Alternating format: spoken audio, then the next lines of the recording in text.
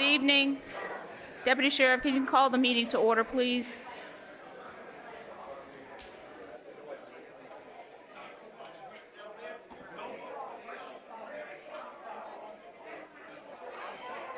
Officer Gant?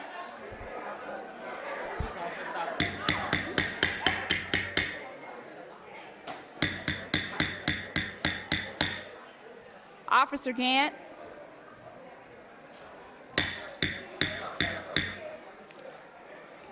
Officer Gant, if you could please call the meeting to order. All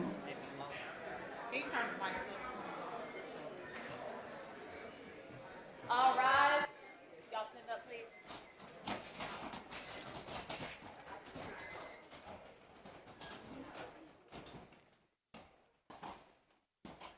Hear ye, this Honorable County Commissioners meeting of Shelby County, Tennessee is now open for the transaction of business pursuant to adjournment. All persons having business with this commission, draw near, give attention, and ye shall be heard. Please remain standing.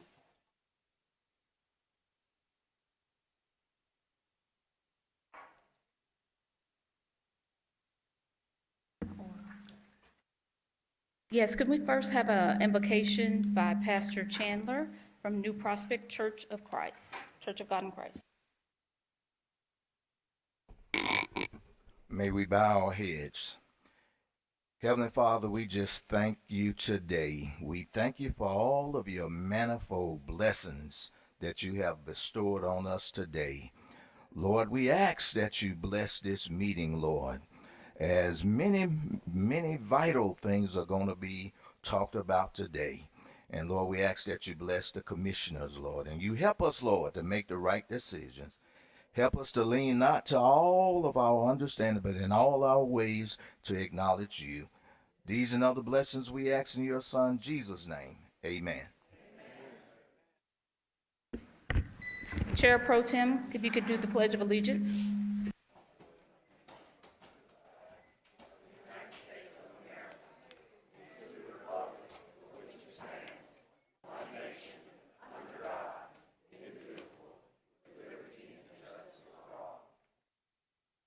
You may be seated.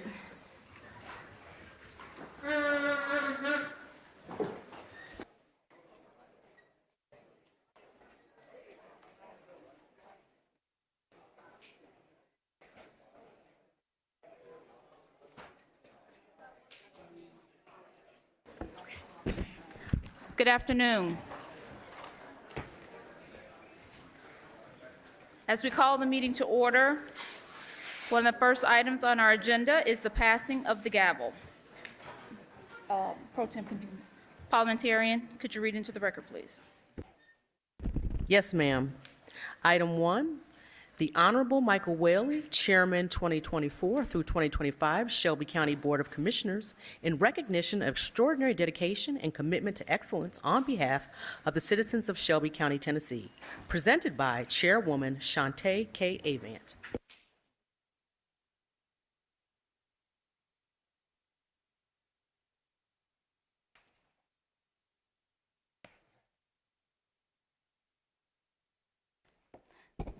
Good afternoon to the body.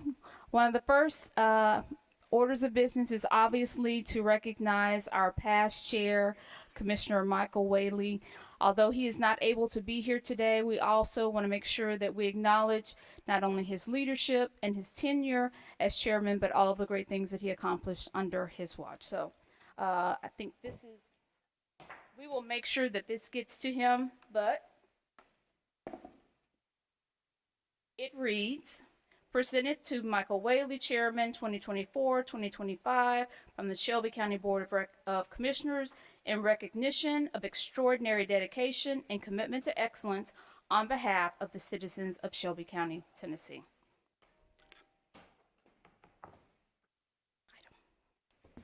Thank you. I think we're ready for the next item.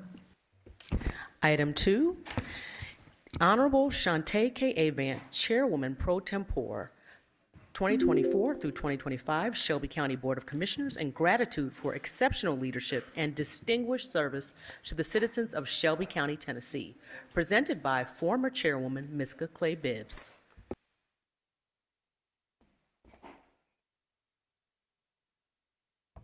Good afternoon, colleagues. Vice Chair Bradford. It is with great pleasure that I'm here to be able to acknowledge our incoming chairwoman, Shantae K. Avant, not only for her service as vice chair, but I'm just super excited to be able to say she did such a great job last year and very proud of her for walking into this role as being our third Black woman to be able to chair this body. I'm very excited for her and excited for all the work that she's done. You did a lot of time and effort last year's vice chair. Those seats are very difficult, so thank you for leading with grace, dignity, and integrity. Thank you.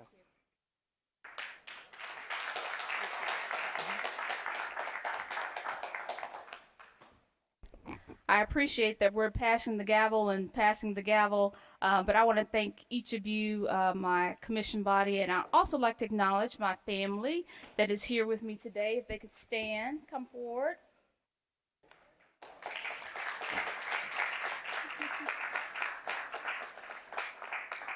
So as Commissioner Clay Bibbs mentioned, it is not an easy role, but it is also the folks behind you who are supporting you every step of the way, from the long nights, the text messages, the phone calls, all the things that go along with this office that we all hold so dear. And so I'd like to make a presentation to my mother, who is a praying woman and prays for each of you and for me and for the whole of Shelby County.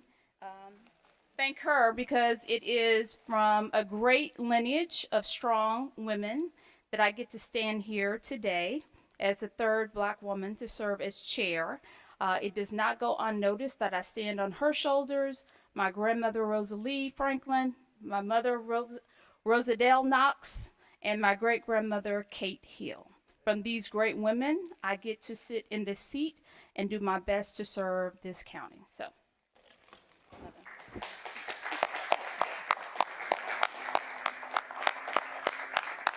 Okay, so they're gonna take a picture with all of us. We're gonna take a picture. Oh, this one. Wait. Turn around this way.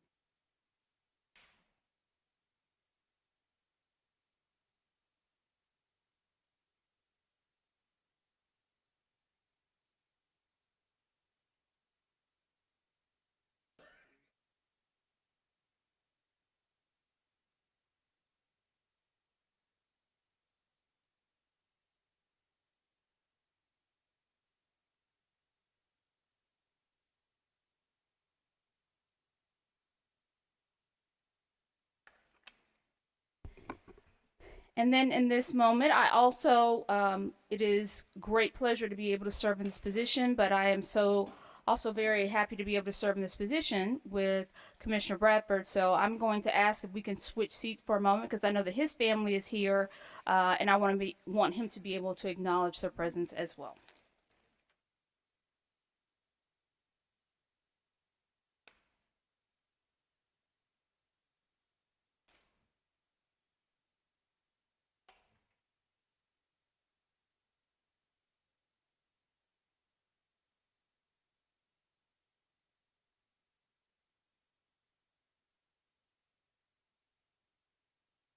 Commissioner Bradford. Thank you, Chairwoman Avant. I am honored to be able to serve all of you in the vice chair this year. I appreciate all of your support. As you all know, I try and stay very diligent and on the facts around here, and I continue to do that. I think those ways were instilled upon me by my parents, so I'm going to ask my parents to come up here with me today. As several of the commissioners are juniors, this is David Bradford's senior, so I'm the junior, and this is my mom, Patty. And so just really appreciate them being here today to help celebrate in this new term. So.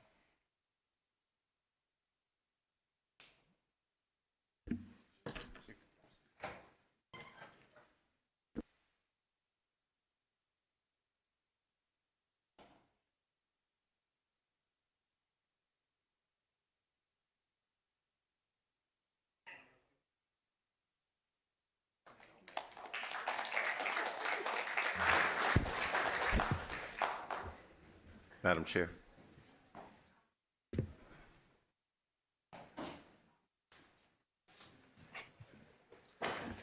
Madam Clerk, Madam please call Chair. the. I'm sorry. Personal privilege. All right. Yes, CAO Collins. Harold Collins, Chief Administrative Officer, Shelby County Government. On behalf of Mary Lee Harris and the entire administration, we want to say congratulations to you and to Commissioner Bradford for your service and election to your particular positions. We look forward to working with you and diligently solving the challenges that we face here in Shelby County. Please know that we are here for you, to serve you, and to be a partner with you as we work through all the things that we're doing for Shelby County government. Congratulations. Thank you, CAO Collins. Appreciate that. Madam Clerk, please call the roll. Commissioner Whaley. Clay Bibbs. Present. Caswell. Present. Sugarman. Present. Mills. Present. Ford. Wright. Present. Thornton. Present. Morrison.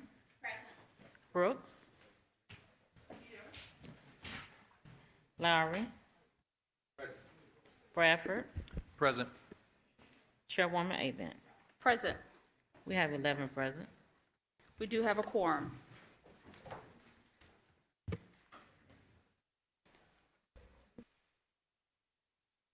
Okay, we'll now move to the approval of the minutes from the previous session, August 25th, 2025. If there are no objections, or can I get a motion for approval?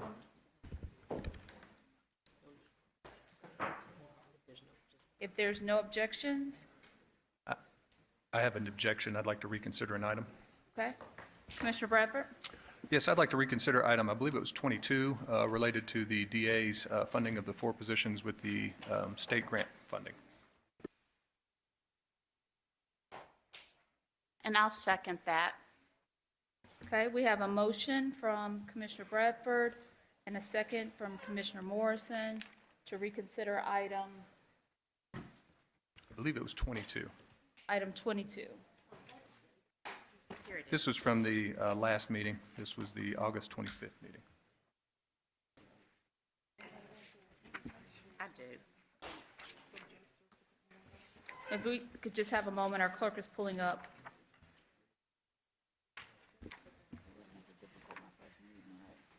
It is item 22. I have the minutes.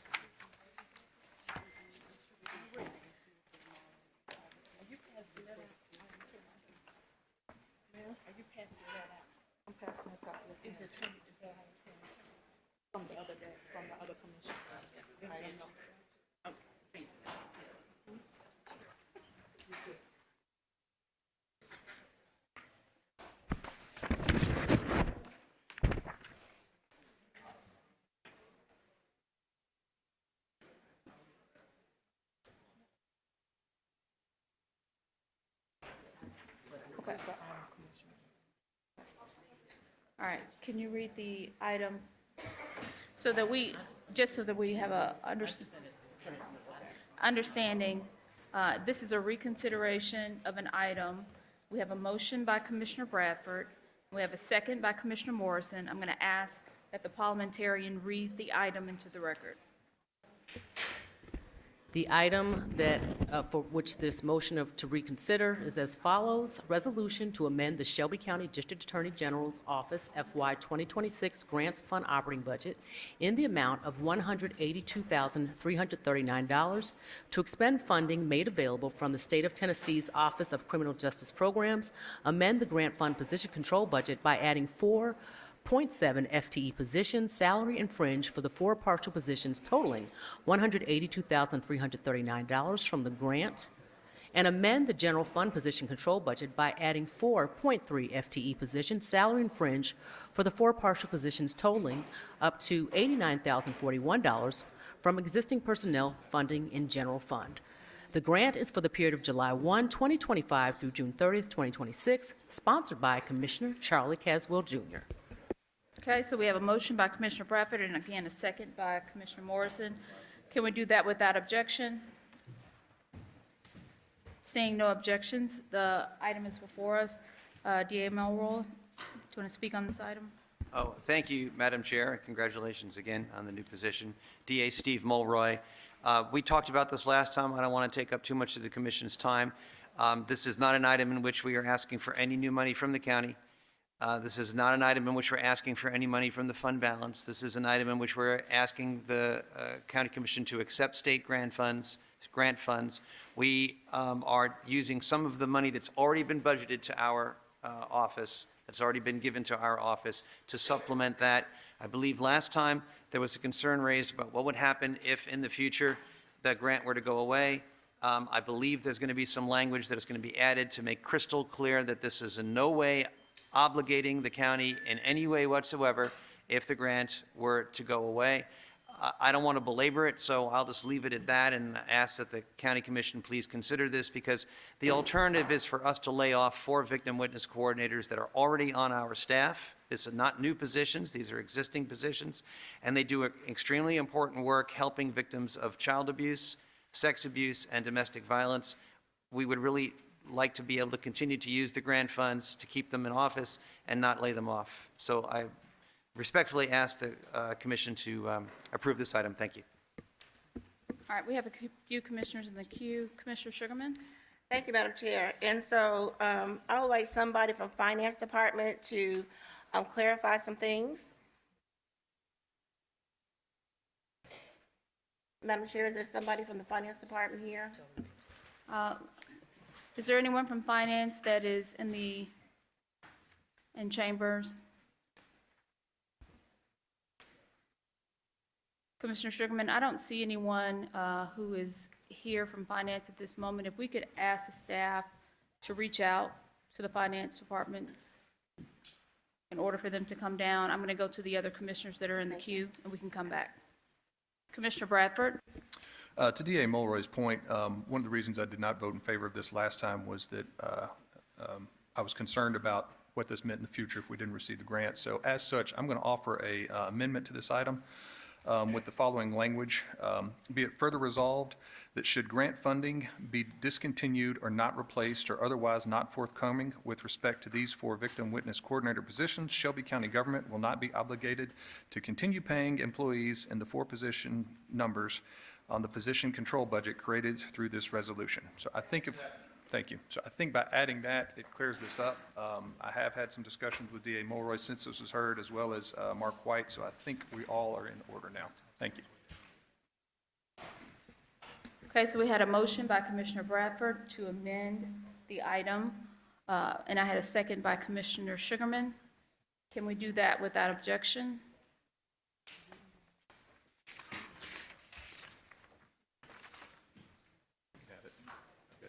I'm going to have the parliamentarian read that into the record. And again, this is item 22. We now have an amendment to that item made by Commissioner Bradford and seconded by Commissioner Sugarman. And the language is as follows. It's an additional be it further resolved clause that reads, be it further resolved that should grant funding be discontinued or not replaced or otherwise not forthcoming with respect to these 4 victim witness coordinator positions, Shelby County government will not be obligated to continue paying employees in the 4 position numbers on the position control budget created through this resolution. And. Thank you. Okay, we can do that without objection. All right, so we are now, I'm going to move to the other commissioners in the queue. I think Director Thompson, if you could come forward, we did have a commissioner at a question. I'm going to move back to Commissioner Sugarman. Commissioner Sugarman, if you could restate. Thank you, Madam Chair. And so I had a couple questions because Director Thompson made some claims on record, and for clarity, I want him to either refute it or support it. The concern was, number one, what is the fund balance now? Is it 15%, 18%? What is the fund balance? Michael Thompson, Deputy CFO, Shelby County Government. We are currently going through audit, and our preliminary understanding, our fund balance is around 14%. Okay, and so follow-up question. In the committee meeting, you stated that this would have an impact on fund balance, and DA Lori is claiming that it would not because it's coming directly out of his budget. So which one is it? Michael Thompson, Deputy CFO, Shelby County Government. You must understand the importance of fund balance and budgets. First, I only want to state the facts. At 14%, and we have a policy between 20 and 30%, we have a need to replenish our fund balance. And if I did not say that, I would not be doing this county justice. Madam Chair, can you direct Director Thompson to answer the question? The question was, does this right here, resolution, impact the fund balance? Because my understanding is that from DA Mulroy that it would not. So my question then becomes, is he trying to replenish the fund balance by denying this, or what is the situation? It needs to be clarified on record. Director Thompson. Michael Thompson, Deputy CFO, Shelby County Government. I am not denying anything. I am providing the commission with facts and information to make an informed decision. This item will utilize funding from the general fund. This item that he is bringing before you is a grant from the state, I do believe. And it will be very important for us to understand if these are state positions or county positions. Okay, and so my understanding is that these are state positions and that the funds are already in his budget. So he's utilizing money that's already in his budget and not in general funds. So you're saying that these funds are in general funds and not in DA Mulroy's budget. Is that what you're saying on record? Michael Thompson, Deputy CFO, Shelby County Government. If this is a grant received from the state and they are funding state positions, he does not have state position money in his budget, in his general fund budget. Okay, and I still have time, so I'd like a response from the DA, because, Madam Chair, this is not clear to me.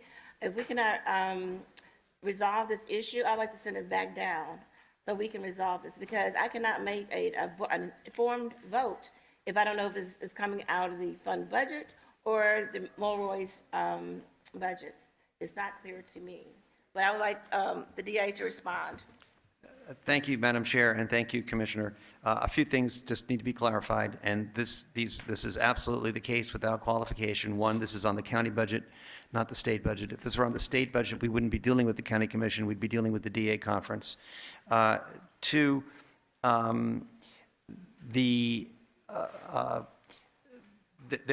it is beyond dispute that we are not proposing to take money from the fund balance for this item. No one can say to the contrary. That is just incontrovertible. We are using money that we already have in our budget to supplement the state grant funds for a number of reasons, one of which is to meet the $40,000 minimum salary requirement that this body has imposed, and which I agree with. All right. The other thing is, at some point, I think Mr. Thompson might have made some sort of argument in committee about, well, it could indirectly affect the fund balance, because if we were to stop this from going forward, then some money might be returned to the general fund. I'm here to the fund balance. I'm here to tell you that that is not in fact the case. This is already in our budget. We are trying to repurpose it from another purpose in order to supplement the grant funds to keep our victim witness coordinators. If this doesn't go through, that money can't be used for that, and we will use it for some other purpose. So it's not going to affect the general fund or the fund balance either way, but if you do, it will not affect the fund balance in either way, but if you do, not approve it, then we will lose 4 victim witness coordinators who are already in place right now, working to help victims of sexual abuse, child abuse, and domestic violence. And the last thing I would say specifically to Commissioner Sugarman, I understand the Commissioner's frustration about the confusion, about hearing different ways of articulating things between Director Thompson and myself, but I will just tell you that we have a deadline from the state in order to get this grant approved, so we would respectfully ask that you approve this item and not send it back down, because then we are running up against the state's deadline. Pardon me? I believe that with the intercession of Representative Mark White, for which I am grateful, a week or 2 weeks ago, when the last time we were here, we got a 30-day extension. Thank you. If I may. What date was that, Commissioner DA Mulroy? Madam Chair, it might take me a second to give a precise date. We'll look at it, but when was the last date that you all met when this failed by 1 vote with 4 people out of the room? Was it August 26th? 20, what? 25, so it's 30 days from then, so I think, yeah. So the deadline was September 5th. It's now, October 5th is a Sunday. Oh, So it's okay. either the Friday before the 3rd or the Monday, the 6th after. So, and that's to get it signed. So that is after, if the commission were to approve this item, there's still a process to get the contract in front of the mayor to sign. So we tried to build in enough time for that to happen. Director Thompson? Michael Thompson, Deputy CFO, Shelby County Government. As the DA stated, this resolution does not read such that they want to pull funds from fund balance. He is correct in that respect. My statement is this: we are below our fund balance policy, and it's very important for us to pay attention to how we replenish that. And if there are funds coming from the state with a grant, my statement remains: general fund should not support grants. Thank you. All right, Commissioner Mills? Thank you. Is this a request that could have been put in the budget as your budget request? Jessica Inangaro, Chief Administrator for the DA's office. This particular request could not have.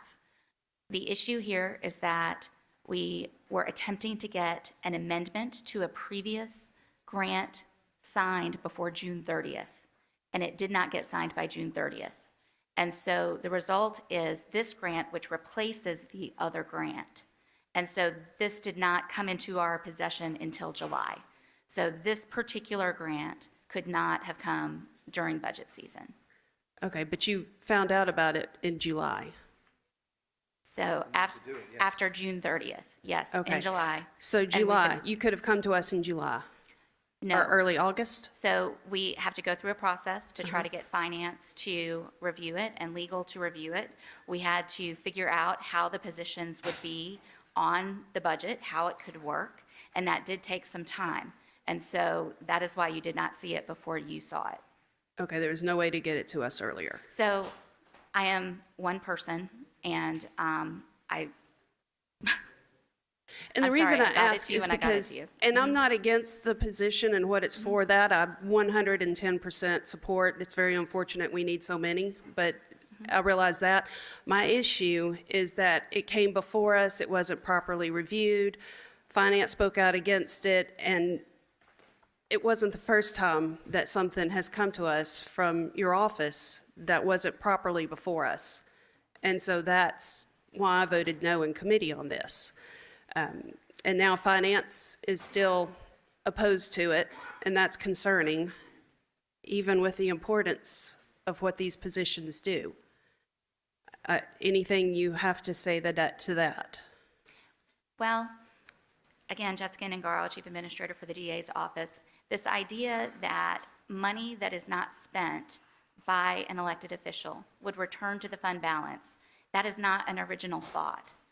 But the difference here is that we're at the beginning of the fiscal year. This is money that has just recently been approved by this commission for our personnel use in the district attorney's office. And so to say, no, you can't use it for this when it's a valid expense and when both legal and finance have had plenty of opportunity to review all of this.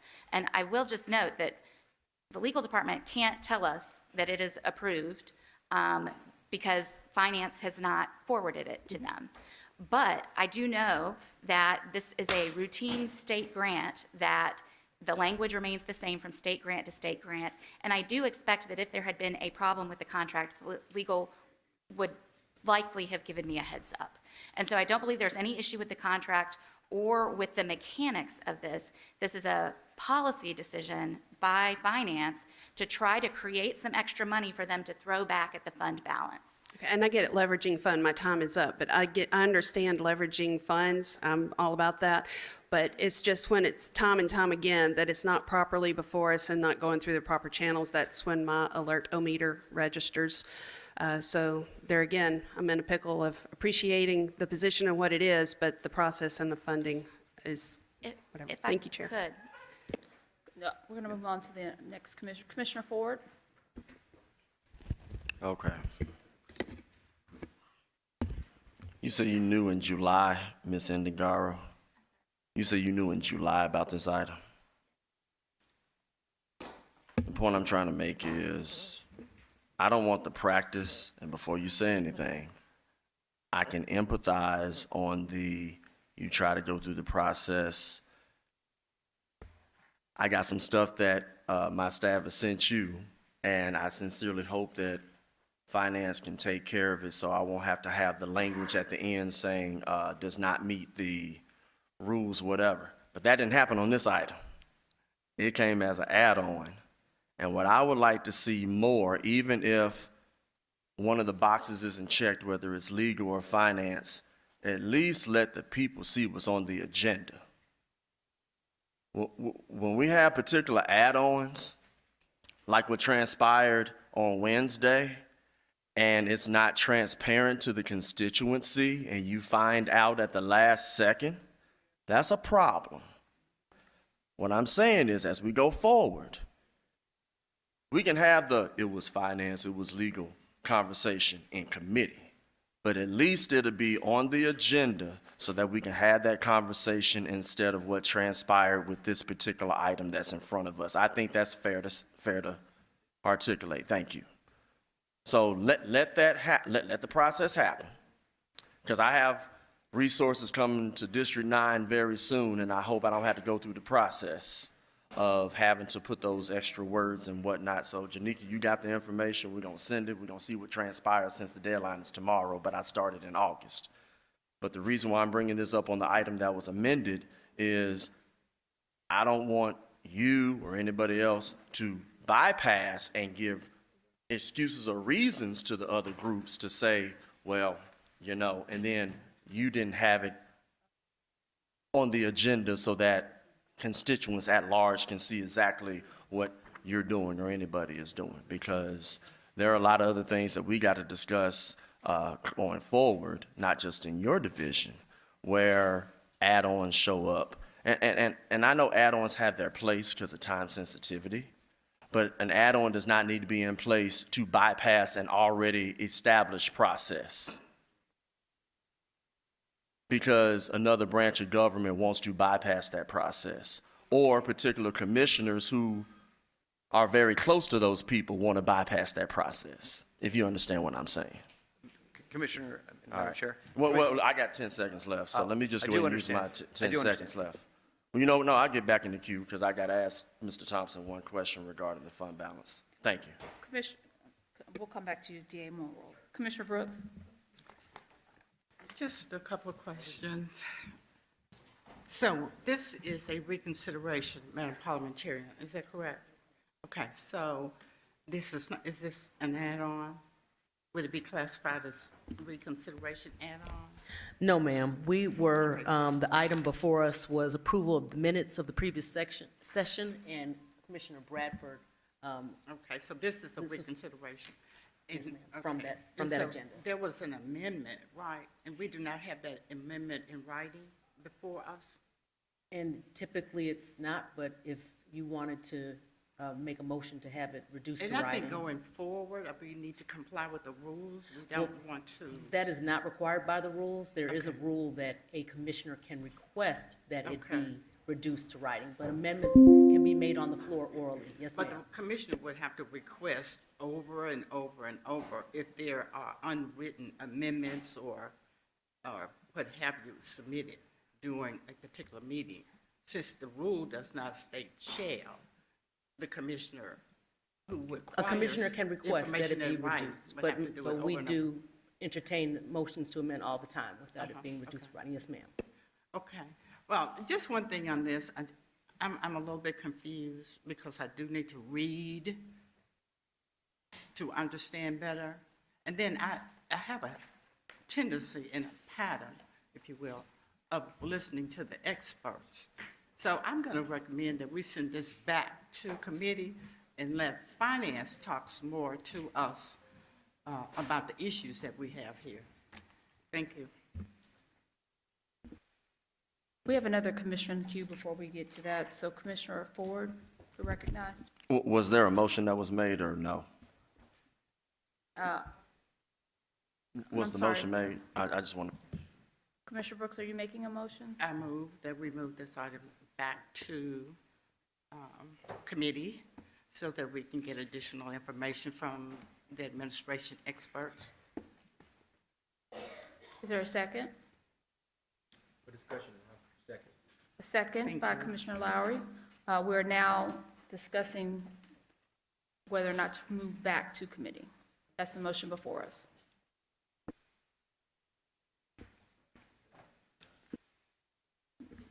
For the purpose of discussing moving it back to committee, if there are other commissioners who want to speak on the merits of moving it back to committee, I'll entertain those commissioners now. Commissioner Ford, are you speaking on that motion? I can, and I'll take my chance of, if this does not pass, I still reserve my right to talk about the item that's on the floor as amended. But on the defer, can the DA and/or Ms. Indigaro please reiterate the time sensitivity that you stated about 5 minutes ago? It doesn't excuse what I just said, but can you go back and articulate the deadlines again for the purposes of this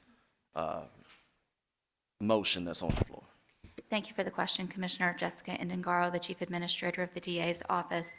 The deadline is in early October, a business day adjacent to October 5th. That is the deadline to give them the signed contract if this body so accepts the grant. In order for that to happen, it takes more than a week usually for the mayor to sign the resolution.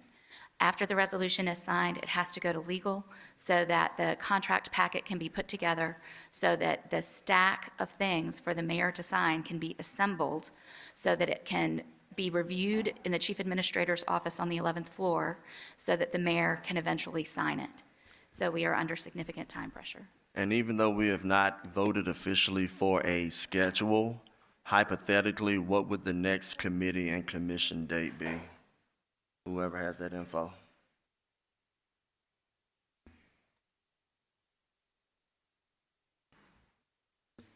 I'll have it in front of me. So for those that are listening and otherwise, what is on the floor is defer.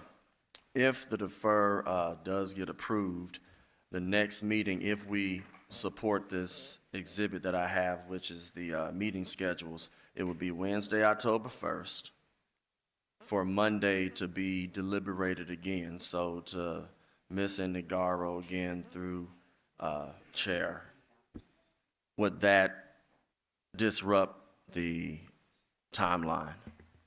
We would lose the grant and the funding. Okay. I yield back. Commissioner Brooks, would you like to speak on the motion? Just one last comment, and this is, the referral is not intended to do any harm to the receipt of the grant. The referral, for my intents and purposes, is to get additional information, to clear up some things. So if it's not going to be referred, then I'm going to have to vote no, because I don't have a clue. And you're saying, the DA's office is saying one thing, and the administration, who are charged with this kind of responsibility, dealing with these kinds of financial matters, are saying no. So we just need to kind of figure out, let everything come out so we can, in the wash here, so we'll know what to do. I mean, it's just some issues that need to be brought out. So something is happening. Y'all not on the same page. And I'd like to know what it is. And that's the reason for my motion to refer back to committee. Thank you. Commissioner Thornton, would you like to speak on the motion? Yes, Chair, thank you. DA Mulroy, can you just remind us, if we lose the funding, what is the impact? Thank you, Commissioner Thornton, DA Steve Mulroy. It will seriously, substantially degrade our ability to work with victims of sexual abuse, child abuse, and domestic violence to help them navigate through the system. It will seriously and substantially degrade our ability to get witnesses in those types of cases to court in a timely manner so that we can prove our case and win convictions. This group of 4 victim witness coordinators is roughly 20% of our complement of victim witness coordinators, and it is almost entirely our complement that works with those 3 categories of cases I just articulated. It is hard to overstate what a body blow that would be to our office's ability to work with victims of sexual abuse, child abuse, and domestic violence. Thank you.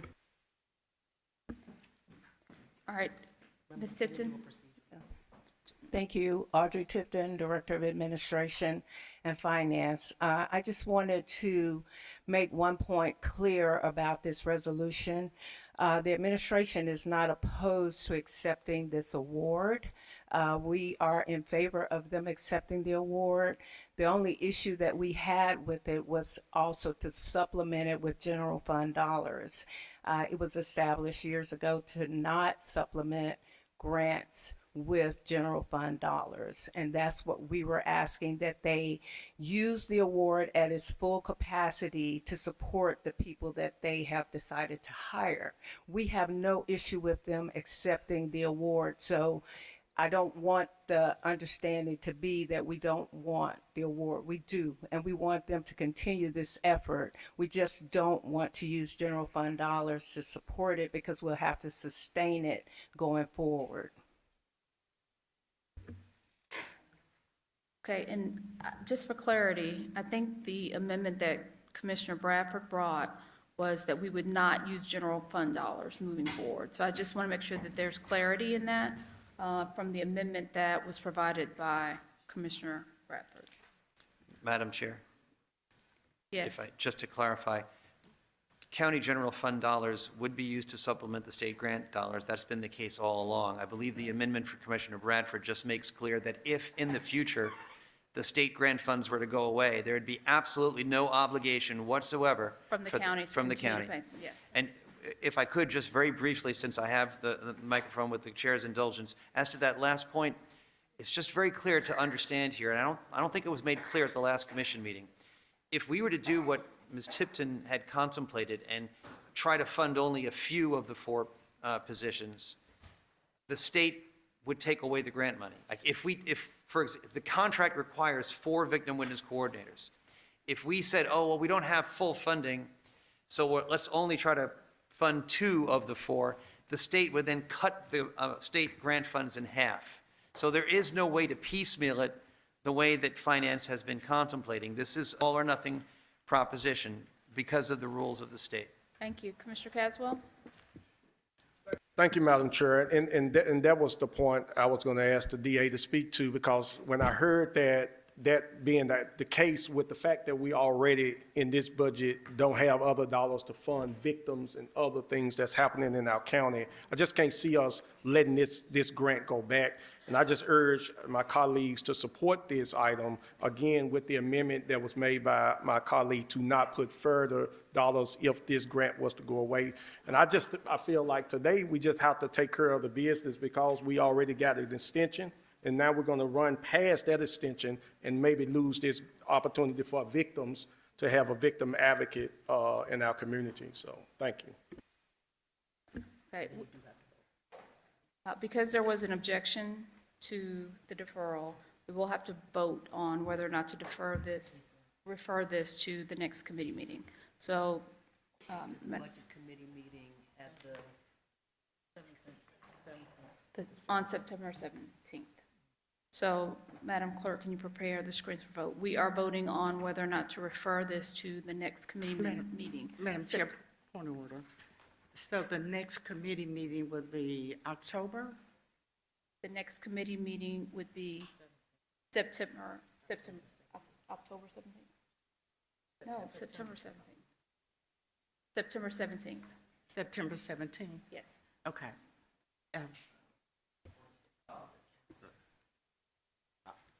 So corrected for me, yeah. I looked at the wrong date, sorry. So y'all correct. No warrant. All right, we are voting on the referral to September 17th. Madam Clerk, please prepare the screens for vote.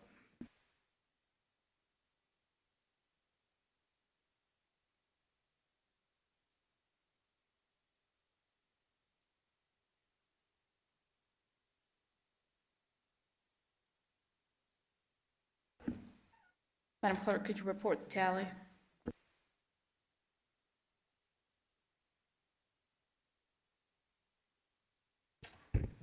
We have an aye vote from Commissioner Brooks, Commissioners Clay Bibbs, Caswell, Sugarman, Mills, Ford, Wright, Thornton, Morrison, Bradford, and Chairwoman Avent have voted no, have 1 aye and 10 noes. That motion fails. Now back to the main motion of the amendment. No. The amendment of the minutes No. So we're back. So that was just. for the amendment. Okay. For the deferral. Item 22. Back on item As 22, amended. as amended. Thank you. Commissioner Ford? Thank you. Yeah, and it was September 17th for the next meeting, but y'all will still need the time anyway for things to be signed and processed. But I want to go back to the amendment that the Vice Chair made. And I've asked this question before. I know there's a lot of things that we can fund and get matches for regarding the state, whether it's some of your employees and whatnot. And the reason why I'm asking is because you just had the Deputy CFO state on record that we are at a 14% fund balance. For those that don't know what we're talking about when we say 14% fund balance, our rainy day fund is significantly low. Like if I go with what was stated when we took $31 million out of our rainy day fund, we're in the high 60s. There are a lot of other things that have transpired since then. That's why I emphasize add-ons, where I just want to make sure that things are on record so that you all can come down. Just like I know some people are down here regarding North Memphis and gas stations and everything else. And the reason why I'm bringing this up is because I know my colleague wants to make sure that we don't go into that rainy day fund. Through the process, the budget process, after everything was done, we didn't go into the rainy day fund. Remember, DA? We were able to take care of some things that you were down here, we were able to take care of some stuff. I just want to make sure that we start taking care of the community with some of the things now. I just want to make sure that that happens because we got a lot of things after, and we're entertaining your item before we get to the other things. And I think it's time to make sure that when we deliberate on things saying what people don't want, we as elected should be in a position to say, okay, what do you want? And let's bring things together so that we can make that happen. And not just a list because what other people want. So I'm just gonna simply say this at the end. We shouldn't be at a $69 million rainy day fund. 4 years ago, we were in compliance at over $96 million of rainy day fund. We were in compliance with our fund balance policy and we were looking real good. But you gotta watch the leadership that's put in place. You gotta watch the leadership that's put in place. If you recycle the same leadership with the bad results and you hope that you get the same, a different result, that is the definition of insanity. And I'll simply say that, hey, I'm just watching. I remember the last time we had money to where we could actually do things, and I just want to make sure that the community is not forgotten. So when we get to a particular item, and it goes back to what my colleague was stating as far as trying to make sure that we can take care of our business, see if you can get the money from the state. I'm done, thank you. Madam Clerk, please prepare the screens for vote. We are voting on item 22.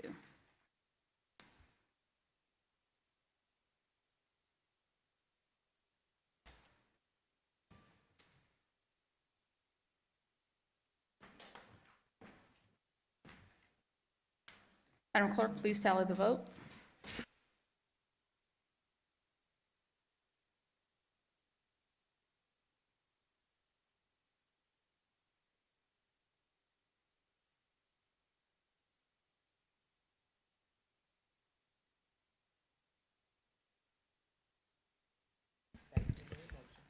We have aye votes from Commissioners Clay Bibbs, Caswell, Mills, Ford, Wright, Thornton, Morrison, Bradford, and Chairwoman Avant. Commissioner Brooks has abstained, have 9 ayes and 1 abstain. That motion passes. Thank you all. We're now back on approval of the minutes as amended, removing item 22. Can we do that without objection? Hearing none, the minutes are approved. All right, we will now go, thank you to the listening public for your patience, as this was not usually how the approval of the minutes goes as long as this, but we want to make sure that it is possible for all the listening public to listen to the meeting in 2 ways: via designated email, BOC email at shelbycountytennessee.tn.gov, or via phone at 901-222-1234. Parliamentarian, please read the rule. Members of the public who desire to address the County Commission shall request permission by completing an appearance card, which will be given to the chair by a deputy. Members of the public shall be permitted to address the County Commission unless ruled out of order by the chair or denied the opportunity to speak by a majority vote of the commissioners present and voting. Please note that as it pertains to public comment, our rules of order set a limit of no longer than 3 minutes when recognized by the chair. The chair may set a limit for discussion by the public of less than 3 minutes for each individual if circumstances require. Finally, to the members of the public, if you would like to express your pleasure or displeasure on a matter before the County Commission, please do so by raising your thumb up or pointing it down, as opposed to applause or other expressions of approval or disapproval. Disruptive members of the public are subject to removal from the Commission chambers by the Deputy Sheriff. Thank you for your attention and in advance for your cooperation today. Okay. Parliamentarian, please read item number 4. Item 4 is a special resolution honoring Tennessee House Minority Leader Karen Camper for her years of service, sponsored by Commissioner Erica Sugarman. This item was deferred in August 25th, 2025 Commission meeting.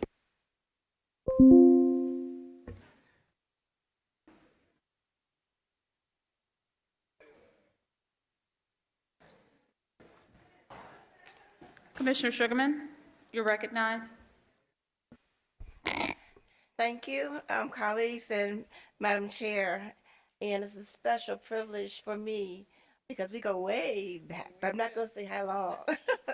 This is a special resolution honoring Tennessee House Minority Leader Karen Camper for her years of service. Whereas Tennessee State Representative and House Minority Leader Karen Camper shall be recognized and honored by the Shelby County Board of Commissioners for her decades-long service as the represents District 87 in the Tennessee House of Representatives.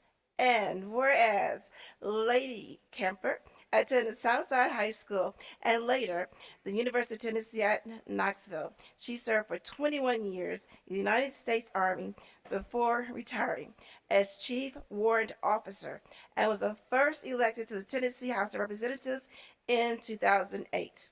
Whereas she is the minority leader of the Tennessee House of Representatives, a position she held since 2019. Lady Camper is a member of the many committees, of which include the Commerce Committee, the Ethics Committee, the Government Operations Committee, and the Finance, Ways, and Means Committee. Whereas, in addition to her commendable years of public service as a member of our military and currently a member of the Tennessee General Assembly, Leader Camper is president of the National Organization of Black Elected Legislative Women and serves as the Regional 4 Chairwoman of the National Black Caucus of State Legislators. She is the Chairwoman of the Tennessee Economic Council on Women and the Tennessee State Director of the National Foundation for Women Legislators. And whereas Lady Camper is the recipient of countless well-deserved awards, among them, she received the Dr. Martin Luther King Jr. Keeping the Dream Alive Award and Drum Major Award in 1999 and 2000, respectively. In 2006, she received the Elected Women of Excellence Award by the National Foundation for Women Legislators and was honored in 2020 by African Leadership magazine as the top 100 most influential African American leaders. Leader Camper has also been honored by the U.S. Army with recognition including the Army Achievement Medal, the National Defense Service Medal, and the Army Commendation Medal. Congratulations, well deserved.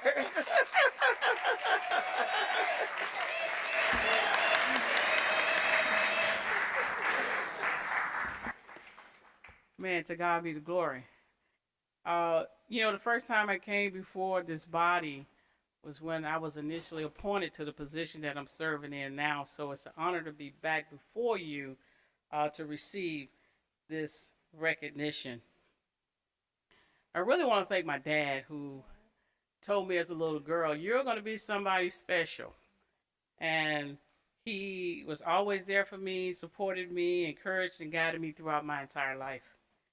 I want to thank my mom, who set a wonderful and impeccable example for us coming up as kids throughout my college years, my military years, and has supported me in like every endeavor.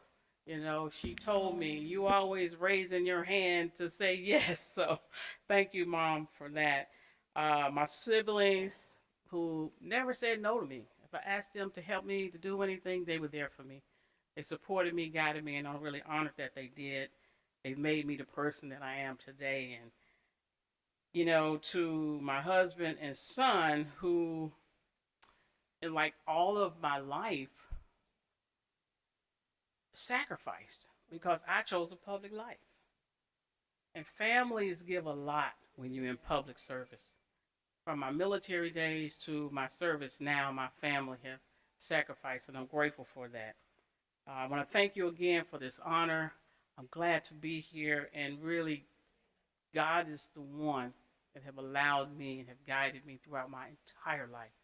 So I'm thankful for God to be here to get this recognition. Thank you so much, Commissioner. I really appreciate it.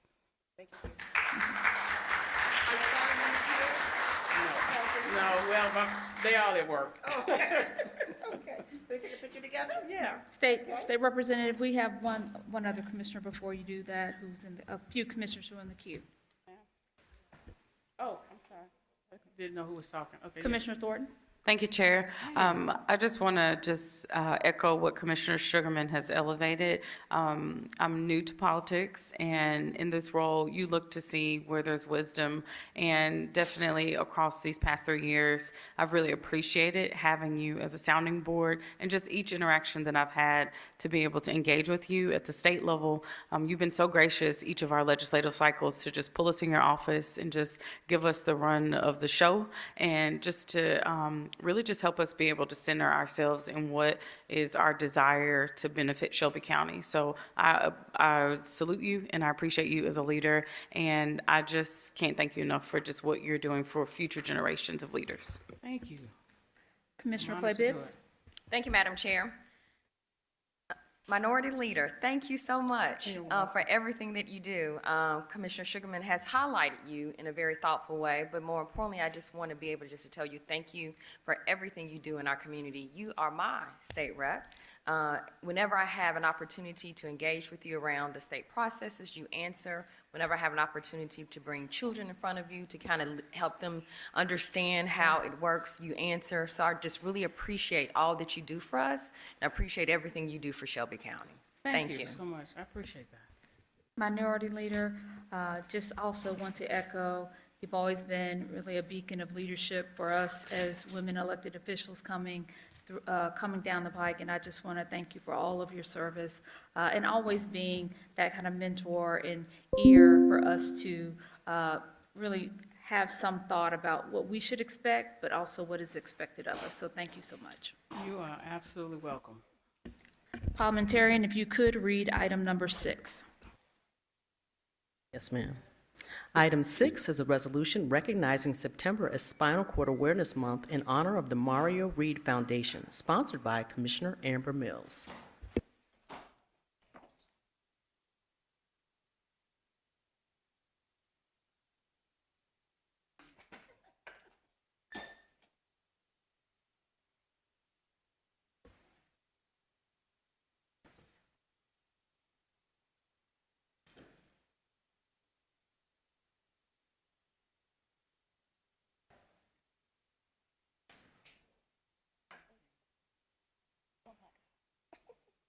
Commissioner Mills, you're recognized.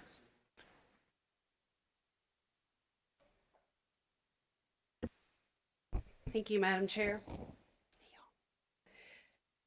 Thank you. This resolution is recognizing September as Spinal Cord Awareness Month in honor of the Mario Reed Foundation. Whereas spinal cord injuries affect nearly 18,000 new Americans annually, an estimated 294,000 people in the United States currently live with a spinal cord injury. But public awareness on what the spinal cord does and how the spinal cord injury affects people remains limited. Whereas the spinal cord is the primary pathway between the brain and the rest of the body, nerve signals travel downwards from the brain through the spine to other parts of the body. A spinal cord injury is described as when disease or trauma occurs that damages spinal cord tissue, which disrupts the normal transmission of signals. Spinal cord injuries range in their severity. Some people can retain some function and feeling below the injury site, while others have total paralysis and complete loss of feeling below the injury. Whereas greater attention on spinal cord injuries and paralysis has helped advance the medical technology and support needed, people with spinal cord injuries can live productive and happy lives through things like mobility aids, vocational training, physical therapy, and other types of accommodations that can build self-esteem and self-advocacy skills. Whereas Mario Reed is one such Memphian who experienced a paralyzing spinal cord injury but did not allow his life-changing situation to keep him from realizing the positive outcome he would still live to fulfill. His nonprofit organization, the Mario Reed Foundation, works to encourage youth in confidence and advocating for people with paralysis through programs like educating young people on future career options, to referring those with paralysis to the necessary resources to live better lives. Whereas paralysis affects a significant number of Americans, some residing in Shelby County, despite the notable impact spinal cord injuries have on the American public, lots of misinformation remains about the various capabilities and needs of those living with paralysis. With the observance of September as Spinal Cord Awareness Month, public awareness fuels improved advocacy to help improve lives, celebrate progress in rehabilitation techniques, and expand possibilities for people with spinal cord injuries. Now therefore be it resolved by the Board of County Commissioners of Shelby County, Tennessee, that we do hereby recognize the month of September as Spinal Cord Awareness Month. This honor is presented to the Mario Reed Foundation in celebration of their efforts in mentorship of Shelby County youth in advocacy of people living with paralysis. And we'll turn it over to Superintendent Bo Griffin, or Mario. Would you like to say something?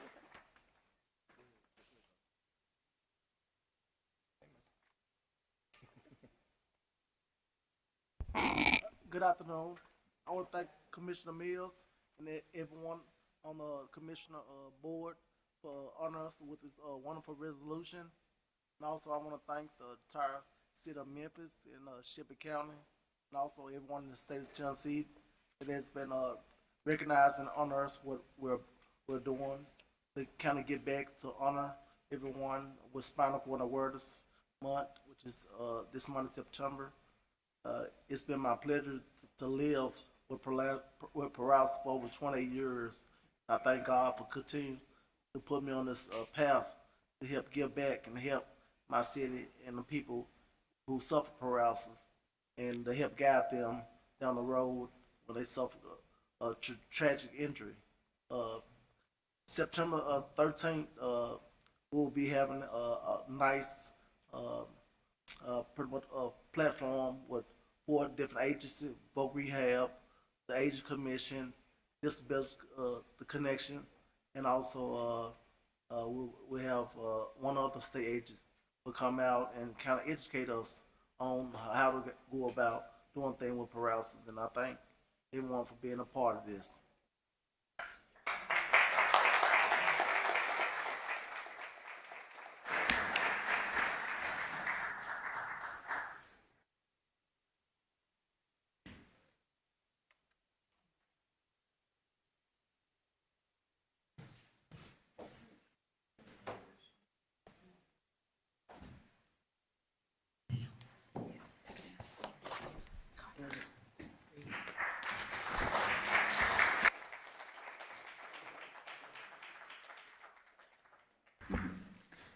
Parliamentarian, if you could read item number 5. Item 5 is a resolution recognizing Tyrone and Nelda Burrows in honor of Black Philanthropy Month, sponsored by Chairwoman-elect Shantae Avant. This item was deferred in August 25th, 2025 Commission meeting.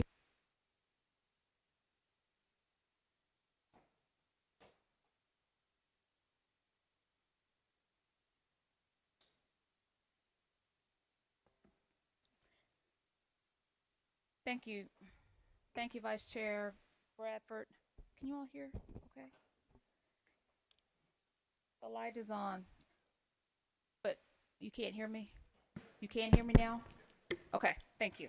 So I'd like to take a moment. Thank you to Mr. and Mrs. Burrows for being here today. We deferred this item because we wanted to make sure during Black Philanthropy Month, which is observed in August, that they had a chance to be here so that we could thank them for all of the many contributions that you have made in this community. And I'd just like to share Black Philanthropy Month, which again, as I said, is observed every August, allows us an opportunity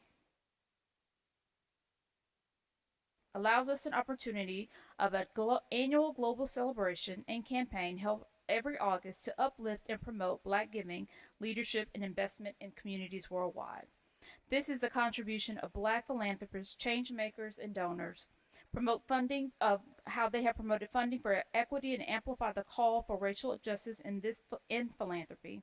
Encourage those to give through community, corporate, and individual efforts, and then foster dialogue around the importance of creating these things in your community. No other couple, I think, exemplifies this more than Nelda and Tyrone Burrows.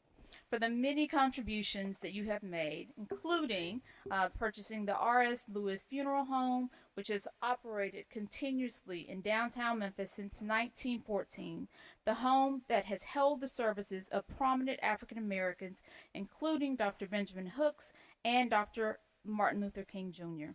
Thank you for the many ways, and I know how sometimes very humble you all are about the way you give in this community.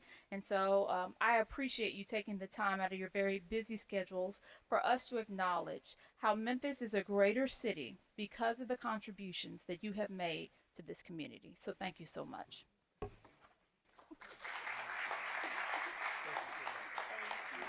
you so much. Yes, please say a few words. Just a few words. I just want to thank the commission and also Commissioner Avant for recognizing us. We were not born here in Memphis, but we've been here 40 years, so it's home. Memphis has given so much to us, and to whom much is given, much is required. And we try to give back because God has blessed us so graciously. And so we just thank each of you, and we'll keep doing what we're doing as long as we can do it. Well, I just want to echo what she just said. God has truly been good to us, and we firmly believe that you are blessed to be a blessing. And that's what we try to do, not just in this community, but across the nation. So we are grateful. Obviously, this comes by total surprise, but we appreciate the recognition and appreciate the fact that our work does not go unnoticed here in Shelby County. Thank you so much. There's a couple of commissioners in the queue that have a few comments. Commissioner Caswell. Thank you, Chair. Again, Mr. and Ms. Burrows, thank you all, first of all, for the amazing job you all did laying my Pastor Ricky Floyd to rest. We thank you for what y'all did for the family in during that time. But thank you for the continued years of partnership with giving out thousands of backpacks and school supplies in Raleigh at your funeral home there on Austin P. Happy to continue to partner with you all, but thank you for your giving to our community. Thank you. Thank you so much. Commissioner Clay Bibbs. Thank you, Mr. Vice Chair. Thank you to Chairwoman Avant for highlighting you in this way today. I know both of you, and you definitely are very humble about your giving, and you often do a lot of things in an anonymous manner. So thank you so much for showing up today. I know you have just a heart of giving. I have had the opportunity to be in service with both of you on a lot of projects. So thank you so much for everything you do for Memphis and Shelby County. You're really appreciated. Thank you. Thank you all.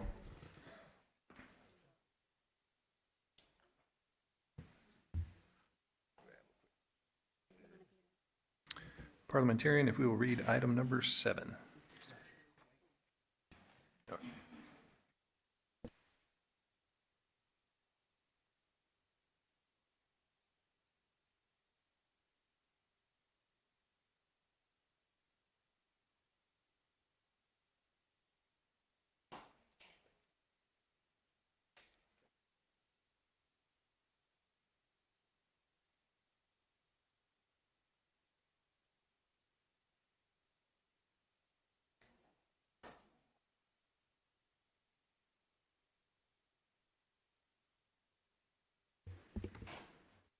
Item 7 is a special resolution honoring businessman, author, and coach Bill Courtney, sponsored by Commissioner Erica Sugarman.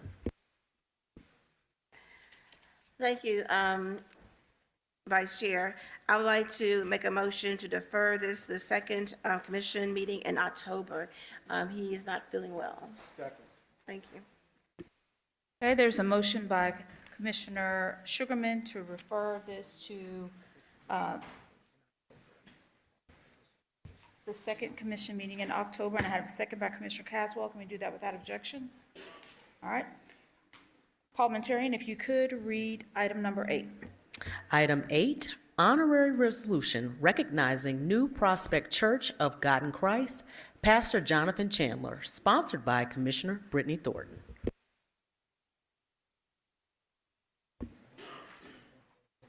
Commissioner Thornton, you're recognized.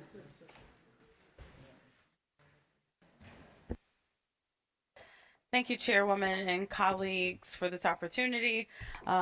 We've been doing different District 10 churches at each of the commission meetings, and I'm super excited to see this recognition for Pastor Chandler and New Prospect Church of God in Christ. If you've not been to Orange Mound lately, I really encourage you to just go drive down Carnes, and you will see a noticeable difference in the yard maintenance. Pastor Chandler is very, very intentional about bringing up just the caliber of our county, starting with all of the parcels that he's been able to acquire and just really just maintain. So I just want to salute you for just being such a great example in our underserved community and just helping us all just see what the standard is. And with that, I would like to just read a couple of the whereas clauses from this particular resolution. So whereas it is fitting for Shelby County Board of Commissioners to recognize and honor respected citizens and organizations within Shelby County that have significantly impacted its residents. Whereas located in East Memphis, New Prospect Church of God in Christ serves as a lively, we'll actually correct that. Whereas located in Orange Mound, New Prospect Church of God in Christ serves as a lively community hub for spiritual growth and fellowship. The church offers various programs, including adult and youth ministries, Bible studies, prayer groups, and missionary efforts, all centered around a Bible-based faith approach. Additionally, New Prospect Church offers vital services including baptisms, Christian counseling, wedding ceremonies, thereby fostering a supportive environment for its congregation and the community. With a focus on spiritual development and community involvement, the church plays a crucial role in the livelihood of its members and surrounding community. Whereas Elder Jonathan Chandler, affectionately known as Pastor Chandler, has led the spiritual direction of New Prospect Kojic in Memphis for the past 5 years, Pastor Chandler leads with a vision rooted in faith, service, and community renewal. Under his leadership, the church has continued to be a strong force for spiritual growth and empowerment, embracing its mission as the biggest little church in town, built on faith and the concepts of Jesus Christ. Whereas for over 70 years, New Prospect Kojic has served as a beacon of faith, hope, and community and service in Memphis, founded by his father, the late Dr. Daniel David Chandler Sr., a native of Orange Mound. The church was established with a mission to spread the gospel and serve those in need. It continues to offer a welcoming space for fellowship, worship, and spiritual growth. Pastor Daniel Chandler Sr. led the church until his passing in January 1998. Now, therefore, be it resolved that the Shelby County Board of Commissioners hereby honors and recognizes Pastor Jonathan Chandler and the New Prospect Church of God in Christ for their steadfast service and commitment to Shelby County. Thank you.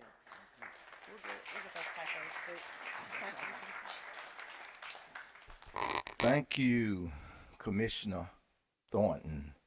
And we certainly thank God for each of you today. We thank God for you honoring me by recognizing some of the work that we have been doing in Orange Mound. I'm here to tell you that I love Orange Mound. I love Orange Mound so until I move back to Orange Mound. I thank God for what he's doing in the Orange Mound community. I just believe as things get better and better in Orange Mound, we're going to have a lot of people coming to Orange Mound just to tour Orange Mound. In fact, we have had a few people to come all the way from Europe, from Sweden, just to come to Orange Mound. And we asked, aren't you going to on Elvis Presley? They said, no, we want to come to Orange Mound. So we want everyone to please continue to support our community. We again thank God for Commissioner Thornton. She loves Orange Mound. I'm going to have my wife to come up. Amen. Thank God for her willingly moving back to Orange Mound. Amen. Amen. And my children, if they could come down, 2 sons, a daughter, a few of our members are here. We're just going to ask you all to stand. Thank God for 2 of my sisters being here. And I thank God for, amen, my neighbor being here, Regina Blunt Williams. Amen. Oh, the commissioner said you all come down for a picture. Thank God for have a few of the members that are here. If you are here or still here, if you could stand.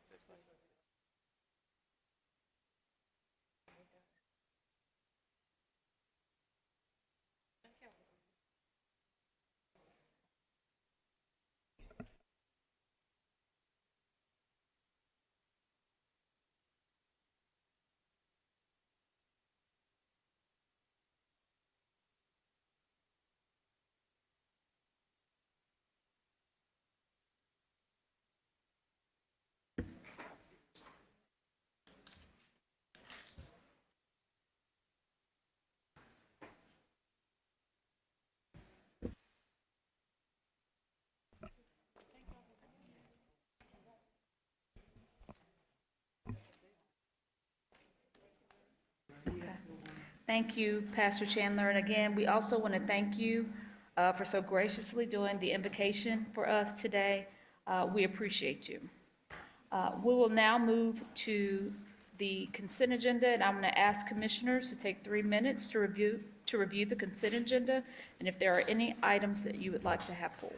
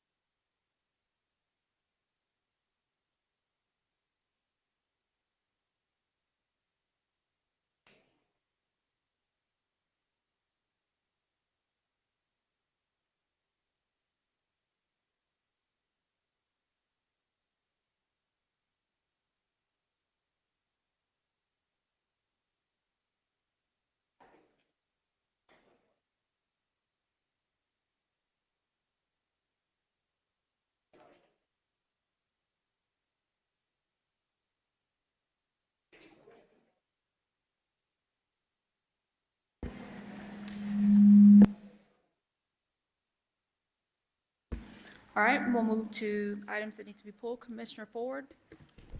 I only have one item, and that item is number 11. I'd like to pull. Thank you. All right, parliamentarian, please read the consent agenda with the exception of item 11.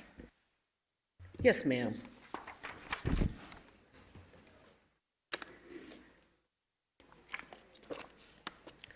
Items 9 and 10 come from the Budget and Finance Committee with Commissioner Clay Bibbs as acting chair.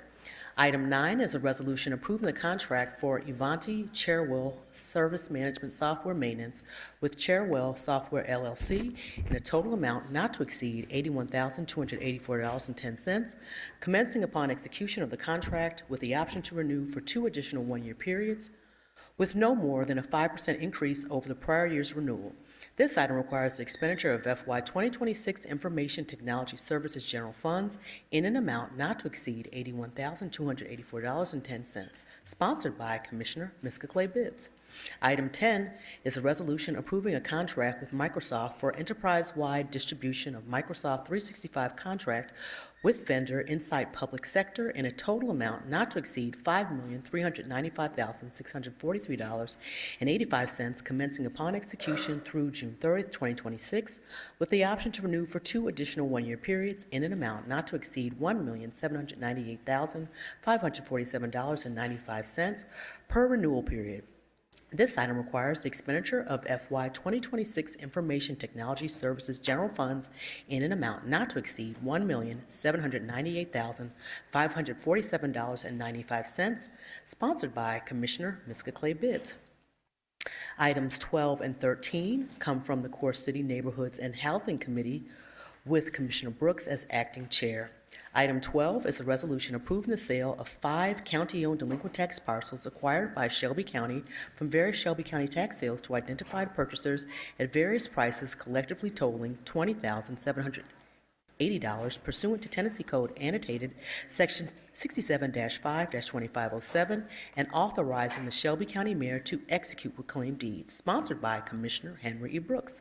Item 13 is a resolution finding that 19 properties scheduled for tax sale number 2201 commencing October 21, 2025 pose an environmental risk and/or have financial liabilities so as to allow the County Commission pursuant to Tennessee Code Annotated Section 67-5-2501A2 to advise the Clerk of the Chancery Court to not bid on such properties on behalf of Shelby County government, sponsored by Commissioner Henry E. Brooks.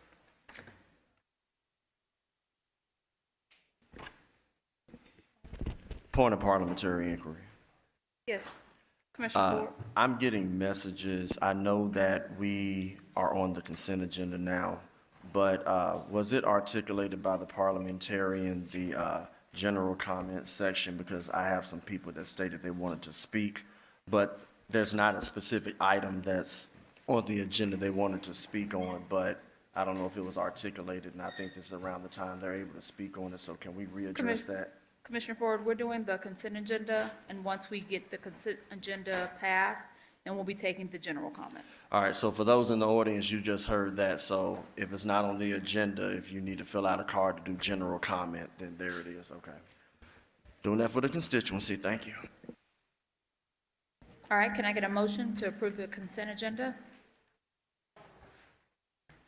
Can we do that in our system, please? Your system's not working? Okay, all right. Okay, I have a motion by Commissioner Thornton, and I have a second by Vice Chair Bradford. Can we do that without objection? Okay, we'll prepare the screens for a vote.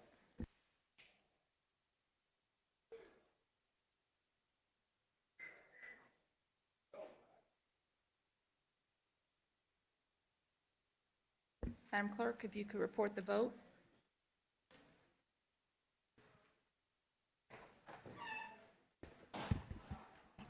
We have aye votes from Commissioners Clay Bibbs, Caswell, Mills, Ford, Wright, Thornton, Morrison, Brooks, Bradford, and Chairwoman Avant. We have 10 aye votes. Okay, the consent agenda is approved. We'll now go to item 11.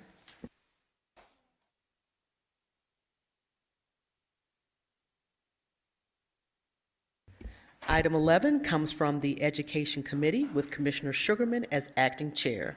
Item 11 is a resolution to accept the Youth Voice Summit 2025 recommendations presented by the Shelby County Youth Council, SCYC, and to consider their implementation. Sponsored by Commissioner Dr. Edmund Ford Jr.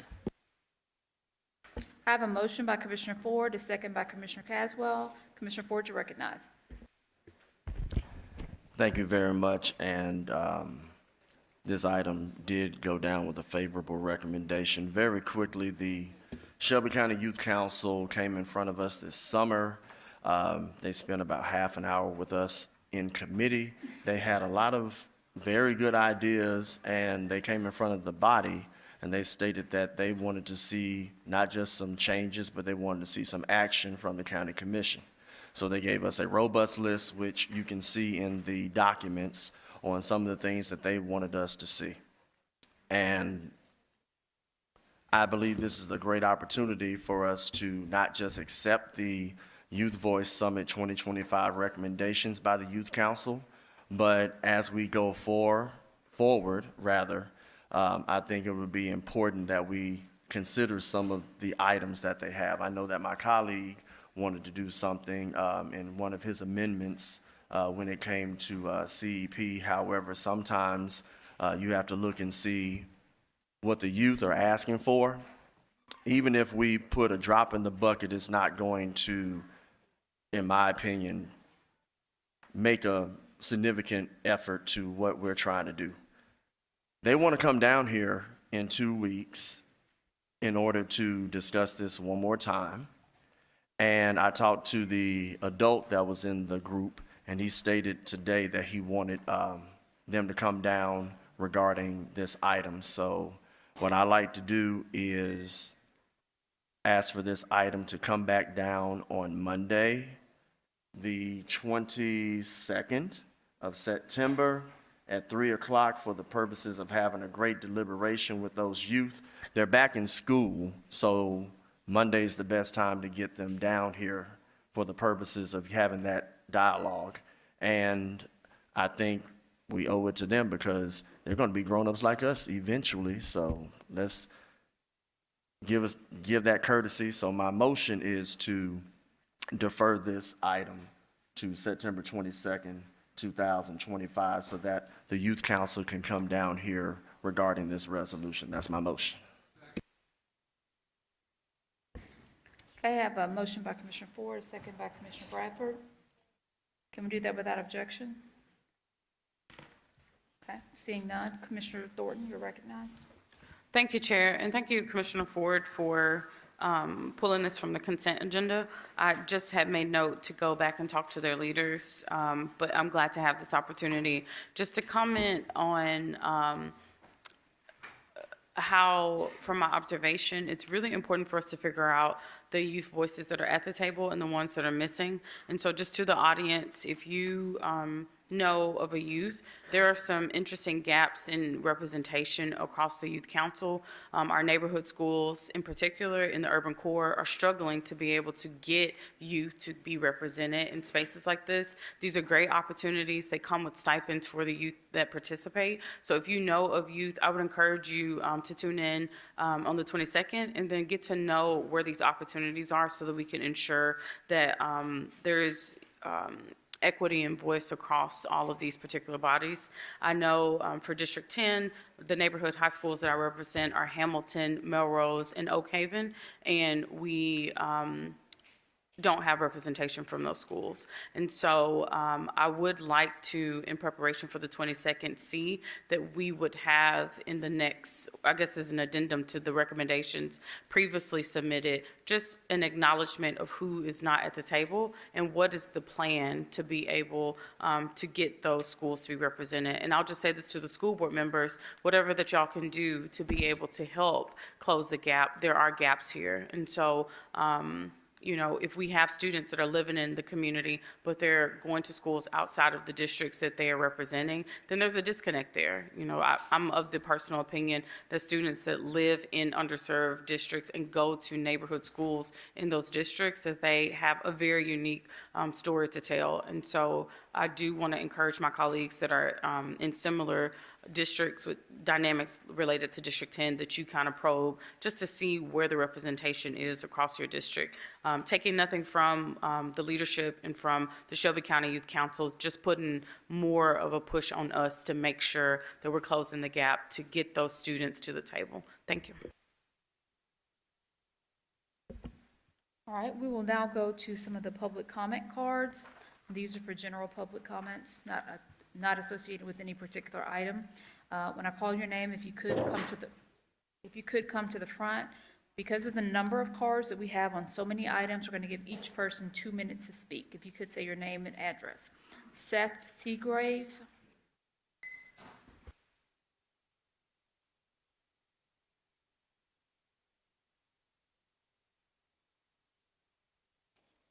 Good afternoon. My name is Seth Seagraves. I'm a local criminal defense attorney. I'm a board member of the Tennessee Association of Criminal Defense Lawyers. I'm here to speak on item 16 with a specific goal of advocating as a stakeholder within the funding for the Shelby County Criminal Clerk's Office with Ms. Kuhn. The issue that I'm here for, and the reason I'm here, is that for about 10 years, the Shelby County Public Defender's Office has had extensive access to criminal court records that the private bar does not have. I believe in equal access to justice, and I think that the criminal court clerk will be asking for part of her fiscal budget to include access for the private bar to have expanded access to the Odyssey system so that we can access court filings. One of the issues, the major issue with that is that we have, in the private bar, we not only have people who retain counsel, but we have people who have indigent counsel, which means there are people who have a similar class and similar funding and under the law are not getting the same access to court filings, documents, different things that the public defender's office does get access to. I am someone who has had the pleasure and the experience of both being in the private bar and a public defender. I've seen this system used from both sides. When you're a public defender, you get access to demographic information, filings, you can print orders, you can print motions, you can do things that anyone in the civil court system would be able to do. But when you're a private criminal defense attorney in Memphis, you don't have access to any of that. You can basically look up a case number, a person's name, and that's it. And so what we're asking for is to be included in that budget so that people who are represented in the private sector have the same access as people represented in the public sector, and that also includes indigent defendants who are not able to hire counsel but are not represented by the Shelby County Public Defender's Office. Thank you. The next speaker is Laramie Wheeler. Please state your name and address for the record.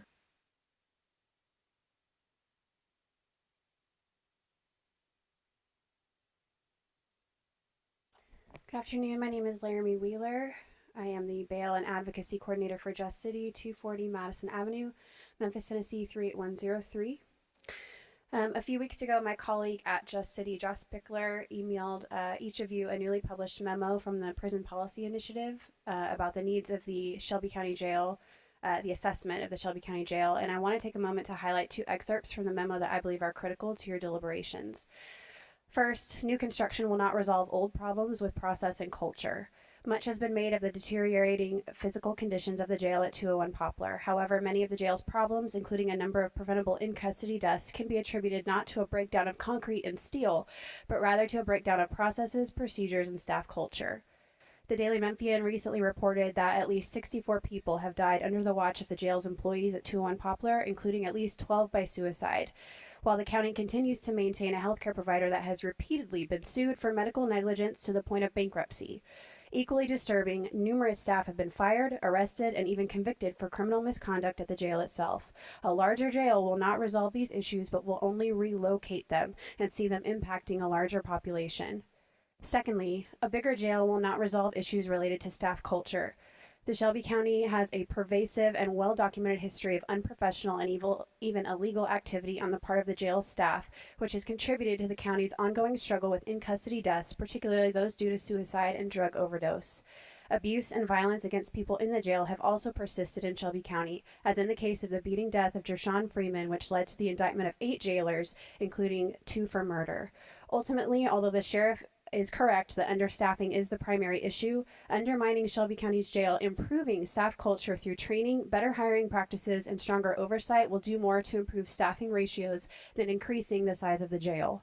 Most of the major problems that Shelby County seeks to resolve are symptoms of a larger issue that a new building cannot resolve. I urge you to take this memo seriously. Its authors have studied our jail and pretrial policies extensively, and Prison Policy Initiative is the leader in research and policy support for decisions like the one you're about to make. Thank you. Thank you. Our next speaker is Sadar Khan. Please state your name and address for the record. Hi, my name is Sadar Khan and I'm the resident of Collierville 1154 Old Hurststone, Circle West, Collierville, Tennessee. Zip code is 38017. My name is Sadar Khan. I'm here to bring the notice. I know this item is not on the agenda, but the reason I'm here to speak to all of the commissioner in presence because the hearing is on Thursday with Planning and Commission, and I believe there will be no commissioner present. So the issue there is it's right adjacent to the Collierville border, although it comes in under Memphis and Shelby Drive. And there is a soccer field right next to it, the Mycross soccer field, where 814 kids go and play twice or thrice a week. The property is adjacent right next to the soccer field, and there is another gas station right across Exxon, Memphis and Shelby Drive, and the same developer. My question, why the same developer is building another gas station which is on lease and he's building right across? There is another one in 0.3 miles. So 0.5 miles, Memphis and Shelby Drive, same developer wants to build the third station. It's a straight no first for the need, and both gas station owned by him closes down at 10 p.m. That means there is no business.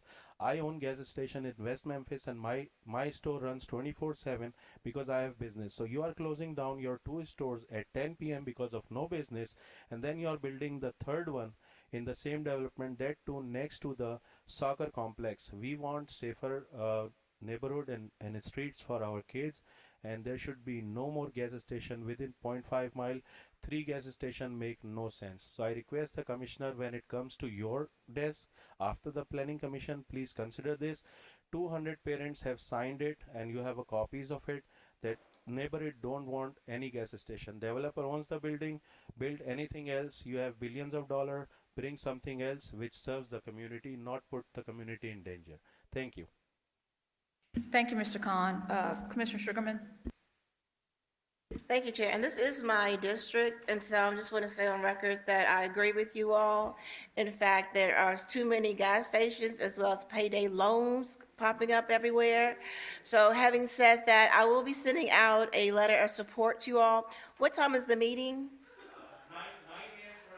a.m. Okay, so I'm not going to be able to, I'm a classroom teacher, and I can't take off for that, but I will send a letter of support, and I'll do that tonight, so you should get it tomorrow at 8 o'clock a.m.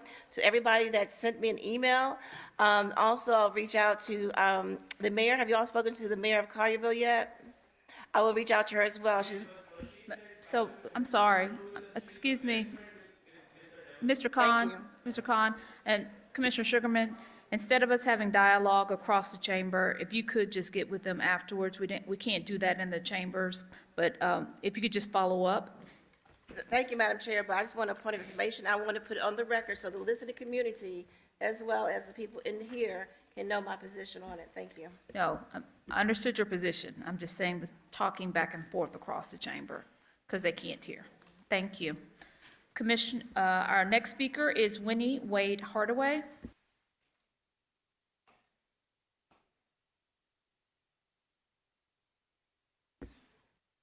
Ms. Hardaway, if you could state your name and address for the record. Yes, my name is Winnie Wade Hardaway. Winnie Wade Hardaway. Is that better? Okay, because we can't hear back there. My name is Winnie Wade Hardaway. I'm here for 3 reasons. The first one is our environment. I'm from 38109 Westwood. Let me be very clear. I am upset with you all. I'm willing to work with you all. But we have to do something about our air quality. No denying it. I don't care what you say, who you say, what we've been given. I need something done about my air quality in 38109. Moving on. Westwood High School has a vendor that's in the school. I do understand that they are working on the grant. I am upset with the fact that that money rolled over and then had to be founded, not just for that vendor in education, but other individuals needing grants in this city to provide services that are gaps in our system. We understand these grants help different organizations help our citizens. It's not just our school, but our school, Westwood High School, was affected because it's our film department, okay? That, I understand. I'm going to give you credit. I'm going to give you until next week. You said you're going to have a check in my hand. I'm looking for the check to come. Third thing, let's do something about this PA system. We can't hear back there. And I do agree with you, Ford. Love you all. Be safe.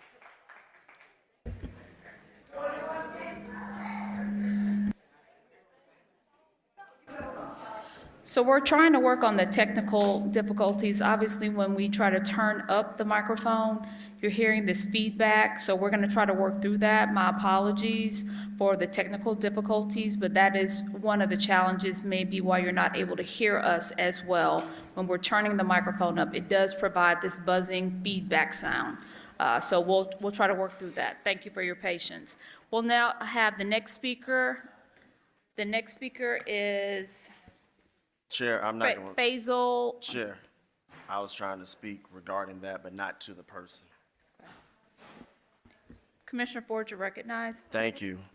I'm gonna go in backwards order. Thank you for that information. Number one, I believe that Ms. Hardaway is talking about MVP 3. I don't know if Ms. Pisano is still here or not, but essentially there was a CEP from last year that was approved by this body, vetoed by Lee Harris, and overridden by this body.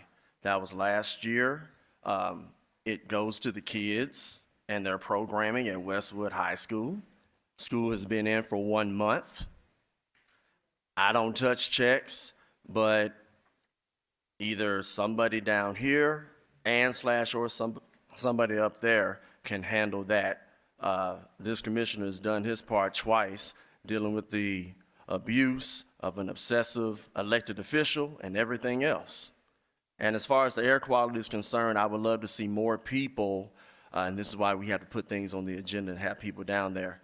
We passed a $411,000 item in order to make sure that the air quality is monitored independently, not what these other groups be saying about everything is fine, but for an independent apparatus to be put in place in order to monitor the quality of the air. And I asked for this to come in front of our committee every single month. So we just had one on Wednesday. We had a robust debate.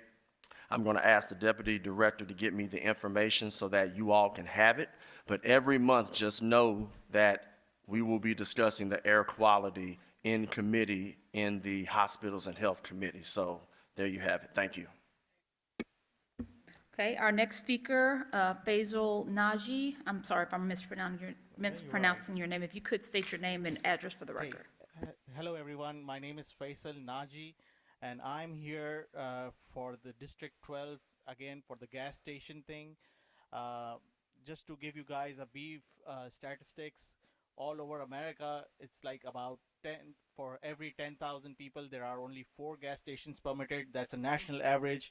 But here in Memphis, when we talk about crimes, we talk about air quality, we talk about our livelihoods, gas stations are known to attract crime and devalue the area's property value. Now, having said that, we have seen that more and more gas stations are popping up at every corner. Just the other day on Fox 13, there was this one guy complaining about a gas station they are building over there at 3rd Street. Now here I am, here the other people are also here in the committee right now. appealing for you guys that, you know, we need to stop this. Memphis has already 6 gas stations to per 10,000 people. We need to stop building more and more gas stations. We can promote other financial activities, other commercial activities that could actually bring in some value to the area rather than just repeating the same thing. That's all. Thank you. Thank you. We're going to now move to the regular agenda. We're going to take a little bit out of order to address an issue. Parliamentarian, if you could read item number 15. Yes, ma'am. Item 15 comes from the General Government Committee with Commissioner Brooks as acting chair. Item 15 is a resolution approving the county mayor's nomination of Willie F. Brooks Jr. for appointment to the Shelby County Ethics Commission, sponsored by Commissioner Henry E. Brooks. This item was bifurcated and sent down with an unfavorable recommendation in September 3rd, 2025 committee meeting. Commissioner Brooks, could I get a committee report? This item was bifurcated and sent down with an unfavorable recommendation September 3rd. Okay, and I'd like at this time to state that I did receive an email from Registrar Brooks that stated he wanted to withdraw his name from consideration, and so because of that, Commissioner Brooks, our rules stick. That's item 15.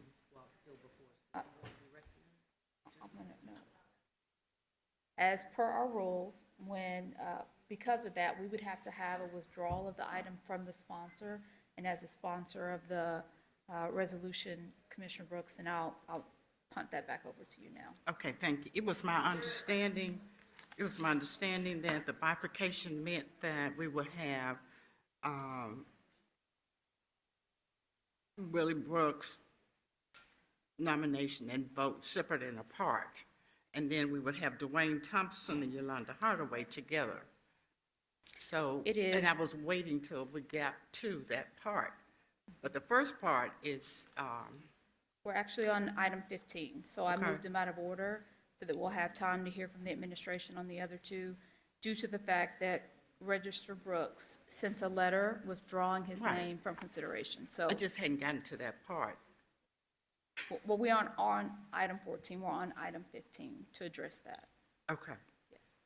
We're on the Okay. bifurcated Okay. item. Okay, my apologies. Mhm. Thank you so Problem. much. No problem. So I'll leave it, Commissioner Brooks, are you wanting to withdraw this particular resolution? So move. Okay. I have a motion by Commissioner Brooks and a second from Commissioner Bradford. I would like to give Registrar Brooks, because of his commitment to serve, I'd like to read into the record, he's writing to formally withdraw his name for consideration for the appointment to the Ethics Commission. After careful thought, reflection, and ongoing issues with my father, I believe it is in the best interest to step aside at this time. I sincerely appreciate the confidence and support extended by the nomination from Mayor Harris. It has been an honor to be considered, and I remain committed to supporting the important work of the Ethics Commission. Thank you again for the opportunity and for your understanding. So are we able to do that without? Done? All right. We'll now move to item number 14. Item 14 comes from the General Government Committee with Commissioner Brooks as acting chair. Item 14 is a resolution approving the county mayor's nomination of Yolanda Hardaway and Dwayne Thompson for appointment to the Shelby County Ethics Commission, sponsored by Commissioner Henry E. Brooks. This item was bifurcated and sent down with an unfavorable recommendation in September 3rd, 2025 committee meeting. I have a motion by Commissioner Bradford and a second by Commissioner Caswell. I'll allow the administration to speak at this time. Thank you, and good afternoon, Madam Chair and distinguished commissioners. I am Carl Ray Massey, Special Assistant, Shelby County Mayor's Office. First, I would like to thank the commissioners who supported the recent Ethics Commission's nominees. Your confidence reflects our shared commitment to accountability and transparency in county government. I would like to also thank Commissioner Brooks. Thank you for your sponsorship on this item, as well as thank you, Commissioner Sugarman. Your voice and concerns have been heard. Your perspective is definitely important, and we definitely hear you. And we appreciate your leadership for speaking out on matters that concern us and the public integrity. So thank you, Commissioner Sugar. Today, I'm here to present the mayor's nomination of Attorney Yolanda Hardaway and Representative Dwayne Thompson for appointment to the Shelby County Ethics Commission. The Ethics Commission exists to safeguard both our employees and our elected officials, ensuring fairness, accountability, and the integrity of the offices we hold. It hears, investigates, and recommends actions to any credible complaint referred to by the ethics officer. When it functions well, it builds confidence not only within this body, but also across our county. Attorney Yolanda Hardaway brings more than 30 years of distinguished legal experience as a federal civil rights attorney, administrative judge, regional counsel for the Tennessee Department of Children's Services, and current member of the City Civil Service Commission. She is known for her impeccable judgment, her spotless disciplinary record, and her commitment to impartial governance. Former Representative Dwayne Thompson brings a legislative voice from the Tennessee General Assembly, where he has been a consistent advocate for accountability, community engagement, and responsible government policy. His insight into state-level ethics, human resource standards will help align our county practices with best practices across the state of Tennessee. As leaders, we share responsibility to make sure this commission is effective, impartial, and trusted. These appointments are a step in that direction, and if we continue to work together with integrity and collaboration, we won't just strengthen this body, we will earn the trust to lead Shelby County into the future. At this time, I would like to allow our nominees to address the commission and answer any questions that you may have. First, I would like to present Attorney Yolanda Hardaway. And thank you. Just for parliamentary procedure, I want to make sure that I go back to Commissioner Brooks and just ask for the committee report. This item was bifurcated and sent down with an unfavorable recommendation. Thank you, Commissioner Brooks. All right. Ms. Hardaway, would you like to come and speak? Good afternoon. I'm Yolanda Hardaway. Could you bring the microphone closer? Good afternoon. I'm Yolanda Hardaway, and I'm very appreciative that the mayor decided that I would perhaps bring something to the Ethics Commission, and I'm always willing to serve. I'm part of Memphis. Memphis is part of me. I believe in ethical government, and just take the nomination as a privilege. Thank you, Attorney Yolanda Holloway, Corey Massey, Special Assistant, Shelby County Mayor's Office. I would like to also present former Representative Dwayne Thompson to approach the committee. Thank you, Madam Chair and Commissioners. I do appreciate this opportunity. I think I know most of you through my service as a state representative. And I'm retired from the state legislature, but I'm not finished with public service. And that's why I've consented to this. That's why I want this role.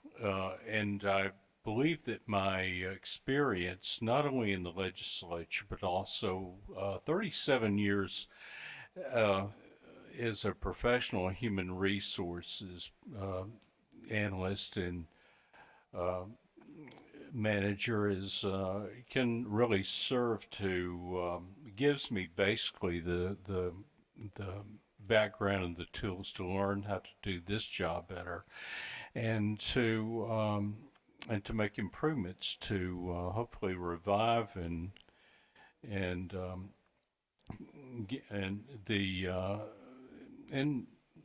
hopefully make the whole ethics commission process thrive too. And I appreciate your confidence in me in voting for me, and I'm happy to answer any questions. Thank you. Thank you, Representative Thompson. Corey Massey, Special Assistant, Shelby County Mayor's Office. Madam Chair. Okay, we have a few comment cards on this item. I'm going to let Commissioner Sugarman, if you want to speak, or would you like to speak after the comment card? Okay. The first comment card is Edmund Ford.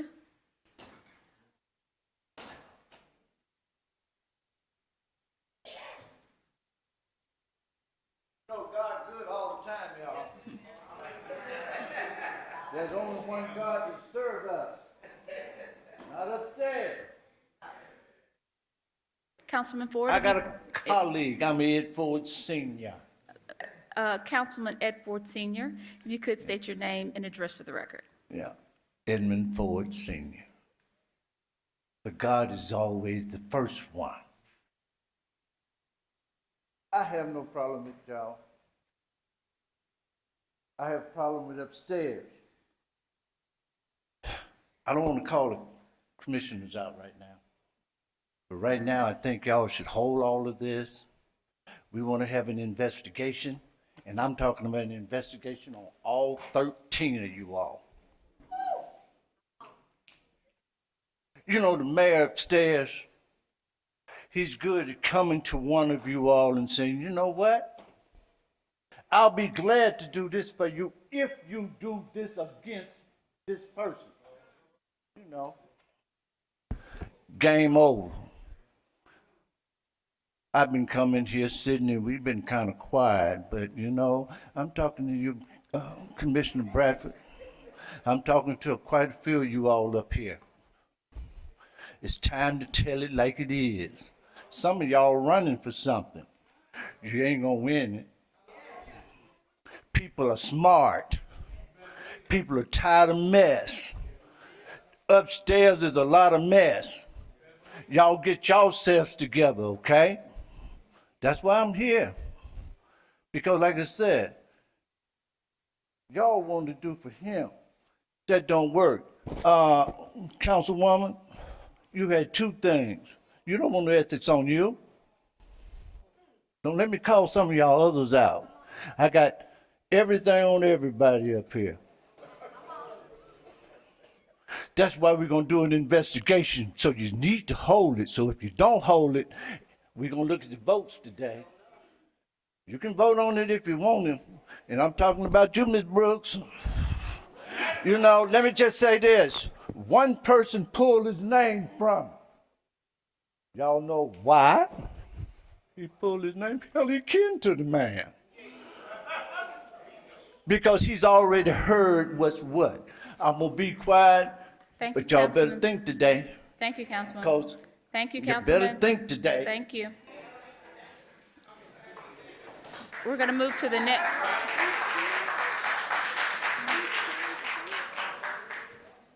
Okay, we're going to ask the audience, for the purpose of those being able to hear, if you could do a thumbs up or a thumbs down in order for us to be able to hear here in the chambers, but also the listening public. Our next comment card is Myrna Ford.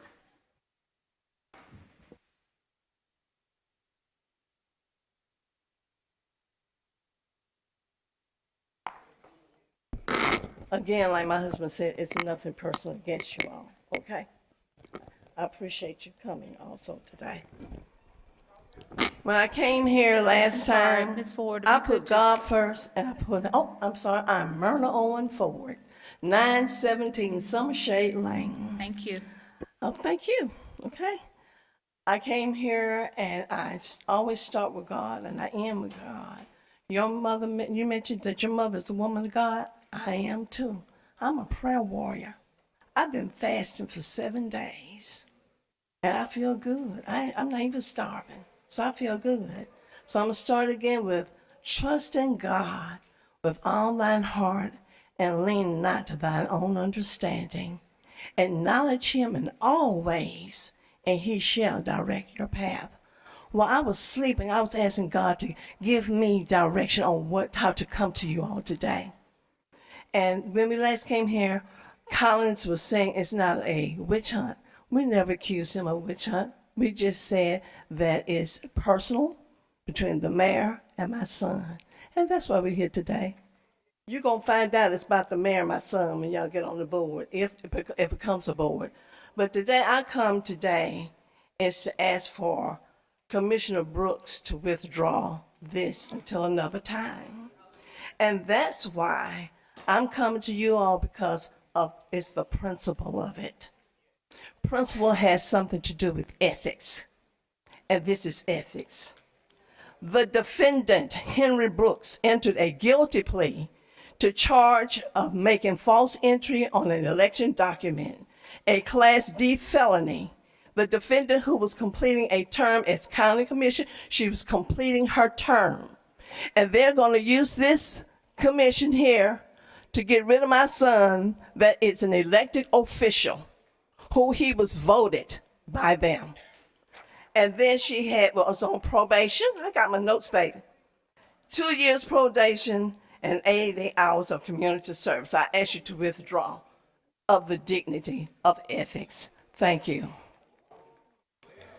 Thank you. Our next speaker is Karen Spencer McGee.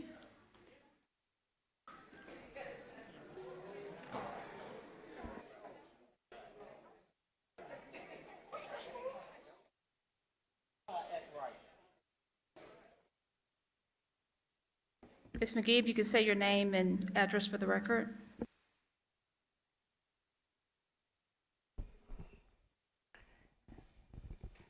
First is Karen Spencer McGee. It's hyphenated.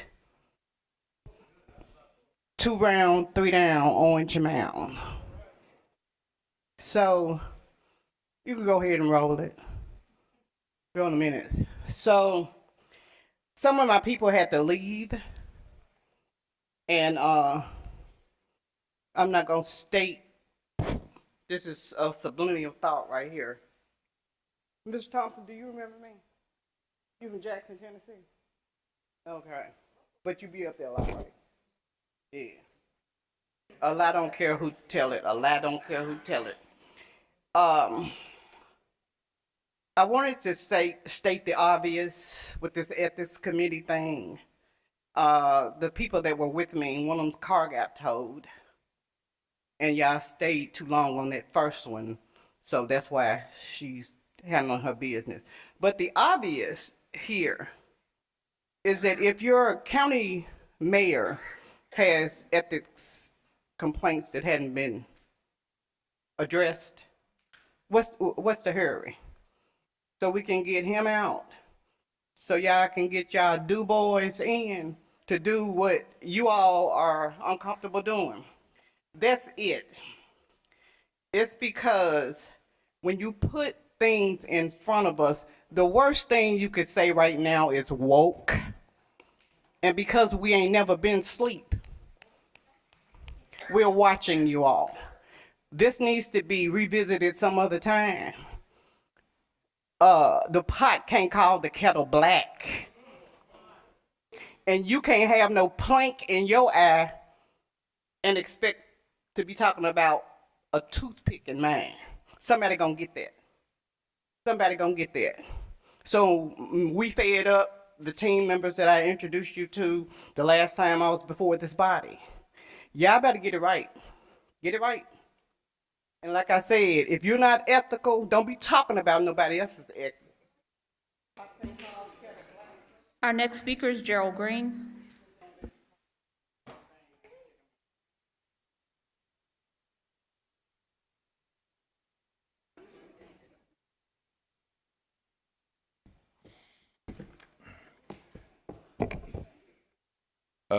Gerald Green, 4087 Slumber Lane, Memphis, Tennessee, 38127. I'm before you again. I'm gonna be real brief. I know you guys talking about ethics. The Memphis City School Board, they're performing unethical things right now, right before the county commissioner. They're doing it right now. And it's so mind-boggling how we sit here and we deal with this every day. And I'm the one that filed 2 ethics charges against the mayor, Lee Harris. I did. And they never addressed it. Never addressed it. And you guys had the opportunity to address it.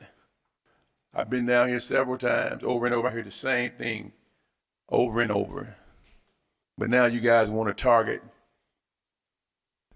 one of your constituents, your colleagues, you want to target them for ethics violation, and you're doing it right now. School board, nobody's addressing it. What is the problem? Somebody has to see. We're not blind. It's happening. And you ought to be ashamed of yourself. I mean, I made a post. God finna take the cover off. He is.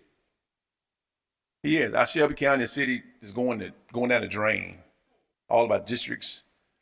It's sad, man. I live there every day. And it ought to open your eyes. I know you don't live in the district that you represent. I know that. That's facts.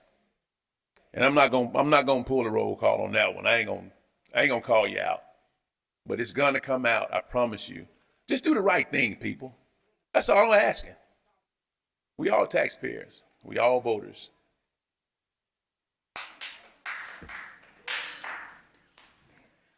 Our next speaker is Tyra Summerall.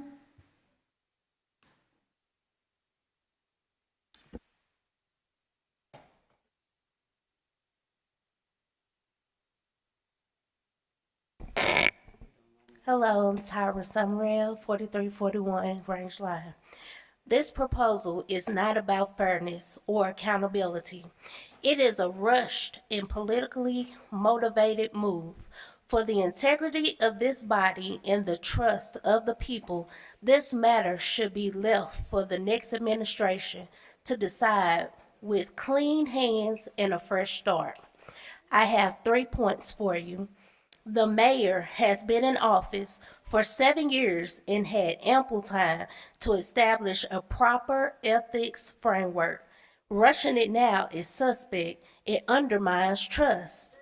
My second one is the proposed appointments present clear conflicts of interest, including family ties and recycle commissioners, which weaken public confidence. And lastly, this commission should not endorse a last-minute witch hunt. Let the next administration set up an ethics process that begins without bias or political baggage. Thank you. Thank you. I'll now go to the commissioners in queue. Commissioner Sugarman. Thank you, Madam Chair. And so my understanding, we had dealt with this a while back, was that we were going to allow the next administration and the next board members to resolve this, because it really hurts my heart to see us at each other in an adversarial way. There's been back and forth between the administration and this commission for the 3 years. All I want to do is make laws. That's all I want to do. Make laws and help people. Disadvantaged, marginalized people. That's what I want to do. Having said that, Attorney Hardaway, you're an excellent attorney. You were my divorce attorney. You're a childhood friend. And I hate to see you in the crossfires between one of my colleagues and the mayor administration. Representative Thompson, you showed me Wednesday that being at the state, you have thick skin. You really do. And so having said that, I just hate that we're here again, because I do believe we should let the next administration, next commissioners resolve this. And I think both of you all will be excellent on the board. And so I'm gonna, listen to my colleagues, but I'm gonna follow my heart. And again, I think you all will be excellent on the board. I do. And I hope that whatever transpires, whatever you hear, do not take it personally or professionally. It's not you all, it's the administration and one of my colleagues. And it's personal. And I hate that we continue to go down this road. And, I'm tired. I am tired of this, because we have so many needs in our community. While we're up here bickering about who's going to be the ethics board, why now, why then, it's political. It's political. It's political. We are grown adults. We need to move forward, and let's handle the business. We have ICE at our doors. We have National Guards at our doors. We have funding that's being cut. We don't have the resources. We're broke. I'll put that, we are broke. And this is something that we should not have to be bickering about. We don't. Thank you.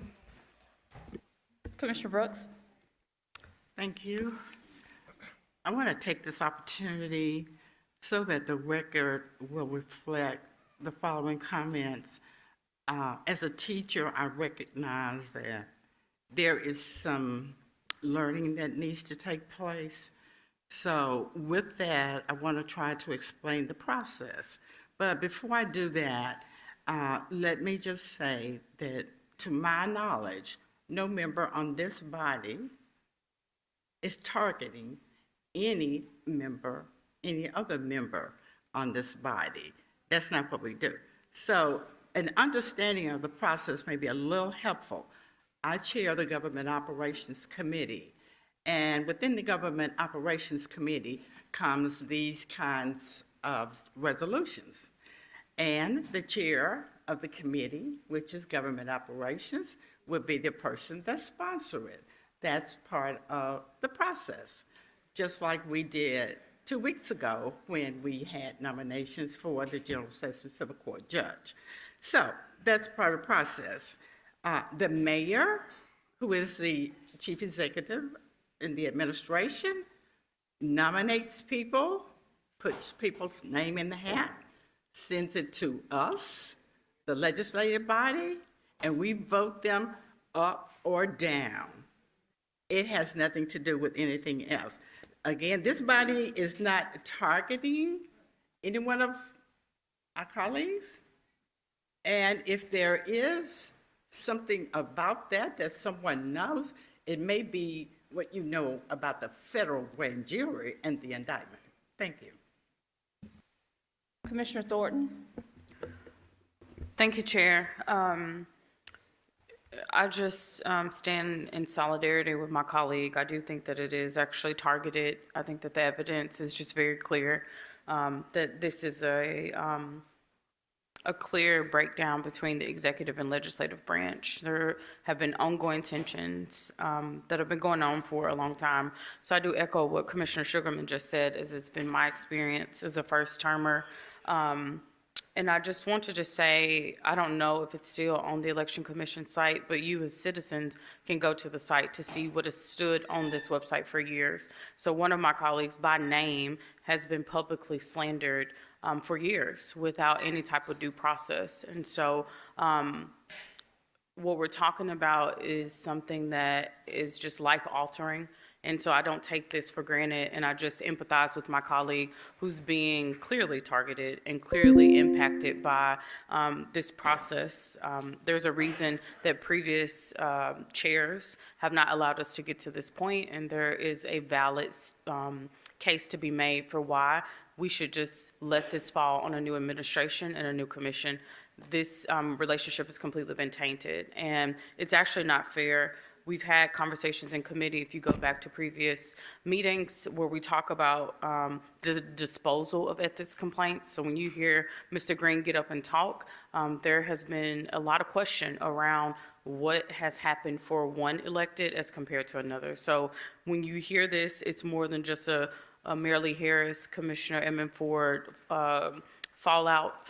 This is something that is now in the nasty category and is really, really impacting one of my colleagues. Thank you. Commissioner Ford? Look, I'm gonna be brief. And thank y'all for coming out. Thank you for the constituents coming out. Thank you for my parents who produced me 46 years ago coming out. They are a blessing. Let me just get to it. I know Mr. Green came down. I got some information for you. You know that same attorney that threw your complaints away? Guess what? I have an email showing that he's still on the payroll.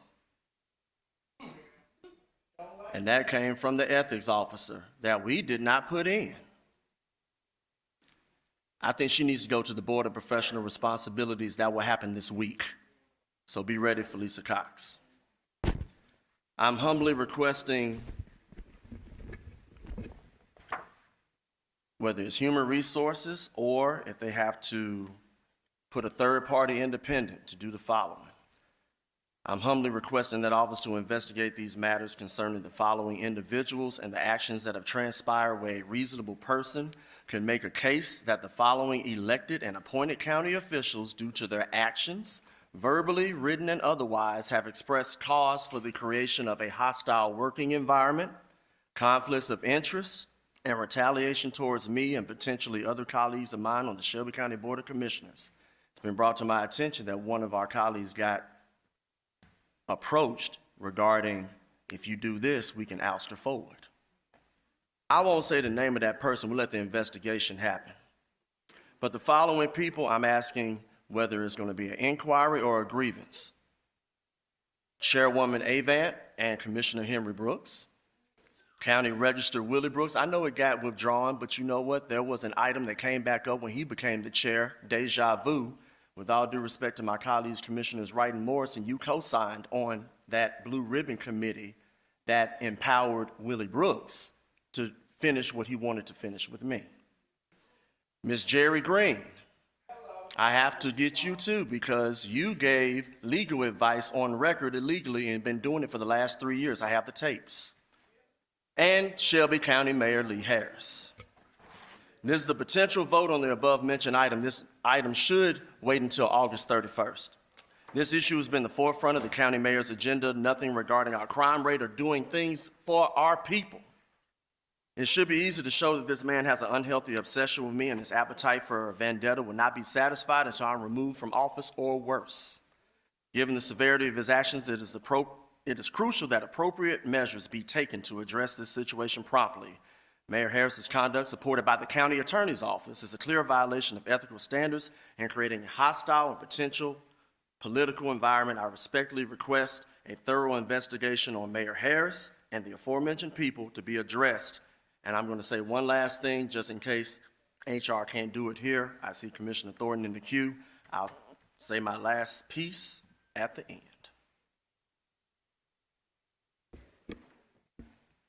Commissioner Thornton. Thank you, Chair. Comments made by Commissioner Ford really just took me to a place of just realizing that this is year 4 for me, and there's really no need for me to just save face for people that are completely disenfranchised in my district. So while meeting to advocate for the $2.7 million for my district, I was explicitly asked by the mayor to support voting against Commissioner Ford.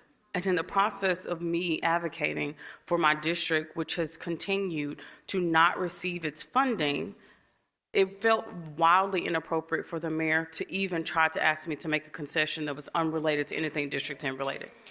So when I tell you that these things are targeted, Commissioner Brooks, they are targeted.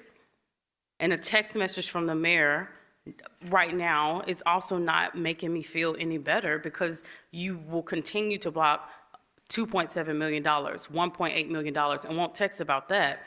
But now you want to text me about this? Like, it's too much. And I think that politics often is too much. The citizens of Shelby County have no type of knowledge of what's going on behind the scenes, and it just needs to stop. This needs to die, and the mayor really needs to care about things that really are impacting the citizens of Shelby County.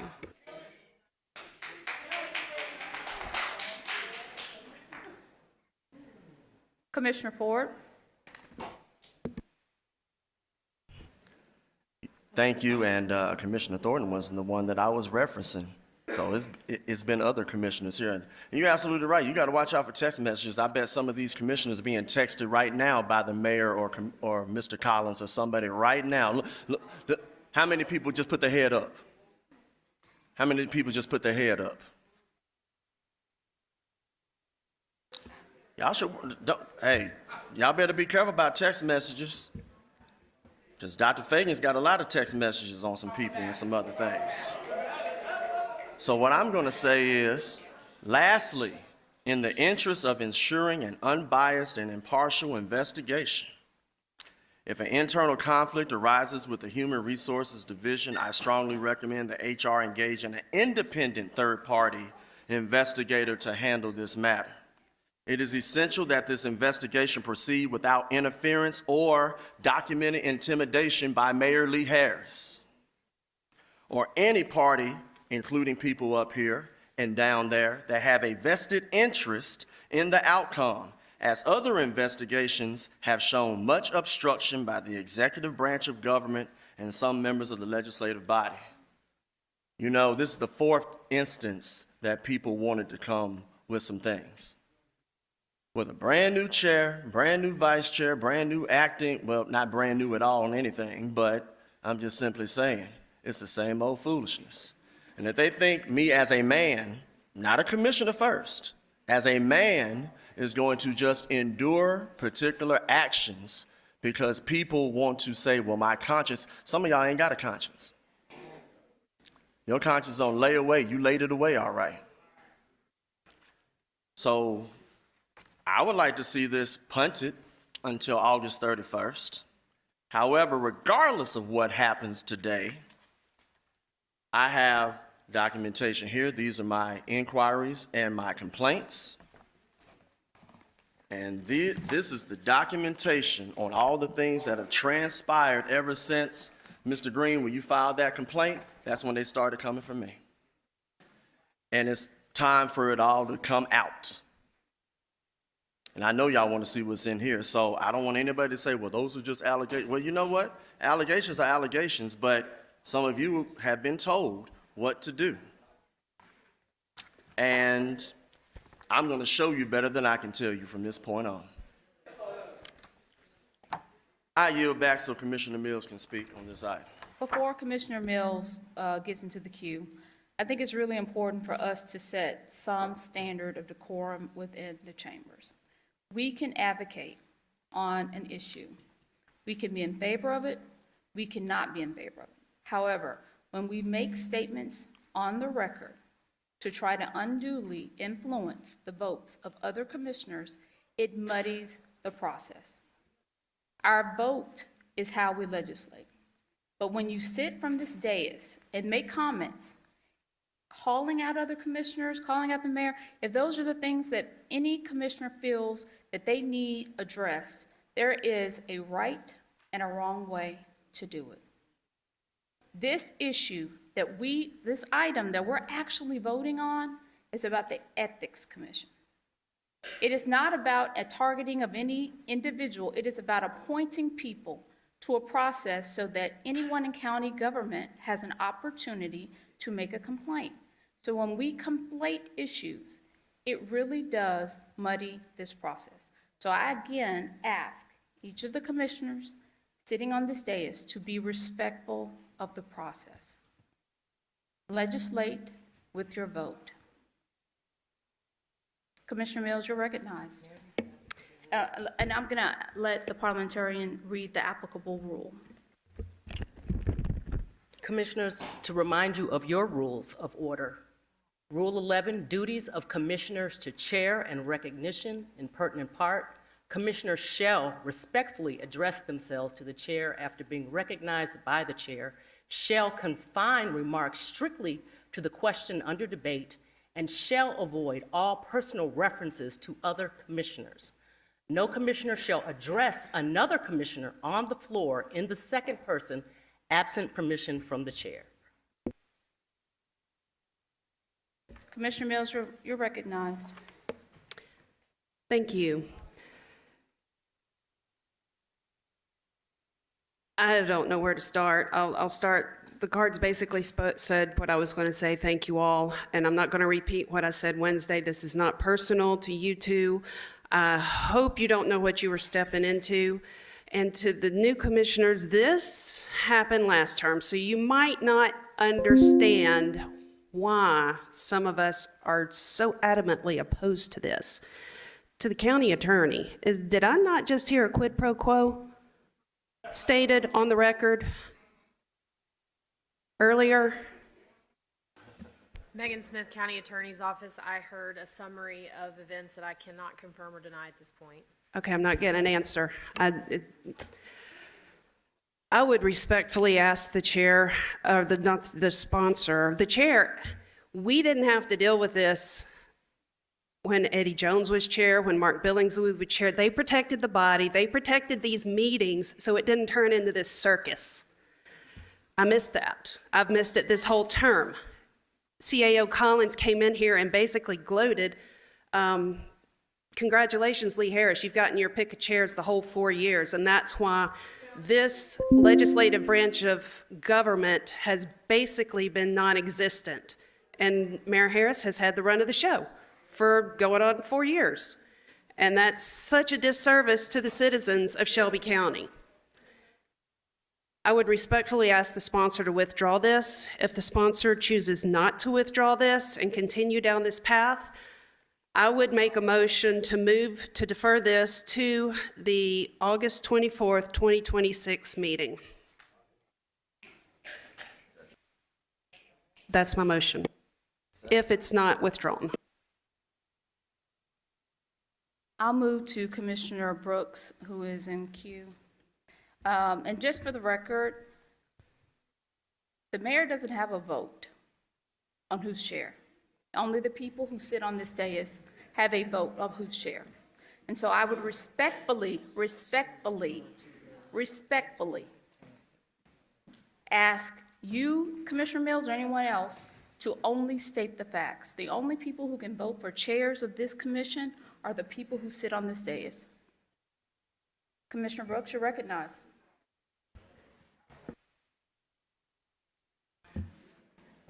Thank you. Just another moment to teach. My colleague who has mistakenly commented on the record that if the sponsor continues to go down this path, as I stated earlier, as chair of the committee, my responsibility is to put the name before the body. Simple as that.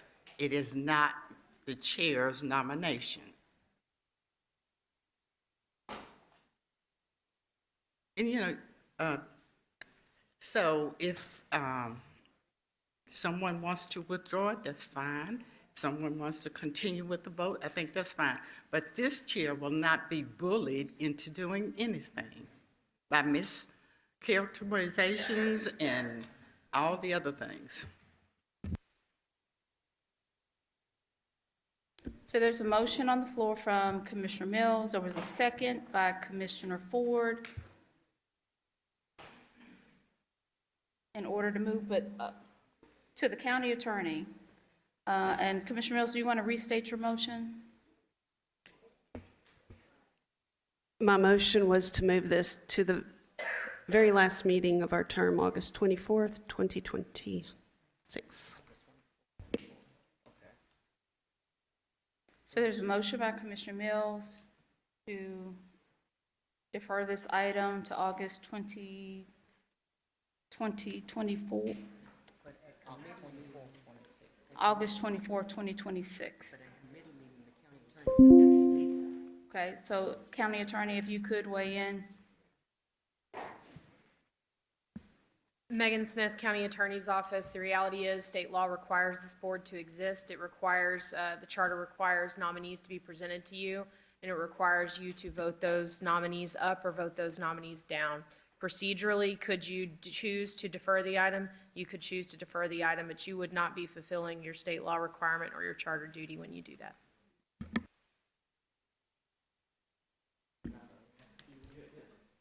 So, point of information. So how have we been able to not fulfill this up until this point? Is there any type of repercussion? Megan Smith, County Attorney's Office. At this time, the state has chosen not to intervene. Thank you. okay, so there is a motion on the floor from Commissioner Mills, a second by Commissioner Ford, and Commissioner Brooks has objected. Okay, so we are now on the motion to defer. Are there any other commissioners that want to speak on the motion to defer? Commissioner Wright, you're recognized. Thank you, Madam Chair. So this discussion has been very troubling this evening. I do come at this issue a little different from some of my colleagues in that I do think it's our job to have an ethics commission, to have a functional ethics commission. However, we've not had one for 7 years. So that's an interesting bind for us to be in, and for there to be this ongoing issue between these parties that have been mentioned. It complicates things.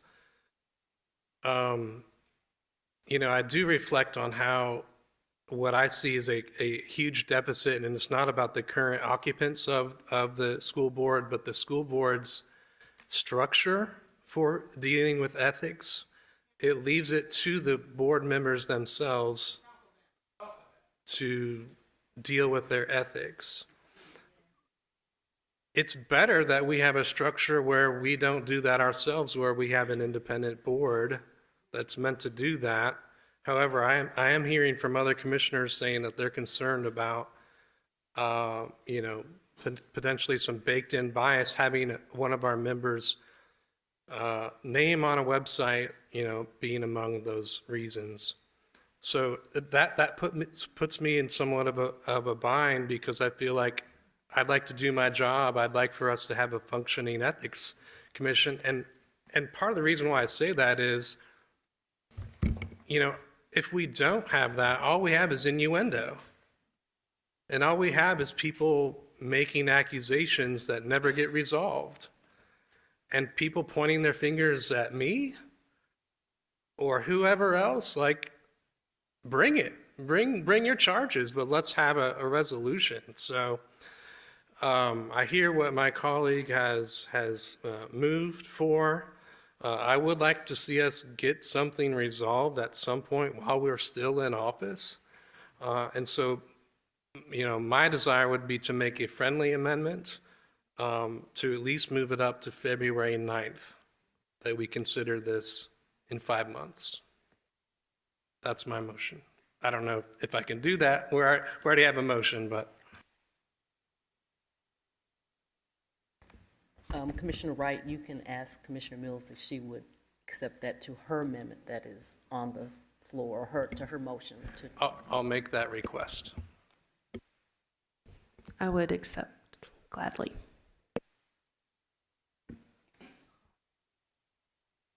What was the date, sir? Date would be February 9th, I think, is according to our, as of yet, unpassed schedule would be a Monday meeting. Okay, we have a friendly amendment from Commissioner Wright, which has been accepted by Commissioner Mills. Can we have a second? Second from Commissioner Lowry. Can we do that without objection? Okay, so moved. This item will be moved to the February 9th committee meeting. 2026. Thank you, Commissioners. Don't look so down. Point of personal privilege.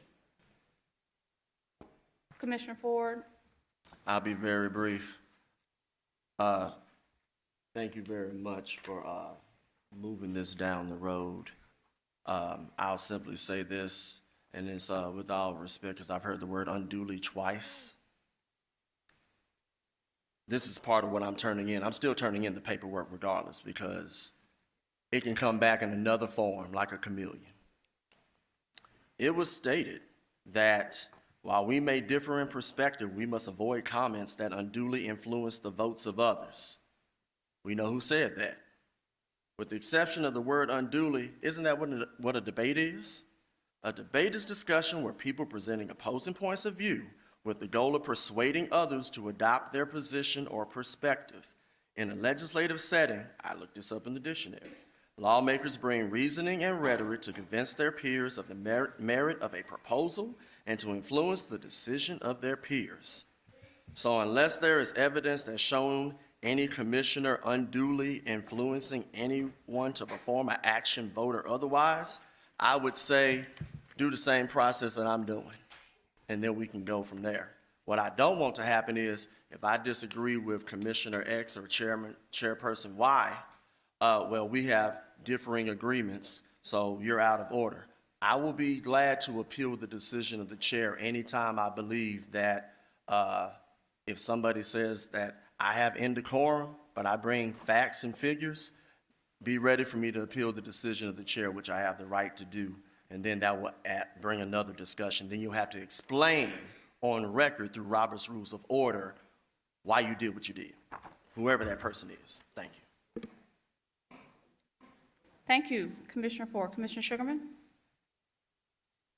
Did you want to still speak on this item?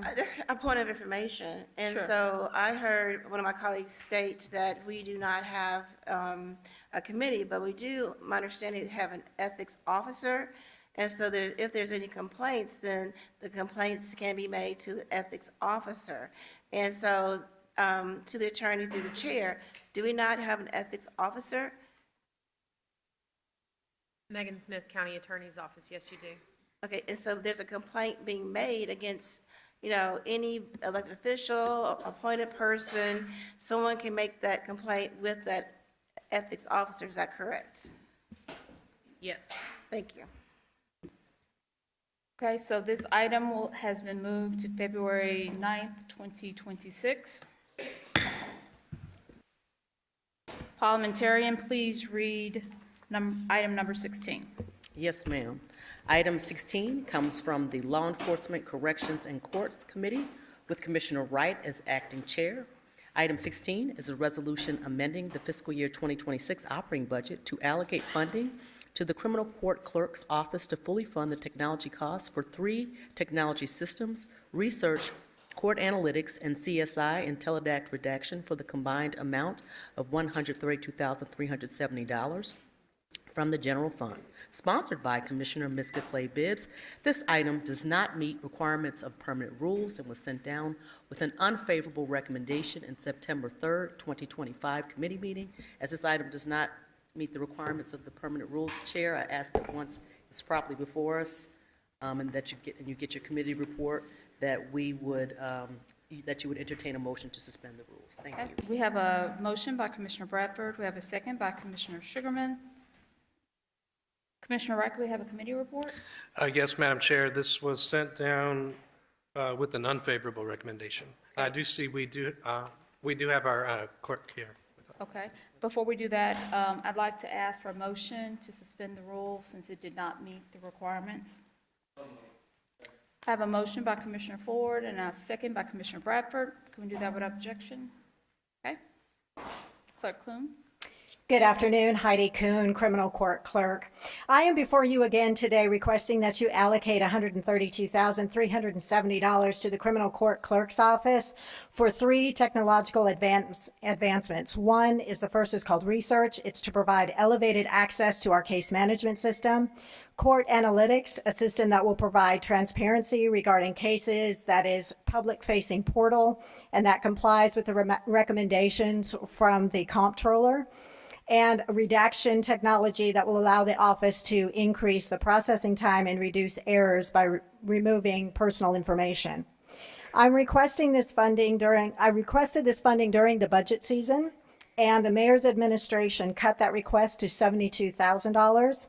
And this body kept it in the budget the first time, but then the second time it was cut. And so then I'm back before you again because I was told that I needed to come before you after the budget had been passed to request this additional funding. And I wanted to let you know that the General Sessions Court Clerk as well as the Criminal Court Clerk's Office are working in tandem to split the costs of research and court analytics to benefit both offices. The Criminal Court Clerk's Office is unable to utilize DP funds for these upgrades because even though we have a balance, those funds have already been allocated. And those expenses have been utilized for such things as security cameras, mobile app, a tracking software, and notification systems. All of these things were funded by DP funds, and I did not come in front of commission to ask for general funds to pay for those items. Utilizing these DP funds would deplete the funds completely.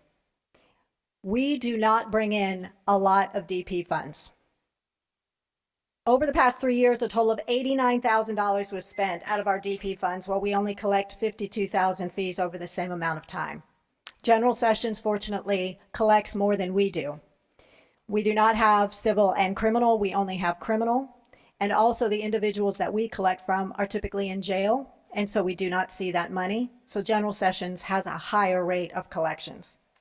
So this is crucial upgrade to increase the efficiency and effectiveness of the criminal court clerk's office. So I am respectfully requesting that this body approve this request so that we can increase our ability to assist in turning the wheels of justice, because unfortunately they have been slowed down. Just like your technology today has slowed you down, the technology for us has slowed us down the last 3 years. Thank you, Clerk Kuhn. I'm going to go to this card from the public, and then I'll hear from the commissioners. Is Josie Holland here? Thank you. If you'll state your name and address, and then you'll have 2 minutes. Good evening, Commissioners. Josie Holland, 700 Holly Street. My name is Attorney Josie Holland, and I'm here today on behalf of the Tennessee Association of Criminal Defense Lawyers and the many private attorneys who serve our courts and its citizens. The Tennessee Association of Criminal Defense Lawyers would respectfully ask that this commission fund the Shelby County Criminal Court Clerk's Office request for its research pillar in terms of its grant funding. I understand that the clerk's office is seeking funding for 3 areas. That's the research, the dashboard, and the redaction. We're here today to speak on the research pillar. Madam Clerk Heidi Kuhn seeks to implement essential technological improvements. Right now, private and appointed private counsel cannot view information necessary to the representation of their clients. These technological improvements will create greater judicial efficiency and fairly provide private lawyers with the same access to the information systems as county employees in the Public Defender's Office and the District Attorney's Office. The consequences of failing to fund this project are real. Outdated systems, administrative bottlenecks, and restricted access to court information will continue to contribute to delays, errors, and a lack of transparency in the courts. By giving these funds, you will be taking a decisive step to ensure that our courts remain accessible, equitable, and worthy of the public's trust. Thank you for your time and your commitment to justice in Shelby County, Commissioners. This was her. This was the only. All right, Commissioner Sugarman. Thank you, Madam Chair. And so this question is for Clerk Kuhn. Question I have is this time sensitive? Would it make a difference if it's approved today versus 6 months from now? Yes and no, Commissioner. Yes, we need the funding because we would like to implement research, which is for me the top priority to make sure that the attorneys have that elevated access. The other 2 items we could wait on. Okay. I would like to, for somebody from finance to address this issue again, and I'm talking about the fund balance. Because again, when we're talking about making cuts, increasing property taxes, you didn't hear any of the clerks, or at least this clerk, come before us and state on record that we need increased property taxes so we can take care of some of these needs. So I would like for the Director Thompson to address the fund balance. We're about approximately 14% or 15%. How will this impact the fund balance? Thank you. The second question while you're walking up would be, would there be a difference if we do it today versus 6 months from now? Michael Thompson, Deputy CFO, Shelby County Government. Any funding that you take from fund balance would continue to lower the percentage, whether you did that today or whether you did that 6 months from now. Now, I do have recommendations on funding sources. There have been unessential grants, county grants put into the budget that could be repurposed for other needs. I think, Clerk Kuhn mentioned that upon the meeting on the 30th, the funding was cut out to fund unessential grants. And so you all can consider repurposing a portion of the 17 million of unessential grants that were included in the budget to support other services. So, but yes, the answer to your question is that it would impact fund balance for you all to remove any funding from that. And again, I just want to state for the record, I have 40 seconds. I don't recall you coming up here when we're trying to raise property taxes because to meet those needs. Now, having said that, we have not raised property taxes in 20 years. And there are some needs out there, and there are going to be more needs as the federal government cuts funding. We're not getting what we need in support from the state, and we're surely not going to get it from the federal government. The needs are great. And so again, we have to be a good steward of these funds. The money's just not there. It is not. After clerk, there's gonna be another clerk, there's gonna be somebody else and you just heard the DA here. I mean, we have to really, it's a floodgate. We need to stop this. This is our responsibility. Thank you.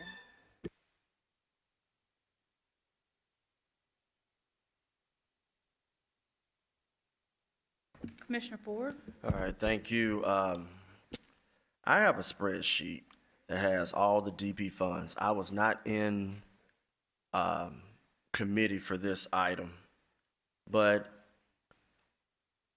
I usually ask about DP funds when it's technology related. And I'm looking at the balance as of September 2nd, 2025. And the reason why I'm looking at this is because I'm looking at an alternative way to get here without using any fund balance. I'm not going to dignify the $17 million question because I will say again on record, a process was done, a budget was balanced without a tax increase, but other things transpired for us to be in the financial situation we're in now. And I think I heard at least one elected state that the administration is making no sacrifice whatsoever, but they want the people to sacrifice. However, in this particular case, I am looking at the criminal court balance for DP fees at $277,884.60 as of the 2nd of this month.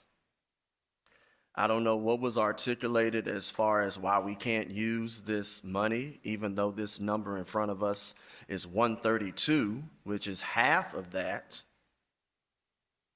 The question would be, why can't this qualify? Well, it does qualify. And why did Mr. Thompson go back that way? Because it was somebody in your office that asked for me to get this information, and I just want to, since I got the trustees' numbers as of the 2nd, my question to Mr. Thompson would be, would this qualify for DP funds to be used with what the caption states as well as the body? Would this qualify? Michael Thompson, Deputy CFO, Shelby County Government.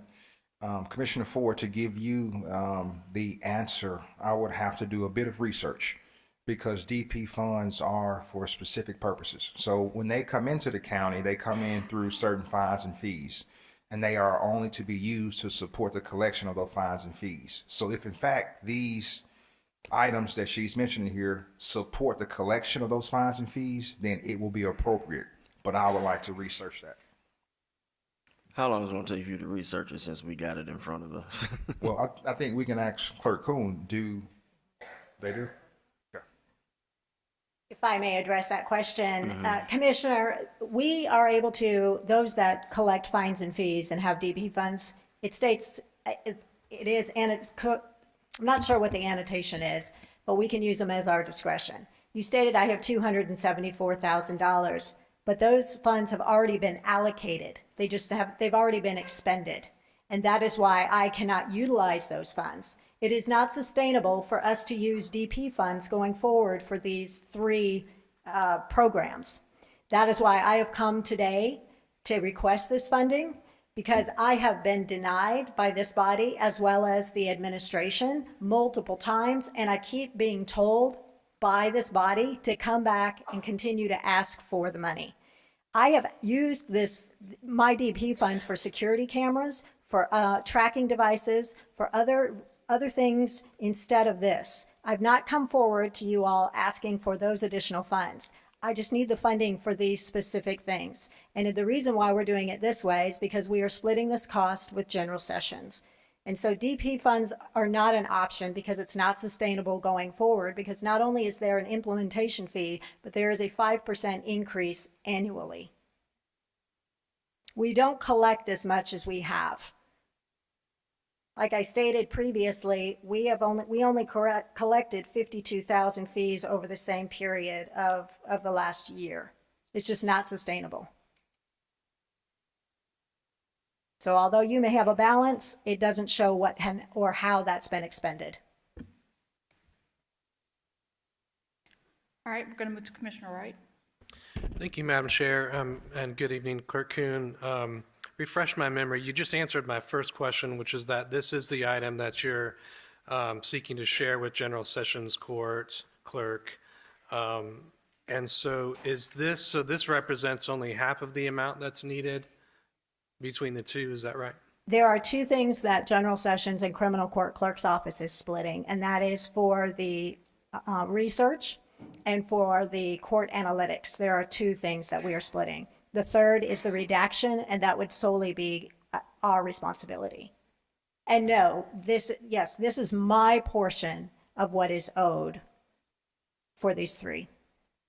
So in order for us to get research up and going, it would need a portion of this resolution as well as something that General Sessions brings as well? Correct. Okay. But I believe General Sessions is utilizing their DP funds. As I stated, they have additional funding, so they're able to do that. We don't have as much as they do. But what I did offer during committee was that the possibility, if you could provide me with half of the funding, then I might be able to do the two top priorities, which would be research and court analytics, and I could hold off on redaction. Okay. I do want to see us get there on this. You have been good about coming, and we've asked you to, so thank you for coming back. These are opportunities I'd like us to get to.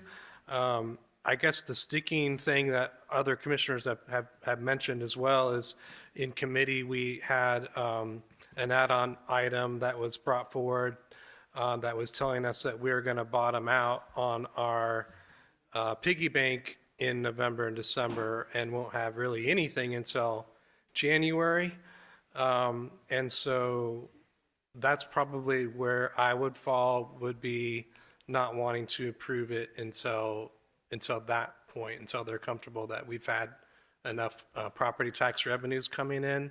So that would be my recommendation, is for us to, not 6 months, but like, what is that, 3 months, 3 or 4 months. So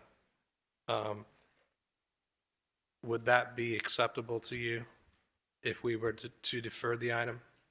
Commissioners, I want to work with you and I want to help the county. And so if that is the only option to be able to be funded, then absolutely. Thank you, Madam Chair. Commissioner Thornton. Thank you, Chair, and thank you for that comment. I'm just curious, in the budget cycle that was proposed, the electeds, y'all make your requests and then you're giving your allocations. Was this $132,000 initially in your budget before it was cut? It was not. There was an additional 10,000, so it was 142,000 I had initially asked for, and then it was cut to 72,000. And it was my understanding, Director Thompson, correct me if I'm wrong, you said that when you made those cuts, he made them according to what was essential and non-essential. So were you in agreement that when the cut from 140,000 down, you said 60,000? It was 72,000, I believe, at the time, Commissioner. Down to 72,000.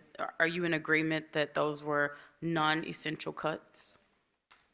I would not say that they were not non-essential cuts. I think that they are essential, and we need to make sure that we stand up and we have these programs to operate our office effectively and efficiently.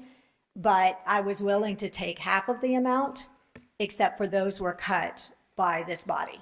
Thank you. And if Director Thompson could come up, I think that the discrepancy between how you're interpreting essential and non-essential, to hear the administration say, we're making cuts along what is essential and non-essential, and then electeds are saying you're cutting essential services.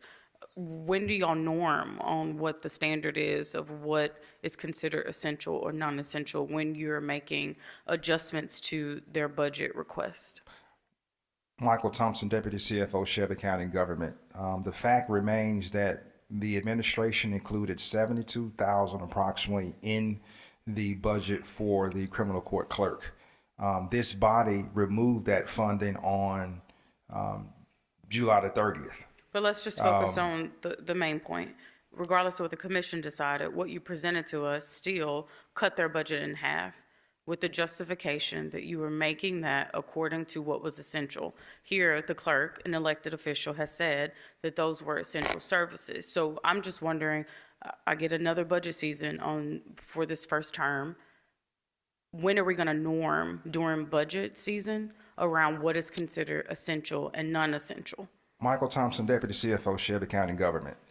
The administration has presented this commission with various budgets that did not use any planned use fund balance. We did that in FY25 and we did it again in FY26. And the only way to accomplish that is to ensure that we can fund only those things that we can. Fund balance is not an option for this matter here. Commissioner Ford makes a great recommendation to use DP funds, which are totally available to be used. Let me give you a little bit of primer on DP funds. Even if Clerk Kuhn says that she has pre-allocated all of her DP funds, she continues to collect those throughout the fiscal year. So additional funds become available to be used. I And mean, that's the Madam Chair, recommendation. at some point, the question that I asked should be what is the time used to answer? And Director Thompson, you just simply have not answered my question. Thank you. I'm going to go to Commissioner Bradford, who has not spoke on this matter. Go to Ford, because I may make a motion today. Okay, Commissioner Ford. Now I'm interested in what the vice chair's motion is going to be. So I don't know if it's going to be the same, but very quickly, I'm looking at the DP funds for a lot of these groups. Just for reference, as I bring back the other number, Circuit has $116,000 in DP funds. The Register has $1.4 million. Let me remind this group, when they wanted to use CIP for scanners, we made a motion here for him to use his DP funds so we could use that CIP for something else. And the county attorney did something right and blessed it. The Shelby County Clerk, $8.6 million. Oh my God, Wanda, okay. Let me keep going. Chancery, $890,000. Juvenile, $6,000. Probate Court, $68,000. You brought up General Sessions, Civil and Criminal. They're $767,000 and $345,000 respectively. Which one of those is trying to help you, Clerk, with this, with this item? We are working in partnership with General Sessions Court Clerk because it's the same technology that we utilize. And are they responsible for the criminal and civil sides? For their section, yes. So if they're in concert with helping you, why can't we split the baby and, figuratively, of course, they have in civil and criminal over $1.1 million. Unless you can articulate to me right now what you're going to do with how you have encumbered the 277,884, I'm ready to make a motion for the DP funds to be used in some type of way. I don't know if that's what the vice chair was trying to do, but if you can articulate right now how you have encumbered the remaining balance as of 6 days old to what I believe might be reasonable, I think we can probably split the baby somewhere else. Commissioner, let me clarify. General Sessions will be paying for their portion for their office. We would be paying for our portion for our office. So they're not necessarily helping us. We just chose to split the cost between the two offices because it would be mutually beneficial. So they're responsible for their portion. We're responsible for ours. And then to talk about the DP funds, if you want me to talk about that. Yes, in the 15 seconds. Well, what are you encumbering right now with that 277? That's a balance. Because anybody can come down and say, we can't use the money. I just said that one clerk got almost $9 million. I don't necessarily have a breakdown of the funds, but I can tell you what's been encumbered have been security cameras, a redaction, or not a redaction program, a tracking program, and our clerk app, which have not been paid for, but they've been encumbered.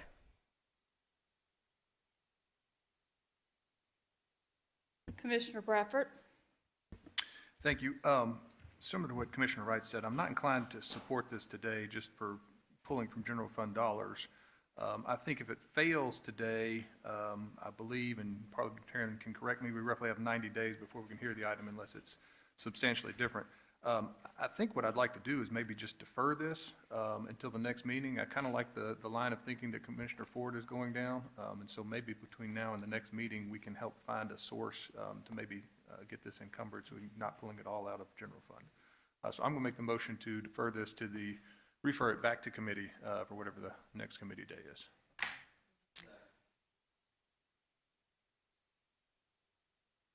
May I make a comment, Chair? Can I just make a quick comment? I wanted to say that if half was given, the reason why I can pay for the rest is because I would be utilizing some of those DP funds. So I'm able to take some of the DP funds, but I would need the additional assistance of having some general fund money, just to clarify. All right, we have a motion by Commissioner Bradford to refer to the September 17th meeting, and I have a second by Commissioner Ford. Can we do that without objection? So moved. This item is moved to the September 17th meeting. All right. Madam Parliamentarian, if you could read item 17. Yes, ma'am. Item 17 comes from the Law Enforcement Corrections and Courts Committee, which, with Commissioner Sugarman as acting chair. Item 17 is a resolution of the Shelby County Board of Commissioners in support of community stakeholders removing the new Chicago North Memphis community from consideration as a site for the relocation or rebuild of the Walter L. Bailey Criminal Justice Center, sponsored by Commissioner Henry E. Brooks. This item is an add-on and amended in September 3rd, 2025 committee meeting. All right, I have a motion by Commissioner Thornton, a second by Commissioner Brooks. And could I get a committee report from Commissioner Sugarman? It was favorable. Okay. Commissioner Brooks, would you like to speak on this item? Yes, I would, ma'am, since it is my resolution. I was fortunate enough to come into some information from the Protect Our Aquifer group, as well as some research from the Department of Conservation in reference to the contamination of this site. So let me just give a couple of things real quick. Building on the county jail at the old Firestone site is unsafe, inappropriate, and legally restricted. The site still carries contamination concerns, and the law recognizes this by prohibiting residential-like uses, including correctional facilities. The former Firestone Tire and Rubber facility operated in North Memphis for decades, leaving behind contamination in the soil and groundwater. On August 6, 2025, developers proposed moving the county jail and building out a court complex on the site. The Tennessee Department of Environment and Conservation requires the site owner to follow strict land use restrictions because of remaining contamination risks. Historical industrial operations on on-site landfills left behind pollutants, including hydrocarbons, pesticides, and metals that pose health risks. So I know I'm out of time. No, I'm not. Got some more time. Hold up. While some cleanup and monitoring has taken place, most of the data is outdated and current information is needed before moving forward with any development on site. Tennessee Department of Environment and Conservation confirms more work will be required even if the site is reused for industrial or commercial purposes. So again, Madam Chair Lady, I brought this resolution because I heard from the constituents. I heard their opposition. I attended the meetings, and as I said, I support the opposition. I thank the TDEC and POA for supplying some research that saved me some hours of work to help us make up our mind, not just on, which is important to me, what the community believes, but also we have legal backing to back off of this site. So with that, I would ask for your support. Thank you. We have quite a few comment cards on this item. So there are a few commissioners that are in queue. Would you prefer to speak before the comment cards or after? Okay. Commissioner Caswell, after as well? Okay. Because of the number of comment cards, we're going to give 1 minute to each of the speakers. The first would be Rowana Brawl. If you could come to the microphone and state your name and address for the record. Rowana Brawl. She's still here? Okay. Deidre Malone.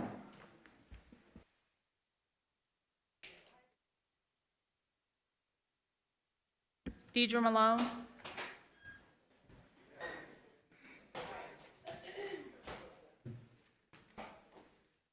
If you could state your name and address for the record, please.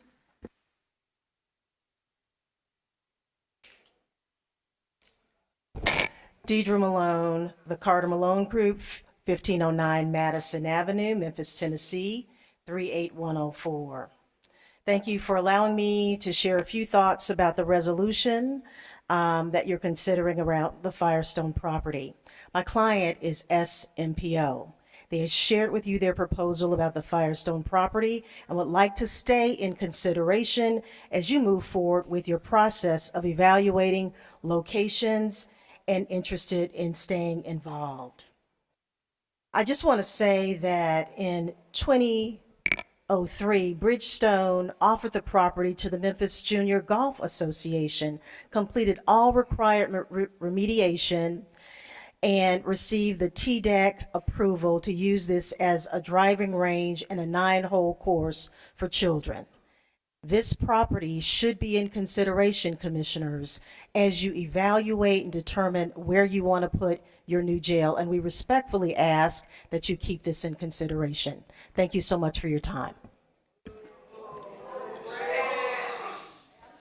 So again, for the purposes of all of the commissioners being able to hear each of the speakers, as well as those folks who are logging in online, if you could do a thumbs up or a thumbs down.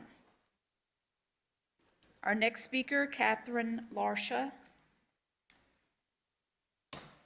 She's no longer here, okay. Dr.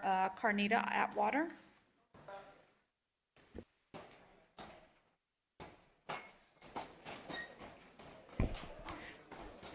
Dr. Carnita Atwater, 1098 Firestone, Memphis, Tennessee. Due that I am the only one that live in New Chicago. I represent New Chicago CDC Executive Director. Being that we're talking about ethics, let's go there.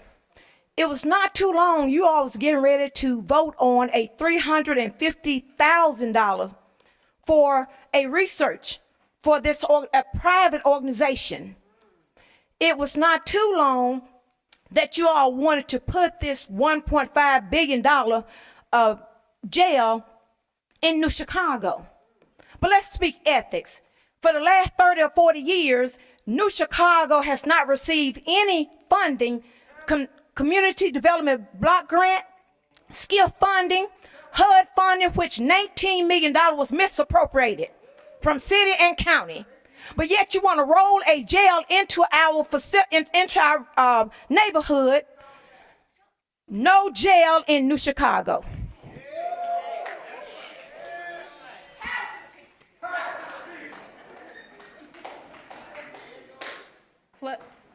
Our next speaker is Clifford Stockton Jr.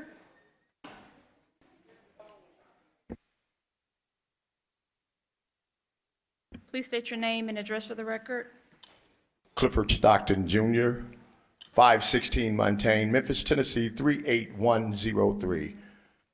Madam Chair, and to your distinguished colleagues, I was going to read a statement on behalf of Representative Gabby Salinas and Representative Justin Pearson, but I only have 48 seconds left. I just want to put the commissioners on notice that we are watching you. We are watching how you vote. We are watching how you move.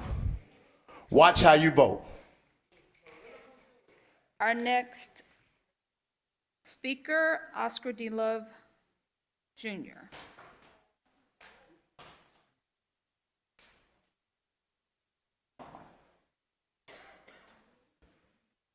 Please So state my your name is Oscar Love. I am a resident of 1773 Turtle Hill, Cordova, Tennessee, and I am the executive director of the North Memphis Community Alliance. So, ladies and gentlemen, let's be honest, right? New Chicago is only being considered in this conversation because Conrad,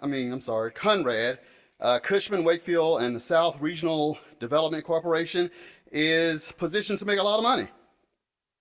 It's not about the best land usage. If it were about the best land usage, we'd be talking about things that could really positively impact that community, like grocery stores, dialysis, healthcare, clinics, job training centers, and so on.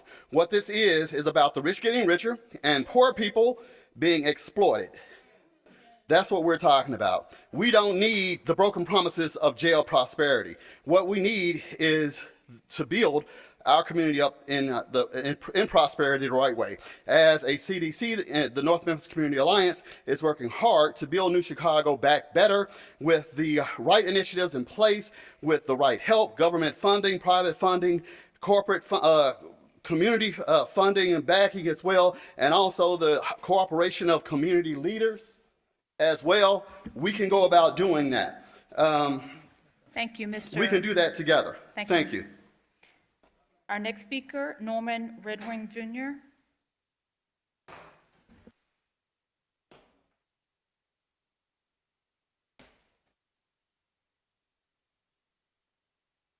Good evening.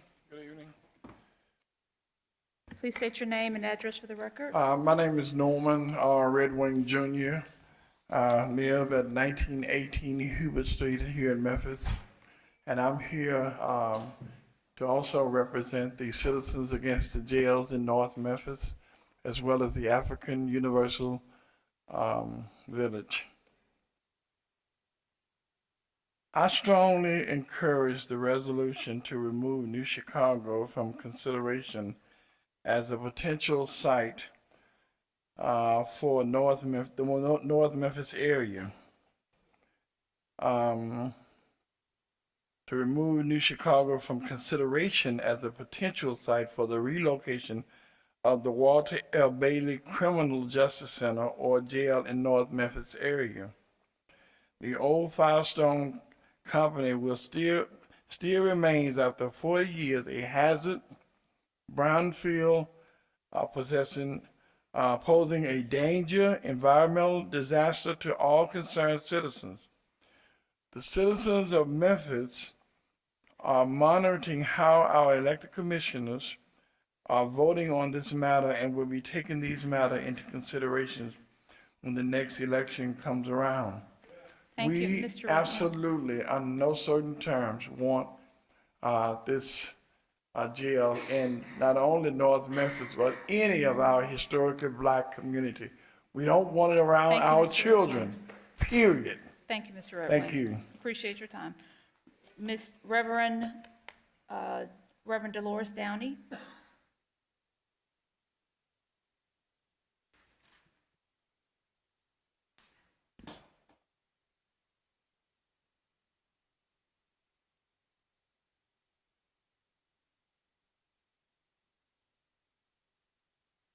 Marita Dolores Downey, 964-9, representing Coleman Chapel Semi Church in the heart of North Memphis. When we consider putting a jail in the community And I think when you looked at the program, putting stores and all that, and you look at putting even a prison, a jail, on soil where most of the people who are incarcerated look like me, first of all, it's not healthy even for them. Those who are working in it, it is not healthy. Because once you start messing with or digging into the soil, you see, when he talked about a golf center, it was not going down. But when you talk about digging and building, you're up, and we have enough cancer, we have enough all diseases, and that's what will happen if we go into the soil, build. No judge wants to be there, but it's good for our children, cancer. Because if you dig, that's what's going to happen. The prisoner, my son, my daughter, my grandchild, or whoever it may be, because so many go in for nothing. Thank you. So what's going to happen to them? Thank you, Reverend Downey. I appreciate you hearing me. Thank you. No prison in North Memphis. Our next speaker is Pastor James Reed. Alora Q. James Reed. Thank you to my 82-year-old mother who just preceded me. I do represent Coleman Chapel CME Church 964-9 38107. I am here because I ask that you would put people over platforms, position, and profit, and vote for the resolution 17 to remove North Chicago from consideration of plans for this new prison. This is the brainchild of former councilman and chair of Memphis Chamber of Commerce, Kemp Comrade. This presents an ethical issue. You've talked a lot about ethics tonight, as he has purchased the land and then asked for this committee to reimburse him for that. Further, this area is a brown zone, which presents an air safety issue that all of Memphis will be affected by, and I believe North Memphis should be considered when other plans of future revitalization should take place. I do have the righteous indignation of Jesus when he saw the leaders in the temple doing unjust things against the poor and the disenfranchised. And again, I ask you to put the people over profit, platforms, and positions. Vote for this resolution against the prison in New Chicago. Our next speaker is Will Richardson.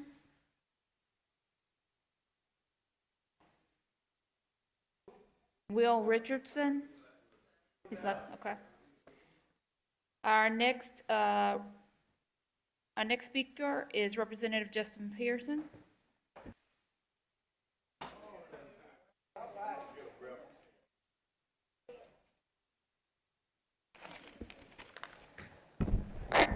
Please state your name and address for the record. Thank you. Tennessee State Representative Justin J. Pearson, 425 Representative John Lewis Way, Suite 572. We do not need a new jail in New Chicago. What we need is new opportunities, new investment, new commitments to the future of the people who live there. It is wrong and it is immoral for someone to bring a proposal to put the jail in a predominantly historically black community and to ask this county commission and our taxpayers to fund it for their own private gain. This commission has a responsibility, an opportunity, and an obligation to listen to its citizens. And that's what I appreciate about this resolution that is before you that Commissioner Brooks has brought forward. Hundreds, thousands of people are meeting and gathering to say that we do deserve investment in our community. But this is not it. New Chicago deserves to have resources, grocery stores, community centers, places for kids to play. But having and putting a $1.3 billion jail inside of our community is wrong. And so please approve this resolution for us, approve it for our children, our grandchildren, and those to come, because that is what's just, that is what's moral. And Kemp Comrade in the Chamber of Commerce, they don't run this county, people do.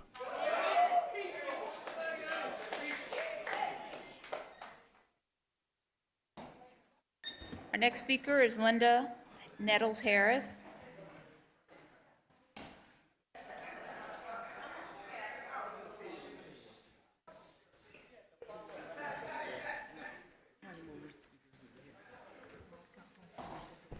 Good afternoon. It's Linda Nettles Harris. Is my minute started yet? I am 6573 Woodstock Cuba Road in Shelby County.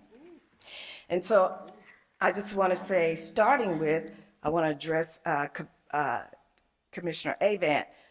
When she spoke the truth. And when we speak the truth is always respectful of the process. And so I heard today that it's political. This is political, but it's not only political, it's profitable for Ms. Malone's client. It is the research that I did. This is the research I did. The research I did shows there is no economic revitalization of a community when you put the prisons in there and you put the jails in there. And no one has shown us any. The truth is that this is a residential community. It would affect the property values not only in New Chicago, but in Smoky City, Klondike, Fraser, and Uptown, because it's within 2 miles of all of those communities. The truth is that it was unfair for you to reduce this to 1 minute on this very important topic.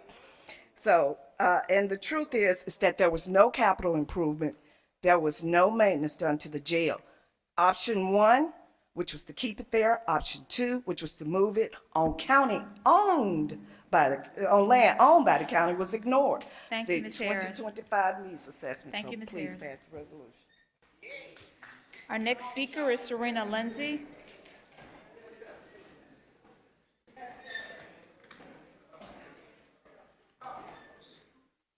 Serena Lindsay.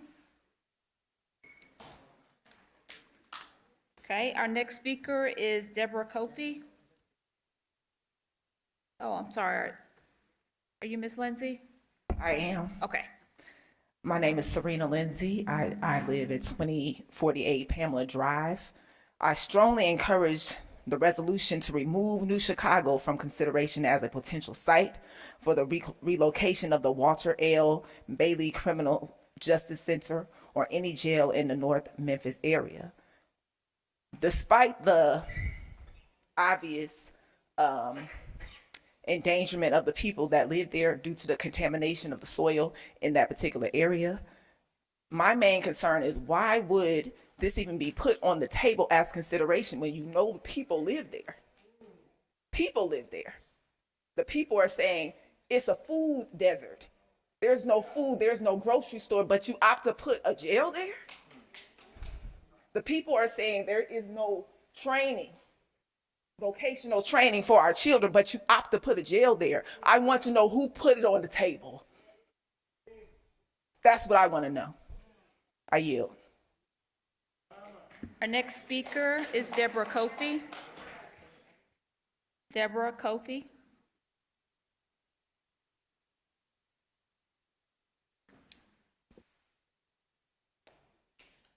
My name is Deborah Kofi, and I reside at 3294 University Street, 38127 North Memphis.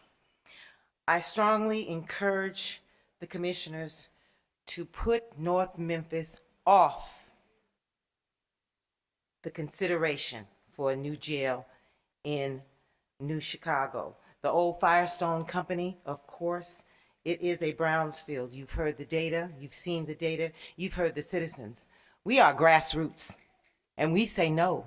And so you listen to the people who are the majority in this city, and we say take it off the list and find an alternative. Fix up the jail and straighten up the people who are running the jails. That's the ethics that we're talking about. Our children, we've talked to the residents, we've been out every week. They've been signing petitions. You have a letter, Commissioner, I hope it got to you, from the Coalition of Citizens. You have a letter that we just sent to you today. And the residents, when we talk to the people, and some of them are homeless, some of them are drug addicts, some of them are homeowners, and they say they don't want a jail there. They don't want the jail. They want something for the youth to do, some place for them to go, something to be done about North Memphis. We need revitalization. Thank you, We Ms. don't Kofi. need criminalization. Thank you, Ms. Kofi. Thank you. Our next speaker is Latricia Adams.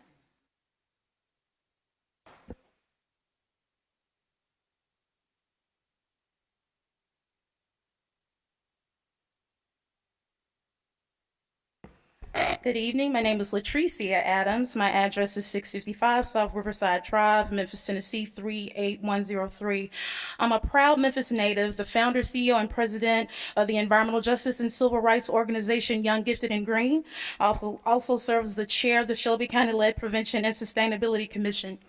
I'm here today to express opposition to the proposed jail facility in New Chicago on the old Firestone site. The proposal brought forward was haphazard, with inadequate evidence that did not demonstrate due diligence with considering environmental law and public health protections for New Chicago, who has suffered decades of environmental degradation, becoming a sacrifice zone against their will due to the historical redlining and waste from industry, including pesticide-laced sediment in residential areas and waste disposal. Building a jail in New Chicago is immoral, a waste of taxpayer money, and a legal liability. I ask that you support community and with a moral compass to take this off the list. Thank you. Our next speaker is Betty Patrick Tyler.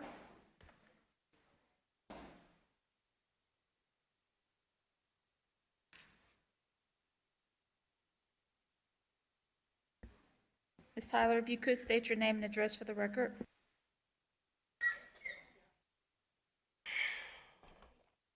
Benichiwa Infinity, Betty Patrick Tyler, 5392 Ravendale Avenue.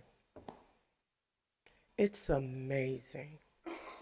Former health chair of SCLC, former president of the West Tennessee Victims' Rights Task Force under John Perotti. Broken heart syndrome is surreal, but I'm out of my bed today. You see, I thank God that it is about ethics, because today, none of our communities, you still owe Memphis. You owe Memphis for us to heal. The degree was created at the University of Memphis from Dr. King's assassination. I'm out of my bed. My last breath is going to tell all of you that know you hear from me at 3 a.m. in the morning, because this the war. I want to thank you for being merciful to me as I'm calling you at 3 a.m. because I still got my boots on. Before the song. So what I ask you is I ask you to have integrity. Those of you that I know you are struggling to fight in the positions that you are. I thank you for the children. Thank you, Ms. Tyler. Thank you. Thank One you. last word, President Ibrahim. I need you all to follow suit. Our next speaker is Joseph Cox, Jr.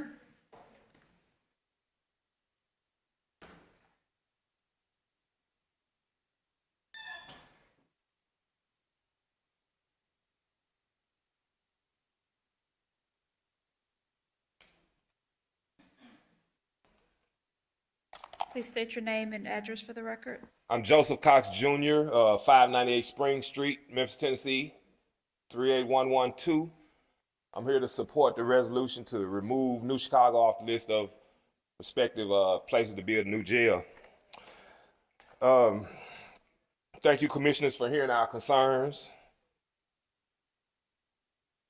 I once heard someone say that they searched for the basis of hate, and what they came up with was the lack of empathy for another, the lack of concern for somebody else's well-being.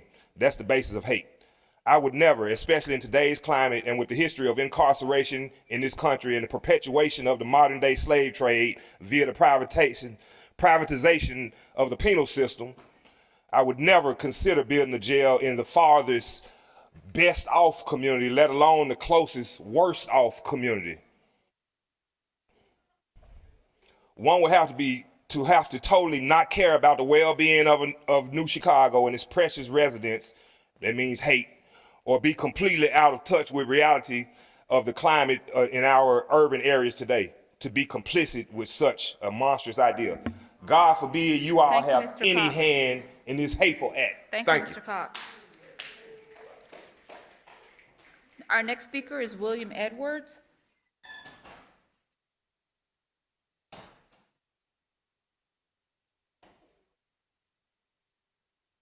point of clarification before I start, Chairman.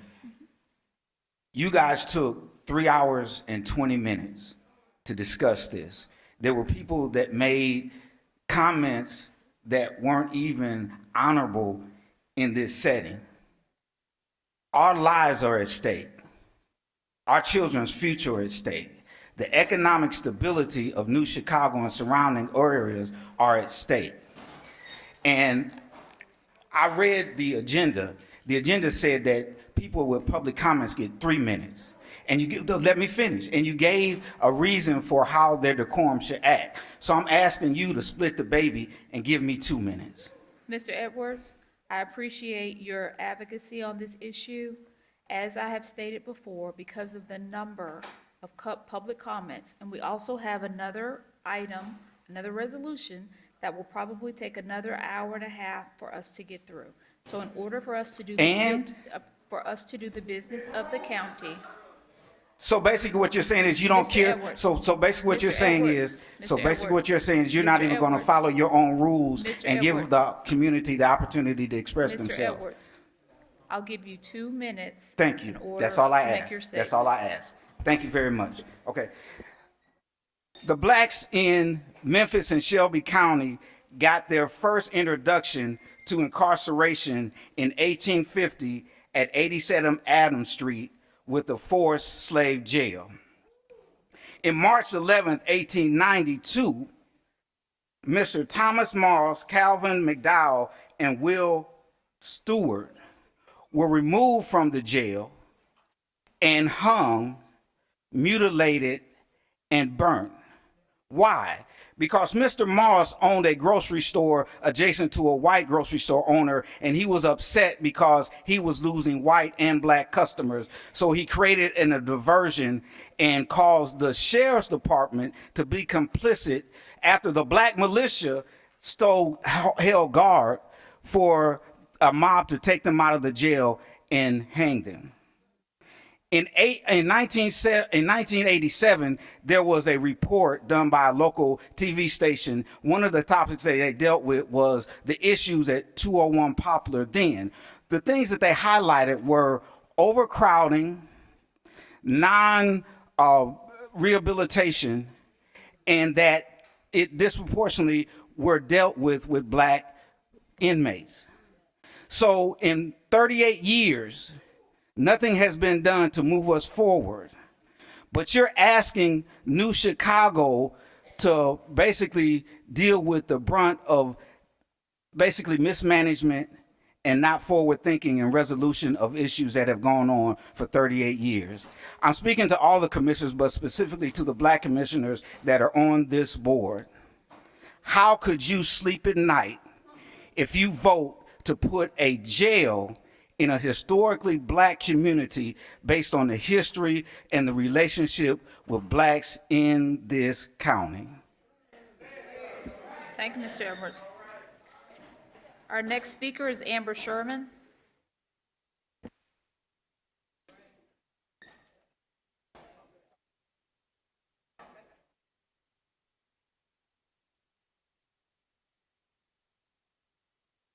Amber Sherman, 6070 North Bell Grove Cove. First, I just want to say it's really disgusting that y'all keep limiting the time of public comments, and y'all the only government body that does this, but y'all all ran for office and said you would listen to us and that you want to represent us and hear our voices, but you're not letting us speak for the full 3 minutes that we're allowed to have.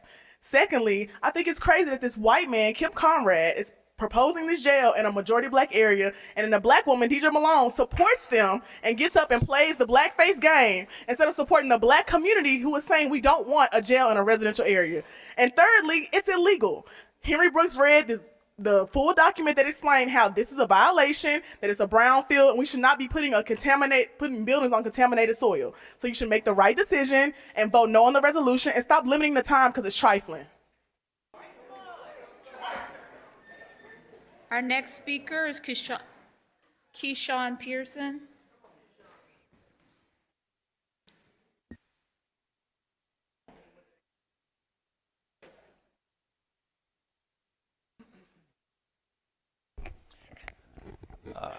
My name is Keyshawn Pearson. Address is 3831 Masterson Street. I want to first thank Commissioner Brooks for bringing this up for consideration. But I do believe it is insidious, it is cruel to consider putting a jail in a place that is known as New Chicago, a new place for Black families and Black communities to live and to grow with freedom on their minds. Not only is this community living day to day with 50% of folks with hypertension in 38107, they are living in a public health crisis. We are living with a public health crisis in Southwest Memphis from cancer, and we're living with it in North Memphis as well. We don't need new jails. We need new clean energy sources. We need new remediation. We have seen what we've been dealt at the Defense Depot, and we cannot do the same here. We continue to suffer for chambers of commerce and corporations. Choose the community. No new jails in New Chicago. Our next speaker is Tequila Rucker.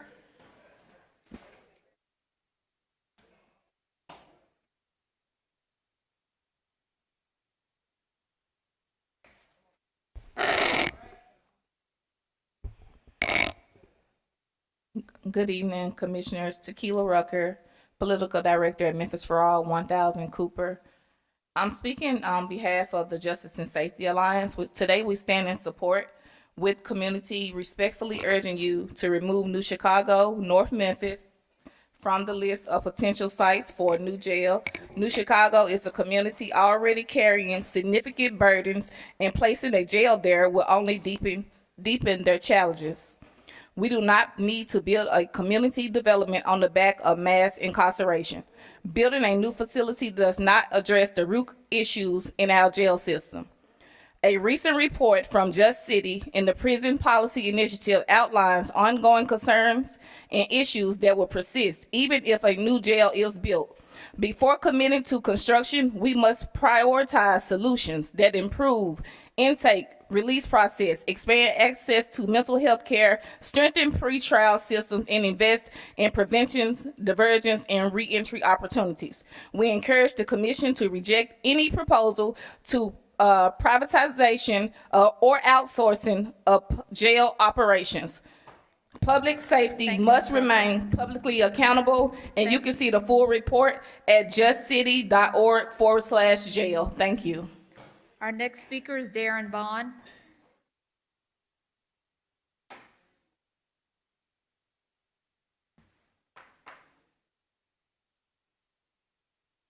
My name is Darren Vaughn.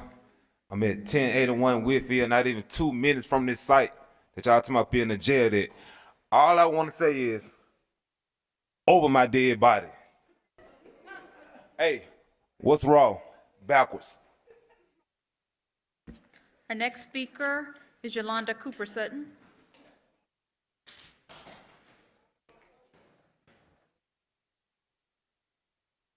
Councilwoman, if you could just state your name and title. Thank you, Chair. Good evening to the dais and to the community. As I sat back there, I listened to each person speak in regards to why the new jail should not be put in New Chicago. I come standing in this position, not asking, but demanding. We have asked long enough as a people. I'm a city council. I'm Super District 83. New Chicago is part of my district.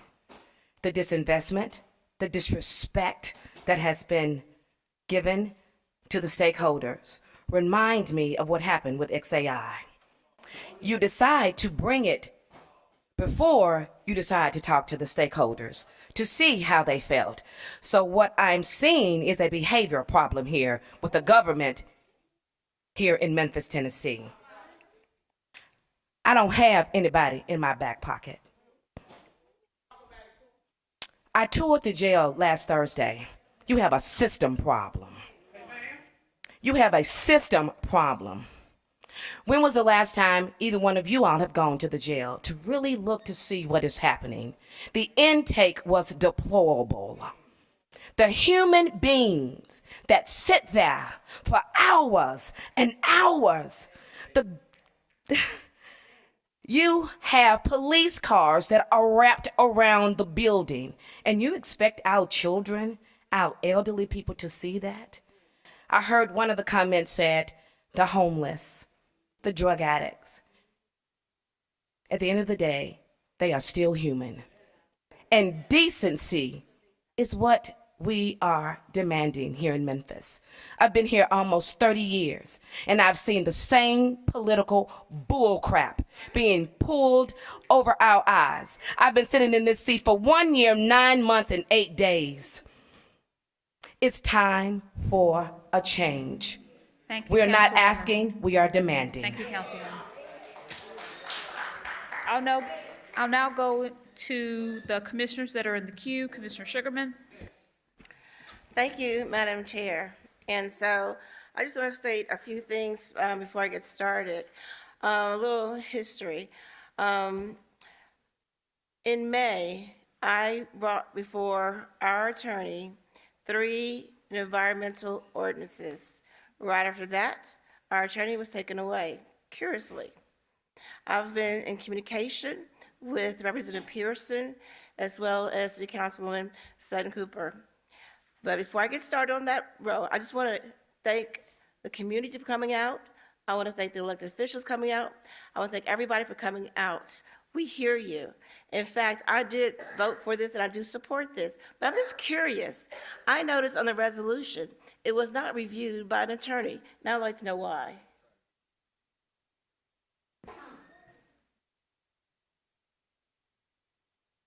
I'm sorry, so. The point of information, this resolution was not reviewed by an attorney. My question is why? I'd have to ask the attorney's office, but Commissioner Brooks is the sponsor of the resolution, and I think it has been reviewed. But Am I recognized? you are recognized, I'd like to Commissioner Brooks. suspend the rules so that we can get this on the floor. I second it. The motion is, resolution is already on there. I know. She asked, so I just wanted to get this But properly my question needs to be before answered, Madam Chair. Well, Commissioner Sugarman, I'd have to ask the county attorney's office. Thank you. And the procedurally why that was not, but it's not.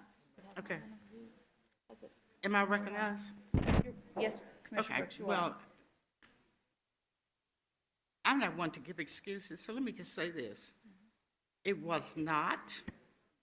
So what I'm going to do, take the proper route, Madam Parliamentarian, would that be to suspend the rules so that this can be properly before us? I'm so moved. Make a motion to suspend the rules, get this properly before us. So we have a motion to suspend the rules by Commissioner Brooks that has been seconded by Commissioner Ford. Can we do that without objection? Okay. All right. Okay, and again, my question has not been answered. I was wondering, I'm just curious, why has this not gone the proper route? Why hasn't a attorney reviewed this?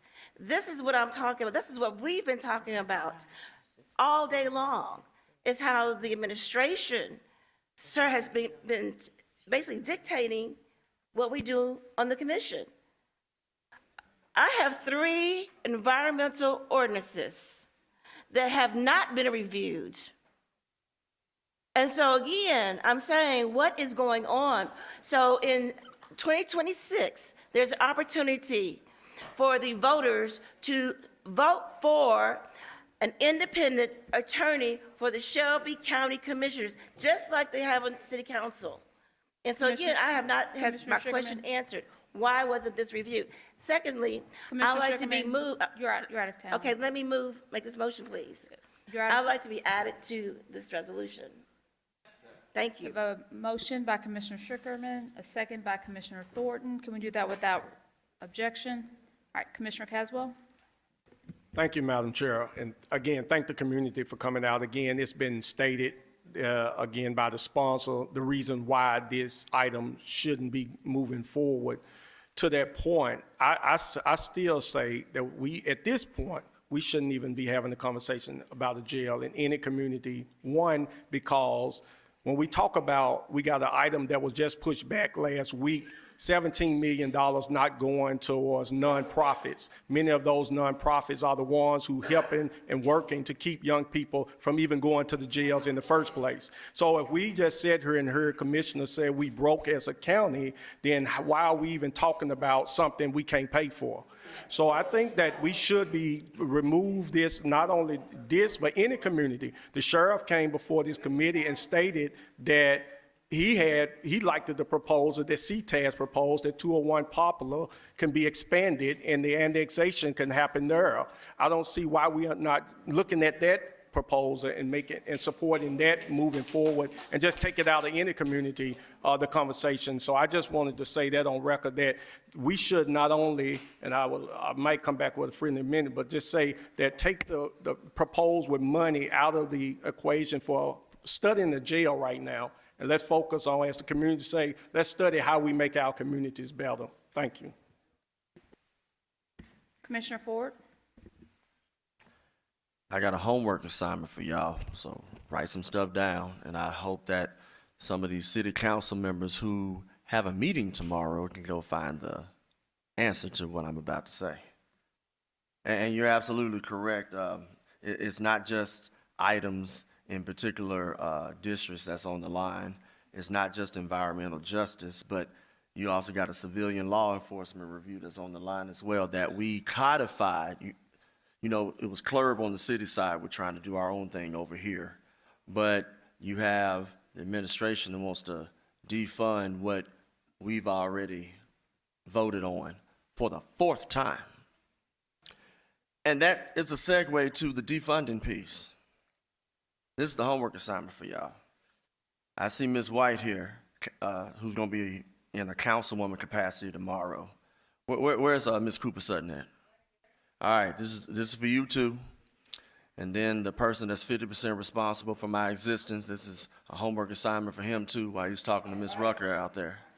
All right. There was, and some of you already have what I passed out to you as far as money for North Memphis. Before women Cooper, Sutton, and White got on the council, there was $3 million that was supposed to go to North Memphis. Okay? Put a pin right there, because I'm going to ask, where did the money go? I want to see, did somebody spend it on something else, like what happened over here? You have the resolution that I supported on the county side for $3 million. So what's 3 plus 3? 6.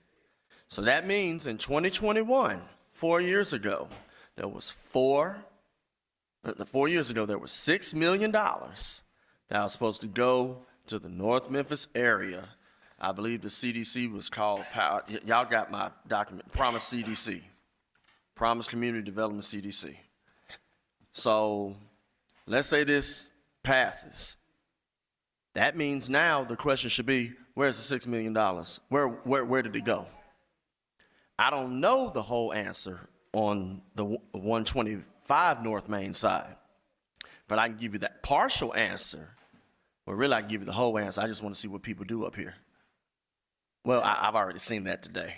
But $3 million of ARPA money out of 180 some odd million dollars. North Memphis should have got a little bit more than that out of that pie. But the question should be, what happened to the whole $6 million? Because you know how much work could have been done in those 4 years? I'm gonna get back in the queue and I'm gonna give you the answer to at least to the county side, because some of you have heard it, but some of y'all need to hear it again, and I yield.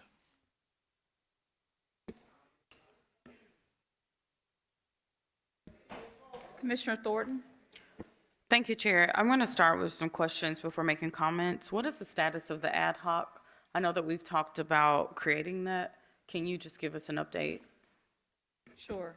So on Tuesday, September 2nd, there was a memorandum sent to all of the commissioners. We have put together a list of committee members for the ad hoc. I've asked for Commissioner Lowry to chair the ad hoc and Vice Chair David Bradford to be vice chair of that ad hoc. The administration, or our CAO, has reached out to a list of committee members to ask their participation. Once we have that list confirmed, and we can send dates for the upcoming ad hoc committees at the discretion of the chair and vice chair. And so just by show of hands in the audience, how many of you are aware of the ad hoc or have been invited to be a part of it? Okay, so I would just say to the appointed chair, Lowry, and Vice Chair Bradford, that Commissioners Lowry, Commissioner Bradford, that you would pick someone from the coalition. I think that a number of people have been consistent to be a part of it. I mean, they're moving forward with the ad hoc, so it's better to be a part of all processes. We can vote tonight, but then this ad hoc is gonna carry some weight as well. So I don't see anyone in the audience saying that they're a part of it. So I just wanted an update on the ad hoc. Thank you. Secondly, I would like to be added as a sponsor. I have a motion by Commissioner Thornton and a second by Commissioner Sugarman. Can we do that without objection? So moved. Thank you, Chair. And then in just closing, last committee or last commission meeting, I carried a motion to be able to do this exact same thing. So I'm happy to see Commissioner Brooks come around to putting this on the floor. I do encourage you in the audience to just pay attention to who's seated and voting today. It can happen that people will get up and conveniently go to the restroom, go to the back. Just pay attention to those very subtle things. I really do hope to see this particular item move forward and that this body will support it. I do have to say that when the documents were initially presented, it was an obvious skew towards North Memphis. If you take North Memphis out, now we can put our focus on vetting other options, which I do think is something that we should do. And I just want to say to those of you carrying the revitalization plans, I've seen Dr. Atwater, you hold a leadership role in that case. We need to start to pivot before this portal closes. If we are successful in getting this resolution through, don't let the opportunity pass that you don't also slide in your plans. We need to be walking and chewing gum on this so that we can start to really lift up what does revitalization in this area look like. So I hope to see you reach out to Paul Young. My best advice is to get Director or Chief Zena now involved in this particular thing, have him vet your plan and bring it back to us in government terms so that we can make sure that we move forward with that as well. And I'll get back in queue for part 2. Thank you. Commissioner Lowry. I'm sorry, Commissioner Sugarman, I'm going to allow those that haven't spoken yet, and then we'll come back to you. Yeah, thank you, Madam Chair. So a couple things. Number one, thank you for everyone being here. Number one, it's always good the community shows up. I'll say that when we agree, I'll say that when we disagree, right? We happen to agree on this one. And let me just tell you why. And I guess maybe my Achilles heel sometimes is that I feel like what I said, and I don't have to go post it on Facebook or everything of that nature. But 6 months ago, I said that in my opinion, the new jail, if we have one, should be at the penal farm. I like the synergy there. I like we already have justice centers there. Said it 6 months ago. Was on the interview. Said it 4 months ago. I continue to say it. I understand I'm not an expert, but also to what my colleague said, because the people that are in jail are our responsibility. So I don't want to see us put off funding to study it. It's not safe for the people who live there. It's not safe for the people who work there. And we can't continue to keep kicking this can down the road when it comes to the jail. It's inhumane. And what we all know about being incarcerated is that one day people are going to get out. And if we're treating people inhumanely now while they're incarcerated, what do you think they're going to be when they get out? So we need to be talking about what rehabilitation looks like as well. Again, we've all been made aware of environmental studies and what this says for the land and everything else. I was never a proponent of that, so I wanted to put that on the record here to double down on what I've said in the community over and over and over and over again. So I'm going to support this. It's also part of my district as well, but also point about the ad hoc committee. The ad hoc committee will not be making a determination of where the jail will be located, just for the RFP process, right? We need to have everybody at the table. Quite frankly, 13 of us shouldn't be making this decision in a vacuum. This is a generational decision, because whatever happens with it, it's going to be there for the next 50 or 60 years. I tell this point all the time. My youngest daughter is 11 years old. By the time she's talking about this again, she'll be 60 or 70 years old. Everybody in this room almost will be someplace else. already 76. So it's important. So it's vitally important that we get it right. That means we're going to have uncomfortable conversations because these are generational developments. However, I've said on record over and over again where I believe the standard should be, but that also means I'm not an expert. I have an opinion. So let that be known here. I'm going to support this resolution going forward, but I wanted to let you know where I stand. Thank you. Commissioner Ford? All right. So let's reiterate the homework assignment. Because I've shown in the documentation. Oh, and if somebody does not have a copy of this and you are vested, I will make sure you get a copy of this. I kept one for myself because I know some other people will ask, can I get a copy of what transpired? And I'll try to help you find what happened to the $6 million. I say that because, again, before my time ran out, we could have already had some inroads for 4 years. But some things happened on the city side, and some things happened on the county side. So I'm going to reiterate what happened on the county side. This commissioner was asked by Councilwoman Michaeline Easter Thomas, can you help me match $3 million? This commissioner brought a resolution in 2021. There were some people that looked like you and me when Councilwoman Easter Thomas came over here and told her no. Well, I'm glad they're not a commissioner anymore. That was before half the people up here got on. But what has also happened is that with that money, you had to have it allocated and appropriated by 2024, December 31st, which follow the rules. It had to be out the door by 2026. We're not even in 2026 yet, which means it could have had its own place in anticipation of where we are right now. You had a commissioner. I may have to bring it up as fact, nothing unduly about this, where a particular commissioner stated, last dollars in for us to do this $3 million. That's code for let them be $1 short so we can snatch the money. But the administration came back and stated at that podium, well, y'all said last dollars in. And I was hesitant on the last dollars in because I'm like, okay, you know, it's there. It's in a place. And I go back, I need to look one more time before I draw a conclusion.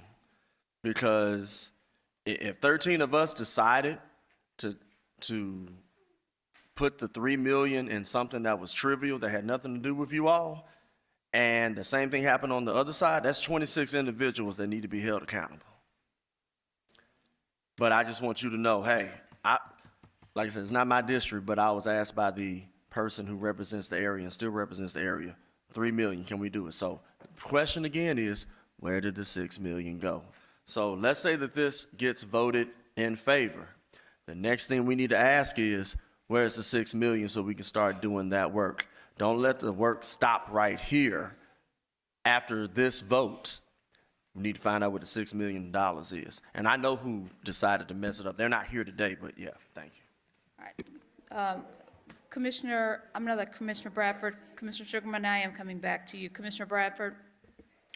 Thank you. I also, Commissioner Lowry actually kind of spoke to this. So the ad hoc is just to set up an RFP process for the study. So obviously if this passes today, then this item gets removed from that. You all have been here, you've heard some of the items before. We can't even find $132,000 to help the clerk, so we don't have any money for the jail. So I appreciate the vim and vigor today, but it's going to be a long process, and more than likely by the time this ever gets figured out, there's going to be 7 new commissioners up here. So you're going to have to keep coming and making sure everybody understands the process, because they can very easily undo whatever happens today. So just want to remind everybody of the process and that this is going to be a long road ahead of us. All right, Commissioner Wright. Thank you, Madam Chair. And I guess I'm in a similar place as my colleague that just spoke. I really appreciated and agreed with the vast majority of what Commissioner Lowry had to say. Thought that was well stated. I was beginning to be concerned that we were saying that we were not interested in moving forward. That would be a severe departure from where this board has been. I know for the past, at least for the last 2 years, this board has added to our legislative agenda an item asking for the state support to help us find a funding mechanism. I have visited the toured the jail. I believe it was March 14th of 2024. And speaking of empathy, I definitely have empathy for both the people that are being held there in a facility that's falling apart, where people are losing their lives, where people are using broken pieces from this facility to shank other people. It's a dangerous, dangerous situation, and so my eye is on fixing the problem. This board has been unanimous, both in asking the state for their support, also putting money toward a study that CTAS eventually did, and we appreciate that. I'm glad to hear, I didn't know about the ad hoc, I'm glad to hear we're continuing to take steps, because this is something that a previous commissioner, this commissioner has not served on this body for 14 years, said that he wished that his board had resolved this problem more than 14 years ago, and here we are still. I know Commissioner Mills and Commissioner Ford have made trips to Nashville to try to help us resolve this situation, but that is where my heart is with resolving the problem for the people who are being held there and for the people who are working there. I think the sheriff told us he's 500 or 600 officers short in corrections deputies. I'm sure it's hard to recruit folks to work in a facility that's falling down around them. And so, we do have facility problems and we have operational problems, and I just want to see that problem fixed. And so it won't be fixed in our term. It won't be fixed in the next year. Perhaps some of you who are returning, perhaps you can get it done, and I hope you do. But that's where my focus is, not on restricting anything, but on resolving the problem. Commissioner Sugarman? Thank you, Madam Chair. Again, I want to ask the attorneys through the chair, why wasn't this resolution reviewed by an attorney? Second of all, I would like to ask Madam Chair, where are we as far as getting an investigator to serve on the clerk, and that's the Community Law Enforcement Review Committee. It's akin to what the city has as a clerk, but this has subpoena power. And number 3, we also have board members in place on the clerk. This is a Community Law Enforcement Review Committee that can serve as far as reviewing policies and procedures at the jail. Now, I would like those questions answered, but before they answer them, there are 3 of them. As a commissioner, I have visited the jail several times, and it's deplorable. It's inhumane. And I remind the audience that these individuals are waiting to go to trial. They have not been adjudicated. And so, again, we have 1/3 of the individuals who have mental health issues, and their situation is being exacerbated by being incarcerated. So even though, yes, on the horizon, we want to jail, but we have to do something now. So I would like the attorney and Madam Chair to answer those questions. County Attorney. Megan Smith, County Attorney's Office. Prior to the items add-on on Wednesday, we had not seen it. Your rules require our review, but if you suspend your rules and add it to your agenda, it can be placed on your agenda, and that's what happened. I apologize. I must have missed when I read it in the record as an add-on that it did not go through a legal review. So I will accept responsibility for that, Commissioner Sugarman. I apologize. Thank you, and Madam Chair. So, Commissioner Sugarman, the item before us is a resolution about the support of stakeholders removing New Chicago. Any other items that you want to discuss, they have to be an item that is actually before us as a body. Again, as I spoke with you, I think maybe a week ago about the clerk, and trying to fill those positions. I think any item that you want follow-up on, feel free to email, feel free to call, but the item before us and that we're discussing, and let's keep all comments pertinent to the item before us. Thank you, that was a point of information. So at any time, a commissioner can't ask a point of information. You can. And that's what I did, point of information. About the, but And it does so have to be the second pertinent to this question item. has not been answered. Point of information, I was asking about the board that's in place now. You know, can they go ahead and start reviewing the policies and procedures of the jail?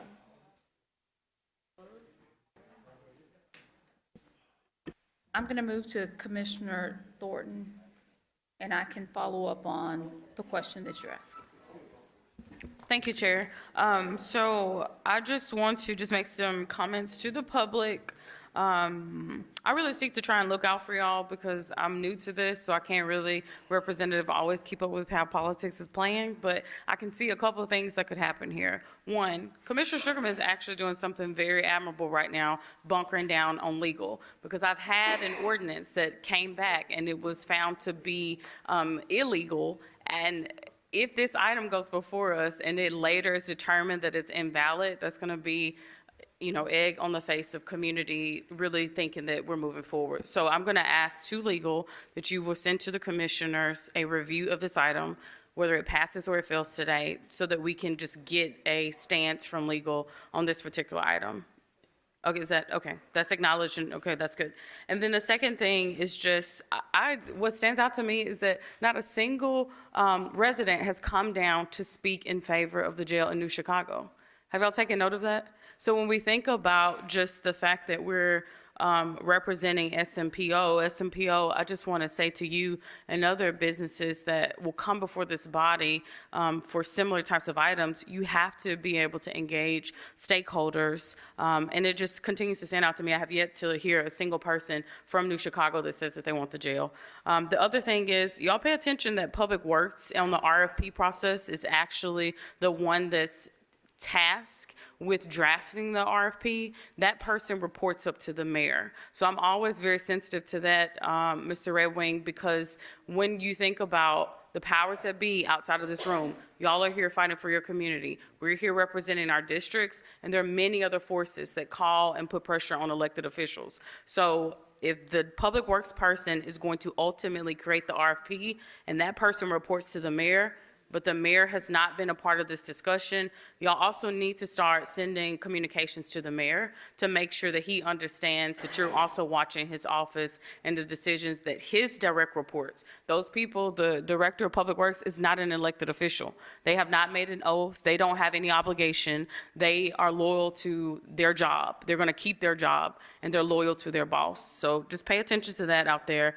I also want to just state, you know, Commissioner Lowry talked about how 6 months ago, 4 months ago, he was bringing things in committee. The first mention of an ad hoc was because I made it. So to see the chairwoman choose Commissioner Lowry and Commissioner Bradford, I do think that's interesting. I don't want to see, you know, too many of these occurrences where people are overlooked from being able to sit in the rightful place of advocacy. I vocalized an interest in being a part of this ad hoc committee, and I do want y'all just to pay attention.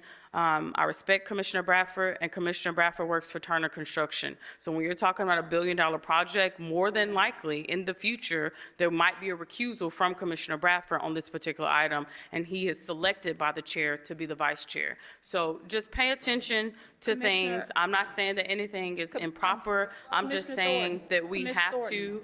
Commissioner Thornton.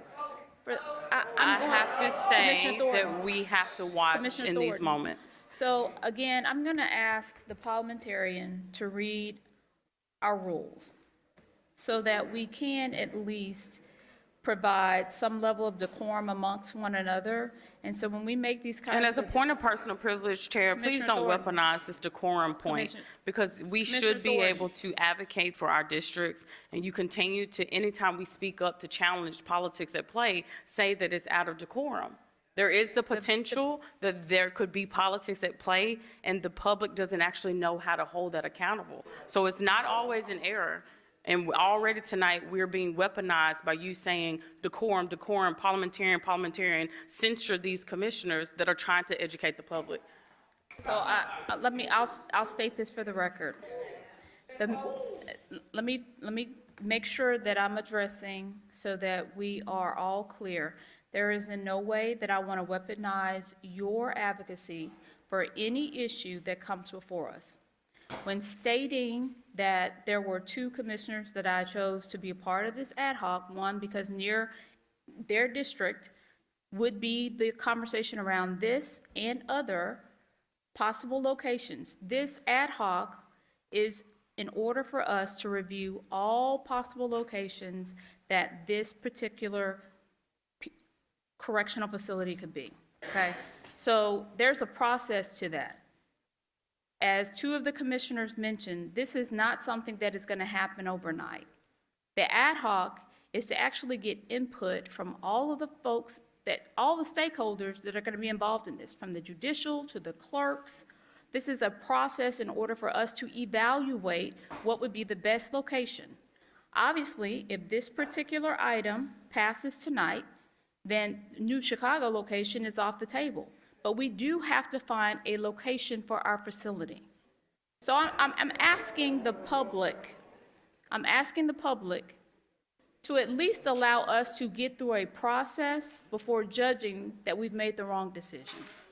And just as a point of information. And so at this point, I'm going to move on to Commissioner Caswell. Just a You're point of recognized to information, speak. Chair. You're recognized to be speaking. You just said that if this item is passed, that would not warrant Commissioner Lowry being the chair.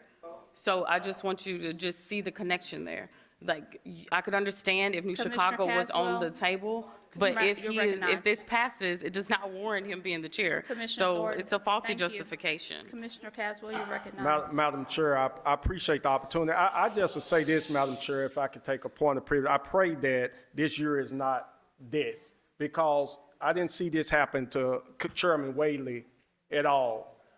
And this is embarrassing that we can sit here and come at you like this is out of order. And to talk about Commissioner Bradford recusing himself when we ain't gonna have a money in 10 years from now.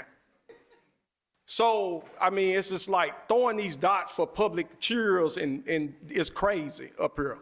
But I just want to say too, I pray that we have the same empathy for when we talk about next week in committee, the dollars that we're talking about taking out of organizations that support keeping these young people out of these jails. It's not that I don't support us studying the fact that, because I know that jail, I've been up and down in that jail, toured it several times, and know that it's out of order and it needs to be addressed. And I'm hoping that we can find a way path forward, as it said, chew gum and walk at the same time. I know that study had to be done, but I'm saying, as I said, because I've been dealing with all this week, when you look at the news in that car and Frazier being chased out, that was my family member, the guy shooting at the car. I said it as we talked about the other day. Just yesterday, a man robbed in the neighborhood was taking his kids to the store. It was that Austin P, my station, is going to be the first place, if the National Guard come in, going to hit. And we are talking about people that they're going to lock up and potentially throw in this hellhole of a jail. So I'm supportive that we have to study that, but we have to also make the investments into community as we move forward. So I just leave it there, and I'm ready to vote. Call the question. Okay, we have a couple of other commissioners that are in queue. Commissioner Mills. Thank you. I would just want to say real quick, we are way over here on this side, and locations way over here, we're not going to see it. I thank the people for coming down and supporting your community.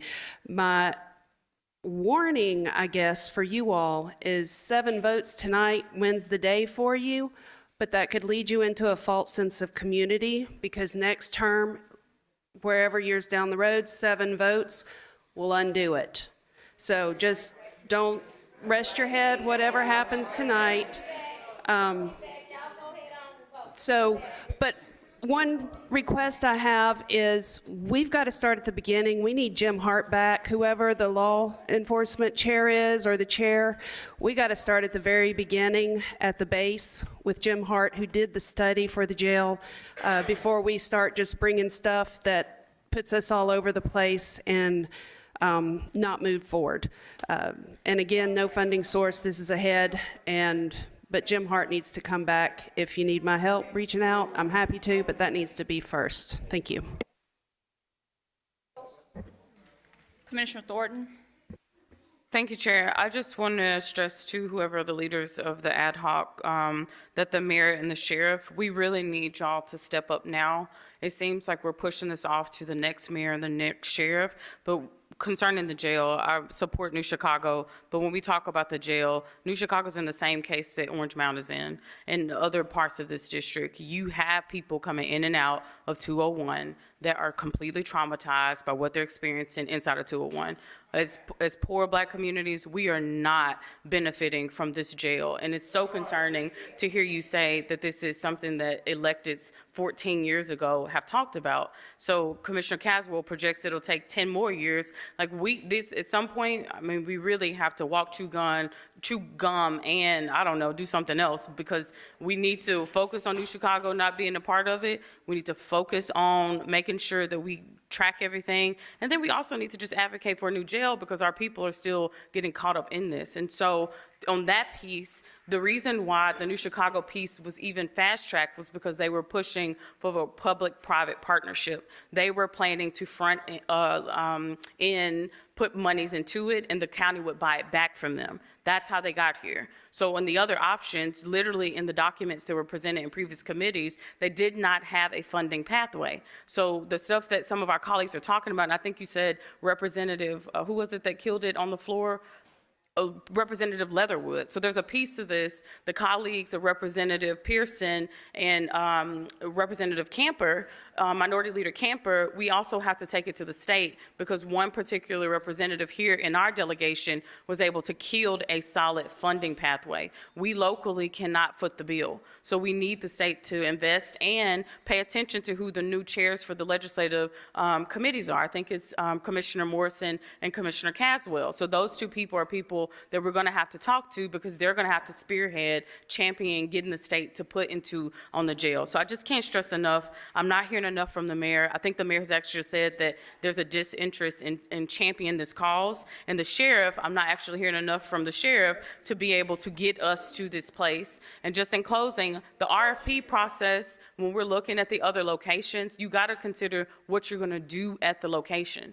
So we need to be talking about what is this completely rehauled justice center that we're going to build, and what are the functions going to be? Because does that require twice the amount of space that we have, half the space? Like, those are things that we're going to have to talk through. I'm excited about the ad hoc for that reason. And just in closing, I just want to reiterate that I respect you, Chairwoman Avant. It is not in my interest to disrespect you going on throughout this term. To Commissioner Bradford, I respect you as well. I'm just taking note that in the construction world, our minority and Black-owned businesses are not championing those major projects. Our majority companies are always in position. So it just is what it is. There was no disrespect meant in that particular case. Thank you. Could you please prepare the screen for a vote? Thank you.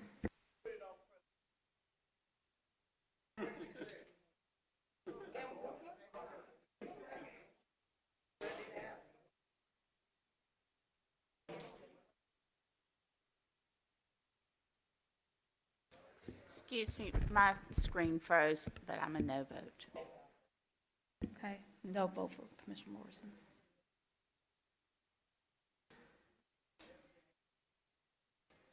Madam Clerk, please tally the vote.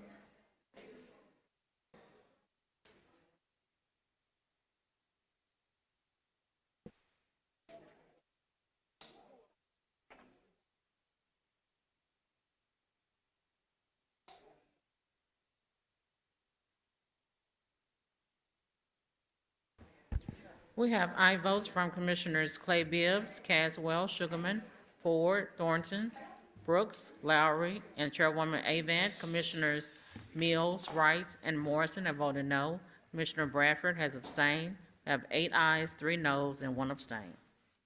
That motion passes. Parliamentarian, please read item number 18. Item 18 comes from the Education Committee, which is chaired by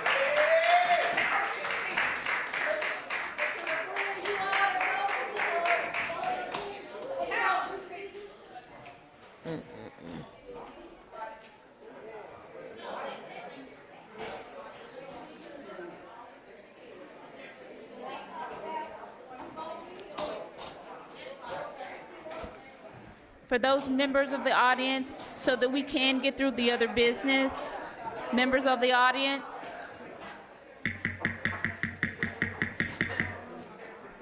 If you could lower your voice so we can get through. We'll take it out into, we'll take it out of the chambers. Yeah.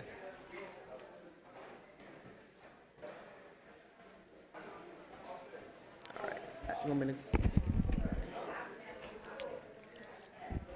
Item 18 comes from the Education Committee with Commissioner Sugarman as acting chair.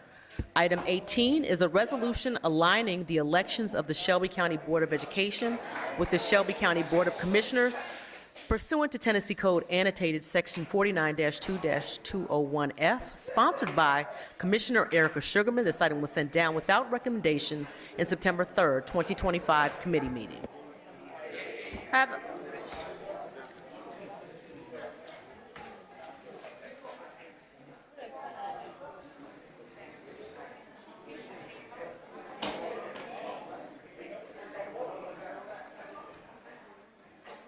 I have a motion by Vice Chair Bradford and a second by Commissioner Thornton. Commissioner Thornton, you're recognized.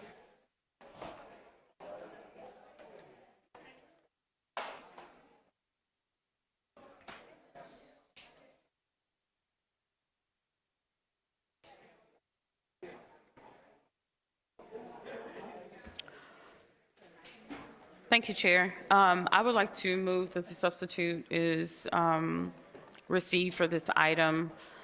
It has been reviewed by Attorney Iverson and Attorney Smith.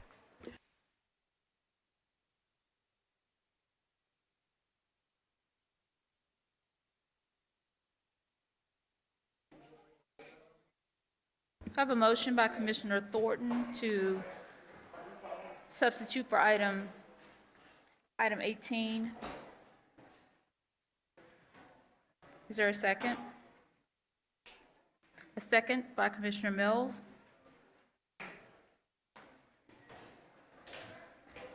Are we doing this? Yes, can you read the substitute into the record?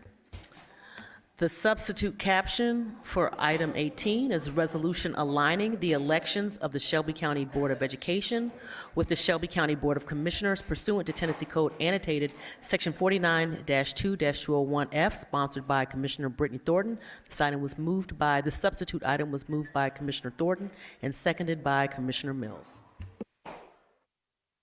Okay. We have Commissioner, I'm sorry. No. I think we want to give an opportunity for Commissioner Thornton to share the substitute. Okay, so the substitute has been moved without objection? It has not. Okay. Oh, this particular item, we bifurcated the two issues that were being discussed in the previous resolution. We resolved on the floor in the previous commission, per my understanding, the term limits piece, and this isolates the aligning of the elections just to focus on that issue.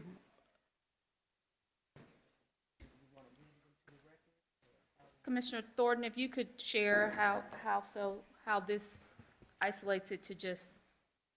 If I could just pass this off to legal to answer that question. Megan Smith, County Attorney's Office. This item applies election alignment with the Board of Commissioners in 2026 for all school board members.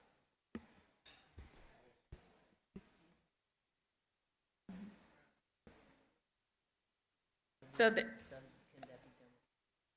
is this this substitute done without objection? I object. Point of parliamentary inquiry. Commissioner Ford. Thank you to the parliamentarian through the chair. I just want to make sure that,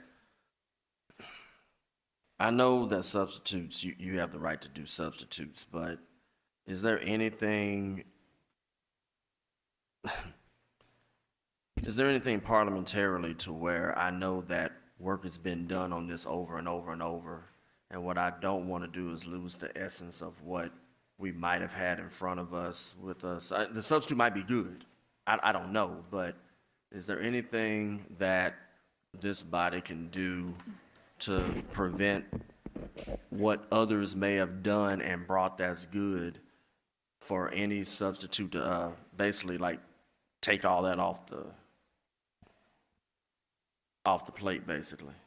Like for instance, if I was working with one of my colleagues on a particular item and then a substitute that comes from somebody who may not necessarily have been a sponsor comes with something brand new, is the only thing that we can do parliamentarily is to basically object and then have the discussion.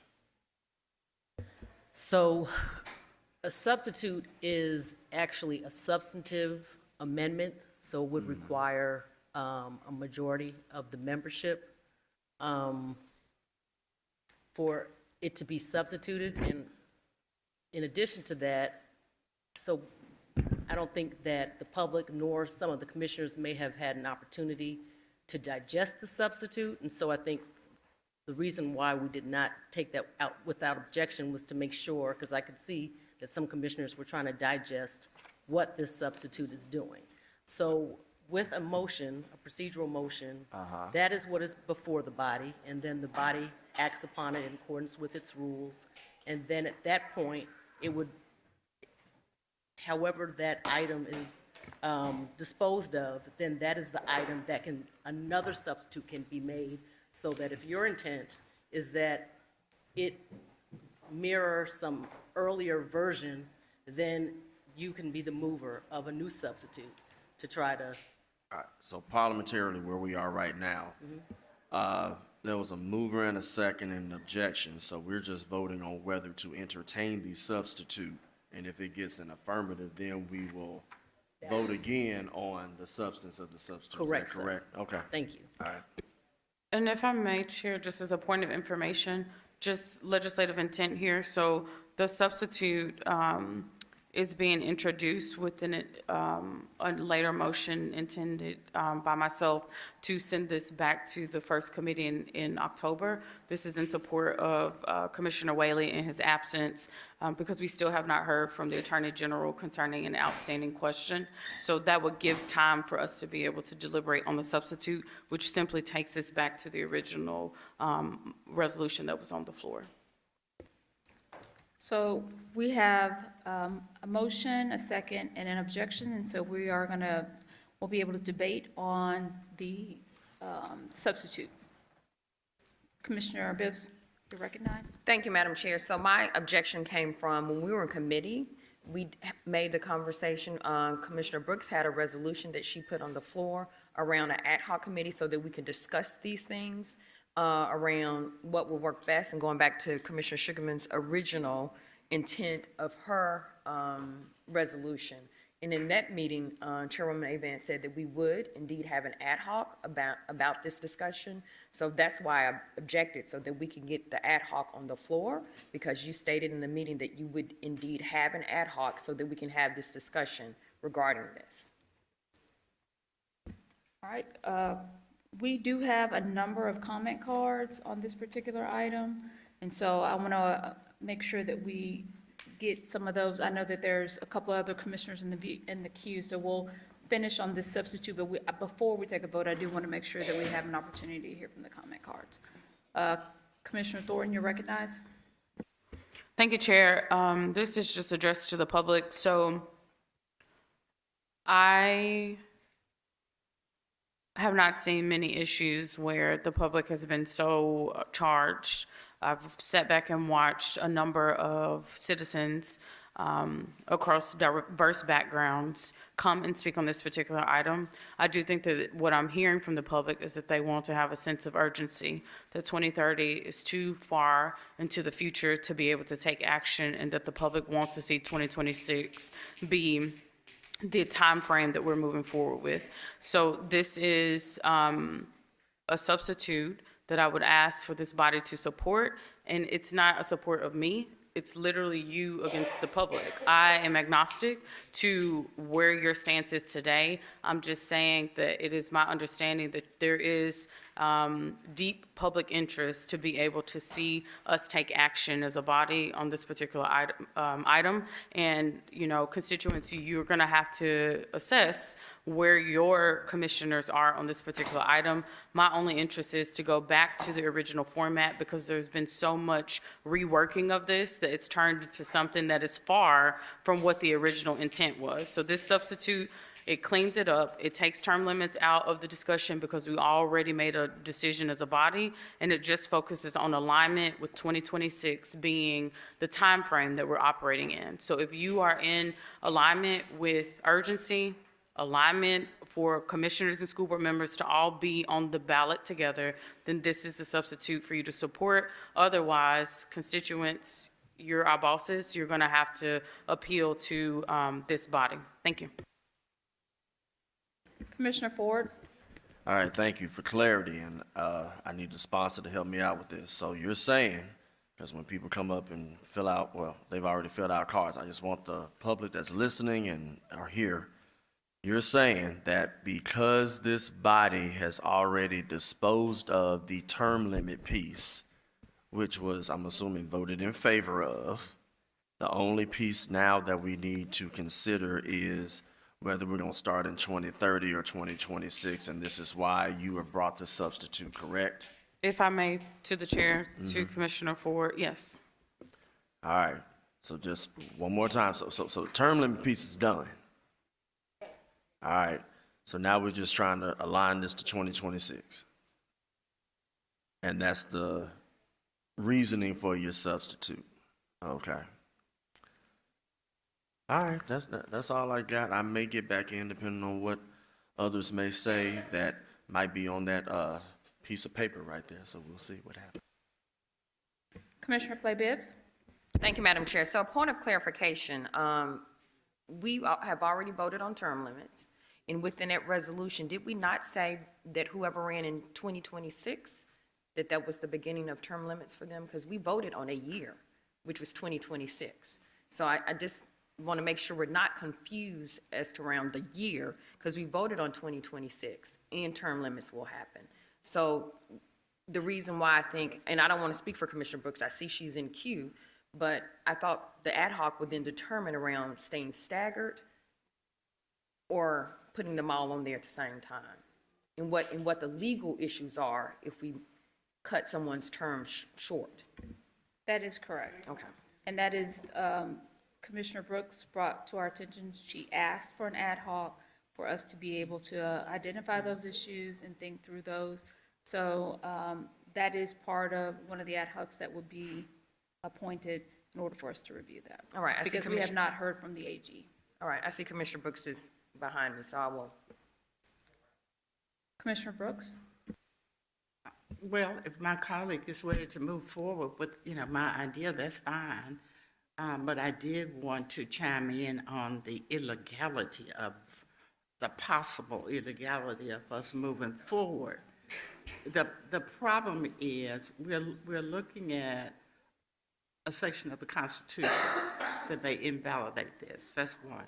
Then overriding, most important of all, we're invalidating the vote in 2022.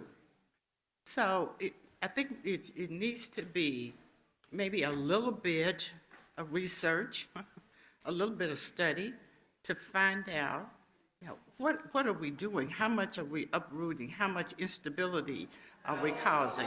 How much of the... Again, I'm going to ask for us in the chamber so that we can hear as commissioners are speaking, as well as the listening public, that you can do a thumbs up or you can do a thumbs down. Thank you, Commissioner. So it was just a reminder or a recap of my reasons that were given in the last committee.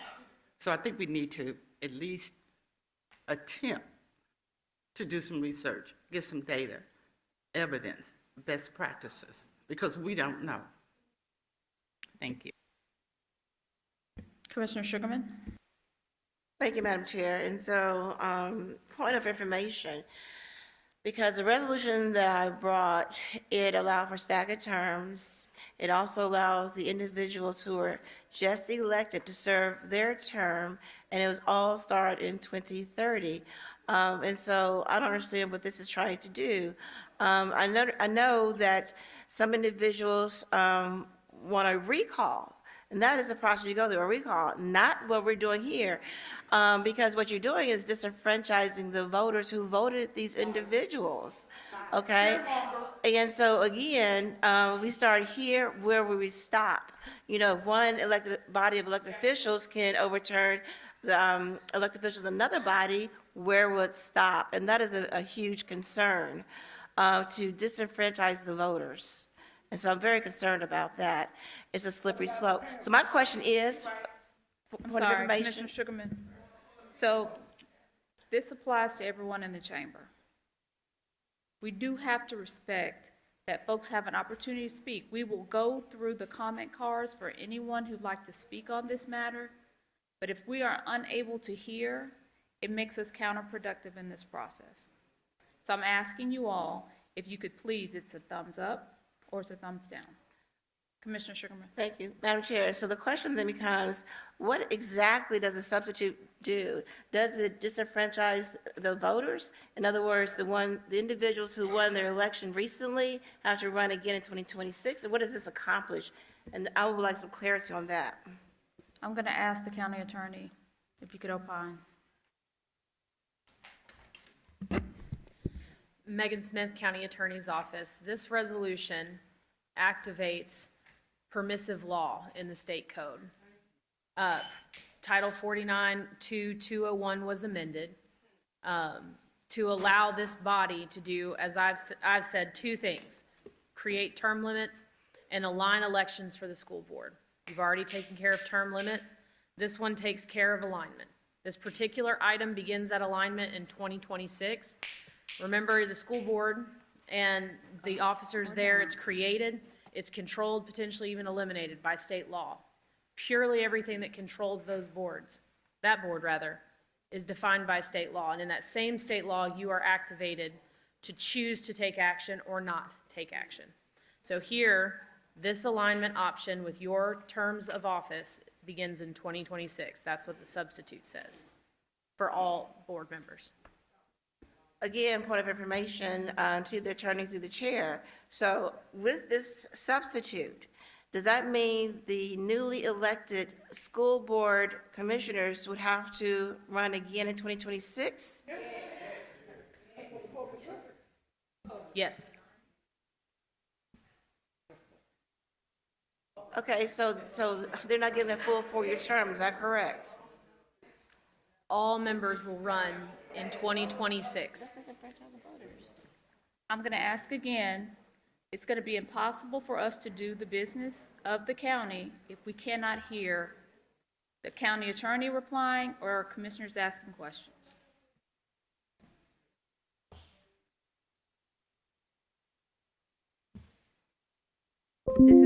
This is going to be my final warning on making sure that we are able to hear within the chamber.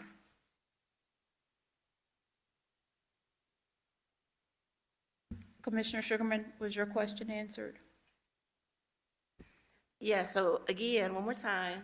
So if we approve this, that means that the newly elected school board members will not complete their full 4-year term. It means that everyone would be running again in 2026. Commissioner Thornton, and this is your second time speaking on this matter. I would like to be last in queue, if possible. Commissioner Mills? Thank you. The Constitution, it is illegal, it's against the state Constitution for the state to shorten the terms. But we have been given the tools that it's legal for us to do this, what's in this substitute resolution. We are here because there is no recall process for school board members. If there were a recall process, we wouldn't be here today dealing with this. But because there is no recall process, the people, if there were, could handle their business and not be here, but that's not where we are. This is because a change agent was hired, a superintendent, gave the students, the parents, the community hope, and started to make change, and was told, no, no, no, no, no, no. We just wanted to say we wanted to make change, not really make change. So we fired the superintendent, The recall process was brought up, found out it wasn't there. That's why everything has happened. And that's why we're here. And this, because the people wanted it, the state listened to us and actually acted for us and gave us this so that we could handle our own business here. Yes, it will shorten the term of who was just elected, but then they can sit in that seat for 8 more years if they're reelected. I mean, yeah, 2 4-year terms. Am I correct on that, Madam County Attorney? Yeah, so they can run and sit in that seat for 10 years if the people want to put them back. But here's my dilemma that I'm doing as I count numbers tonight. I see a gridlock of 6-6 if all things go as they have in the past, and I think we're going to be short 1 commissioner for anything to happen tonight. So something to consider as we move through discussing this substitute. Thank you. Commissioner Ford? I just want to do some clarity and a quick exercise. So, by a thumbs up, ladies and gentlemen, if you are in favor of the term limits and the 2026 start, do the thumbs up for me. All right, put your thumbs down. If you are in support of a 2030 start, put your thumbs up for me. All right, okay. All right. No, y'all just messed me up. I was going to show how if I asked y'all the question, y'all were going to do everything right without all the stuff. But it's all good. I'm going to try it one more time. So if you are in favor of the term limits and the 2026 start, thumbs up. All right, thumbs down. If you're in support of a 2030 start and the term limits, let me see your thumbs. All right, gotcha. That's how you do it, Chair. How you? Commissioner Cat, I'm going to let Commissioner Caswell speak. He spoke. Point of privilege, point of information, rather.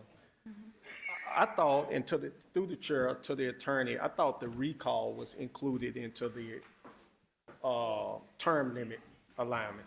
It wasn't. Megan Smith, County Attorney's Office, no, sir. Okay. There is no recall option. Appreciate it. So is that something that this body can bring through the attorney, through the chair to the attorney? Megan Smith, County Attorney's Office, that's not currently available in your authority. Recall. It got to come from the state. The state would have to act to give you that authority to do it. Okay. So previously, we have discussed language that would make it possible if you were granted that authority, but to date, that doesn't exist. Yeah. So I say to this, where I stand is that we heard earlier people saying for an elected official that we shouldn't take the will of the people away that voted that elected official here in office. Here, on the other hand, we saying take the people voice away. And when we talk about the same thing that the state's trying to set us up for, when they tried to send Justin Pearson home, and the other Justin in Nashville, State Representative Pearson home, we said, we see you.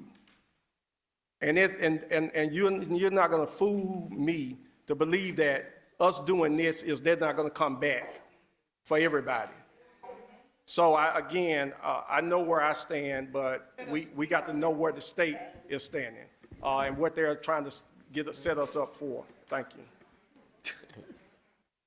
All right. Commissioner Lowry.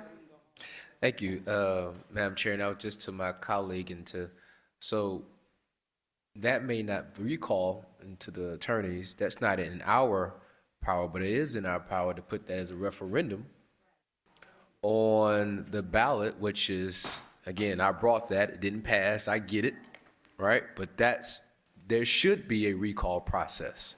And we still shouldn't, for all of us, because there already is one it's just not for the school board. So it needs to be a recall process for everyone. Nothing wrong with that. So I'm still of the opinion that that's something that we should be bringing and setting on from a referendum in 2026. I also disagree, obviously, with you disenfranchising people and upsetting what people have voted for. But we do need to have a recall process so people can go back and have some type of recourse. So to the attorney, is that something we don't have in our power, but we do have the power to put that as a referendum? Megan Smith, County Attorney's Office, to the extent the board had a referendum and passed that referendum to submit to the people, that would only sit until the General Assembly moved to activate you with the authority to act on that adopted referendum. So the language would sit there, but it would not be active until the General Assembly did something. So if we did that, we need the state to agree. So how would that, they could do that in session? That doesn't need to take a... Megan Smith, County Attorney's Office, yes, if someone were to bring a bill, that bill was adopted, granting you with that authority, then you can move on it the same way you have this as an option for alignment. Thank you. All right, Commissioner Thornton, and after Commissioner Thornton speaks, we are going to hear the public comment cards. I want to make sure that there is a motion still before us, which is to accept this substitute. Yes, there's a motion. It has been objected, so we have to vote on whether or not to accept the substitute or not. Commissioner Thornton. Thank you for that clarity, Chair. So I'm going to ask my colleagues to support the substitute so that we can get this item on the floor. And hopefully upon that going through, I reiterate that I'm going to make a motion to send this back to the October 1st committee. Commissioner Whaley is not here. He would like to vote on this particular item. In addition to the public, as you're making your comments, I'm imploring you to ask this body to support the substitute and to actually support this particular item. As you heard, this does not shorten the actual access that anyone on the board will have. So all of the newly elected officials, if they are voted back into office in 2026, they will get their full 8-year access. So that was a big piece before that we had questions about. This is not, to Commissioner Sugarman's point, disenfranchise them in that regard. What it does do is put this particular body back to the public to be able to decide if this is the same body that the public wants. That's all it's doing. And on one option, we continue to talk about the recall, but that's at the discretion of the state. We are not the General Assembly. So why would we defer action to the state that we can't control? This is a majority Democrat body. The state is a majority Republican body. We might not have alignment in how we move and what we move on. So today, this body can ensure in 2026 that we actually put the school board back through the public's scrutiny, and we can still do the referendum. I've asked legal, and you can do recall, referendum, and this particular resolution. So nothing is stopping us from being able to move forward. The last point that I'll make is, in this room today are big players that have PACs.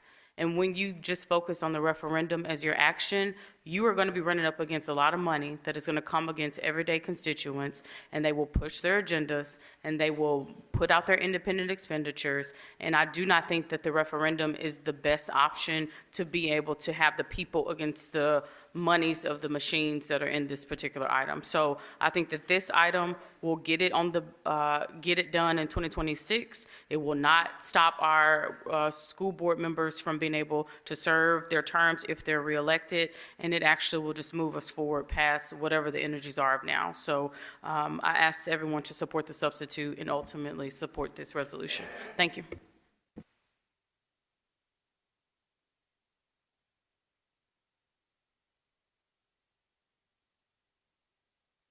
All right, so because I don't want to lose the motion on the floor, so we are going to vote on whether or not we're moving the substitute.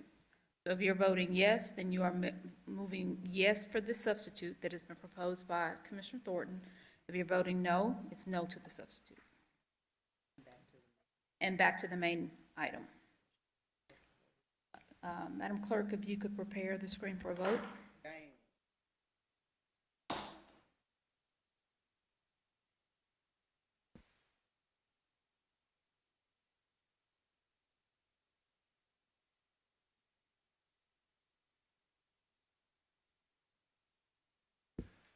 Have a point of parliamentary inquiry real quick before I hit the button. Yes, sir. Again, a substitute is considered a substantive motion. Your rules say 31B, approval of substantive motions. All substantive motions, such as motions to amend and motions to approve, amend is like a substitute, made in a meeting of the county commission for adoption or disposition of any item shall require a majority vote of the membership, unless otherwise required by the charter of Shelby County or other applicable law. So if this fails, are we back on the main motion? Aye. C6.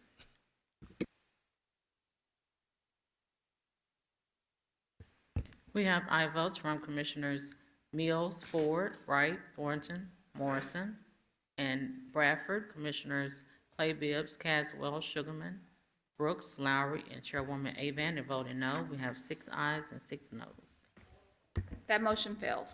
We're back on the main motion. If there are any commissioners that want to speak on the main motion, this is item 18.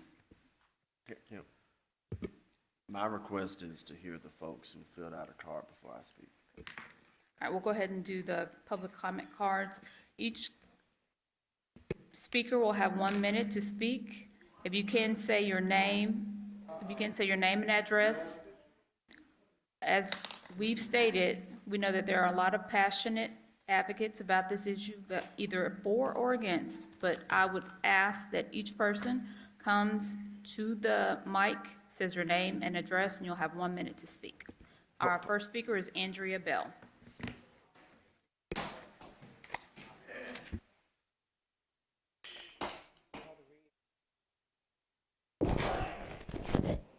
Good evening, Andrea Bell, District 12, 38125. I just want to let you know these are the commissioners who would like the Shelby County School Board to stay illegally until 2030. Okay? We have Caswell, Bibbs, Sugarman, Avant, Lowry, Brooks, and Whaley. I would like to speak to the commissioners, which I believe are not biased by political propaganda. That is Lowry, Brooks, and Bradley. Listen, there's been several issues presented on this matter. One is legality, second is continuity, and the third is the voting rights of 1965. Let me address this. Our state representative, Tory Harris, came and told you himself that we are already illegally aligned. Do you not understand? This bill 92 will align us legally. This is on record. You guys know it's on record. Go back and look at your records. This bill will legally align us. There's no issue with that, with the term, the board members not working out their full term. Thank you, Ms. Also, Bell. continuity. Thank you, Ms. To Bell. suspend the rules. I'm sorry. Can I keep on talking? No, you'd have to have a commissioner to, Because someone can suspend the rules. okay. Thank Okay. you. Thank I you. have a motion, Second. I have a motion by Commissioner Caswell. Can I get a second? Y'all did 2 minutes on me on some foolishness, so I second it. We have a second. Can we do that without objection? All right, Ms. Bell, you have another minute. Continuity. We vote based on promises, not historical data. We vote based on results, not historical data. Also, I'm appealing to you especially, Commissioner Brooks. You brought up the issue about the voting rights of 1965. I sympathize with you, but understand most of the parents and most of the constituents who would like this to go back onto 2026 are Black. That is not the reason. It is not violating that. Once again, I need you guys to vote no on Ms. Sugarman's resolution. We have to have them back on the ballots for 2026. Lowry, you are running as a mayor candidate. You voted to allow them to stay till 2030. Most of the constituents in the Shelby County said no. Please be careful what you're voting because I see you and we all see Thank you, you. Ms. Bell. We see you, Sugarman. Thank you, We Ms. see Bell. you. Thank you. Latasha Griggs.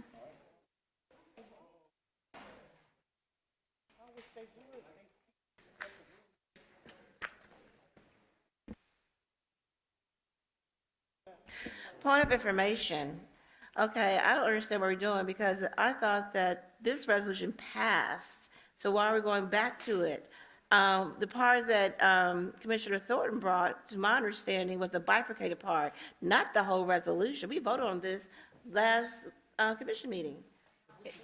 It is the bifurcated, so the first part of that was, the first part of the resolution was for us to have term limits for school board members, which that did pass. What has been deferred in committee a couple of times is what is the alignment date?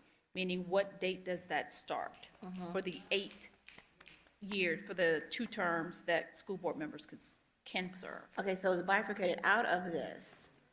So again, so this resolution still stands, correct? It is, so we're on debate, we will be on debate of this particular resolution. The motion failed to substitute. Right. So the item before us is a resolution in which you sponsored. Okay, but so it's the bifurcated part only, it's not the resolution? Because we already passed the resolution.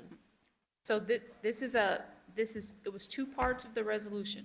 Correct. One was making sure that we aligned the dates, right? Right. And what that start date would be.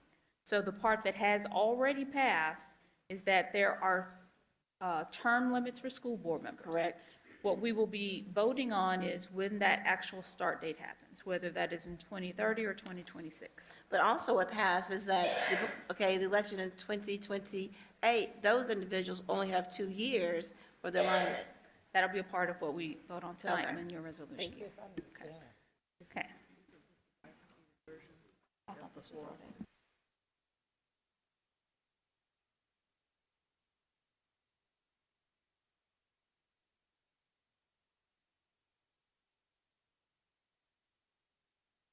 Ms. Griggs, thank you for your patience.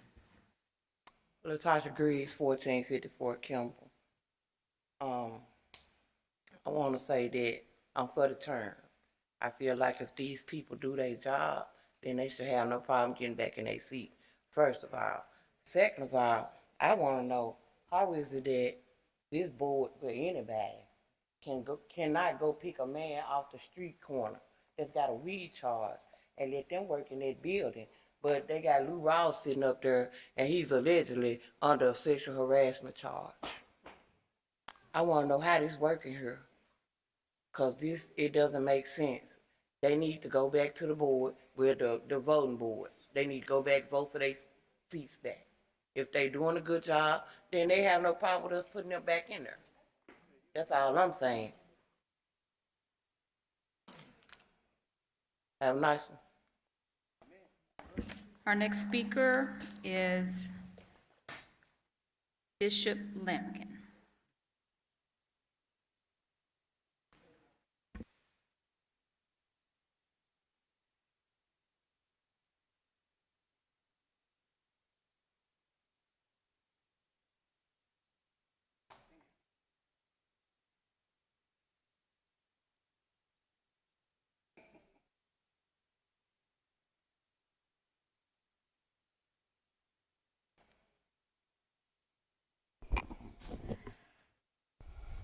Good evening, Commissioners. Charles Lampkin, 3711 Austin P. Highway.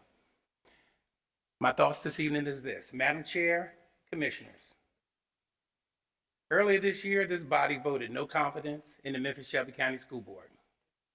At the same time, Governor Lee signed into law the bill that Tory Harris and Senator Brent Taylor carried through, requiring term limits and election alignment, meaning putting that election all together instead of 2 different sections. How about this? Stop protecting your friends, please, Jesus, and do what's right in the eyesight of our children. That's what we're supposed to be doing, and that's what we look to this body to do, to bring some governance to this awful situation. The power must be returned to the people. Now, think about this. The song says God to give the people what they want. How about this? If in fact we really want them back, we will elect them back into office if you do your due diligence and return the power and stop protecting your friend, Avant and Bibbs. Stop doing it. Get right. Really, please, for the children. Protect the integrity of this office and that office that needs some ethics because they're not governed by anybody but themselves. Thank you. And that's a fact. Go look at it. Every other elected office in the state has ethics committee and oversight. Ask me what MSCS school board has. 0. Thank you, Mr. Lumpkin. Thank you so much. Brianna Scott.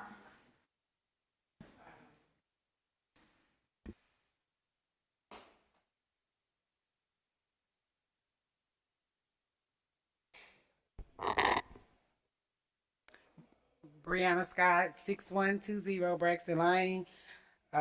Good afternoon, Commissioners. I'm a proud member of the Accountability Coalition for Transformation Act. We are here today because the community is demanding a say in the future of our schools and accountability for those who govern them.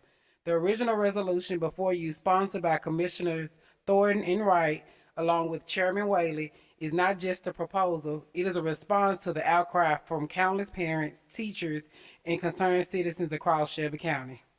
We have seen firsthand the frustration and disengagement that comes from a lack of community voice in critical decisions. This resolution is a tool for empowerment, not division. It represents a bipartisan commitment to the idea that a more engaged electorate leads to a stronger, more responsive school board. We are asking you to stand with your colleagues and with the people of this county by voting for this resolution. Accountability starts with us, and this is our opportunity to show that our voices matter. Thank you. Kamaya Sample. Sorry, I can't read the writing very well. Feel free to correct me. You could say your name and address for the record. My name is Kamaya Sample, 567 Jefferson Avenue. Commissioners, I am with the Accountability Coalition for Transformation. We have a moment right now to make a real difference for the students, families, and educators of Shelby County. The community has made it abundantly clear that they are eager for a chance in how our school board is elected.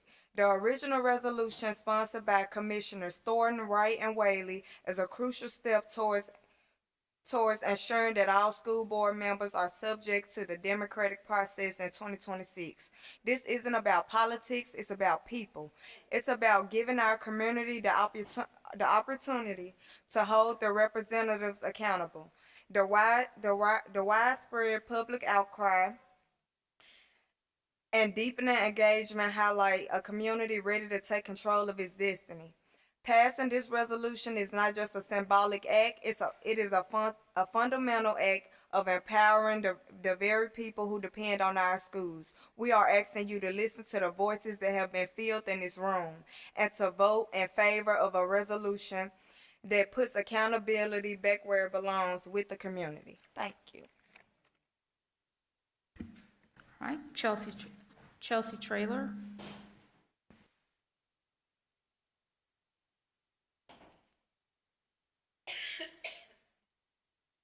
Chelsea Traylor, 4238 Dunn Street, 38109.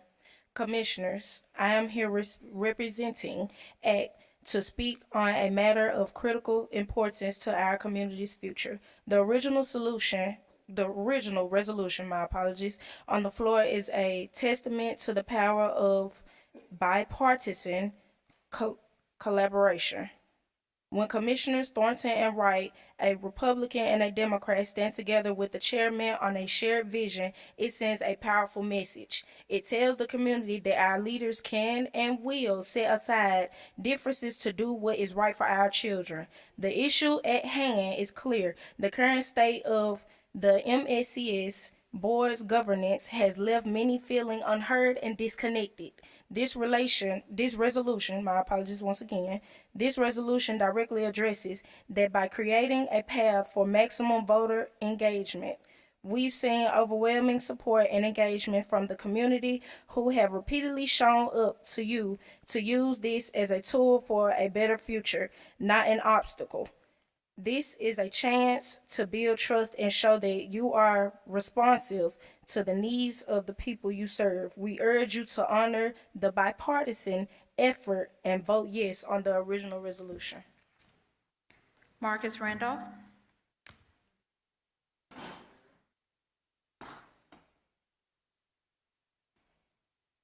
You could state your name and address for the record.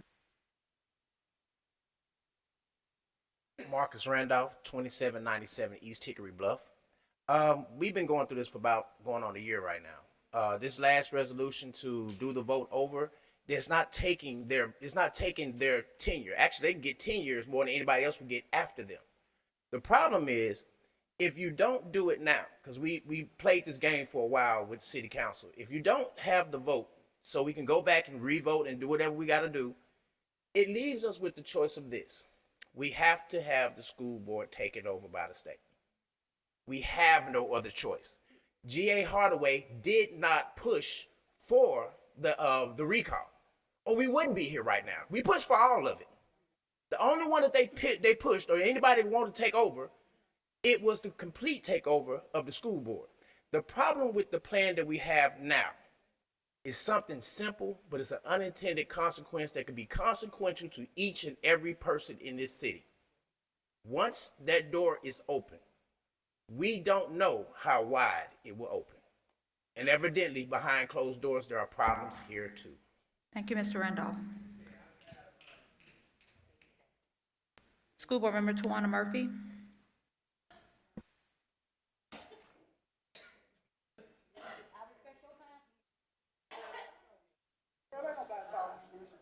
Okay, so I'm going to set up school board member.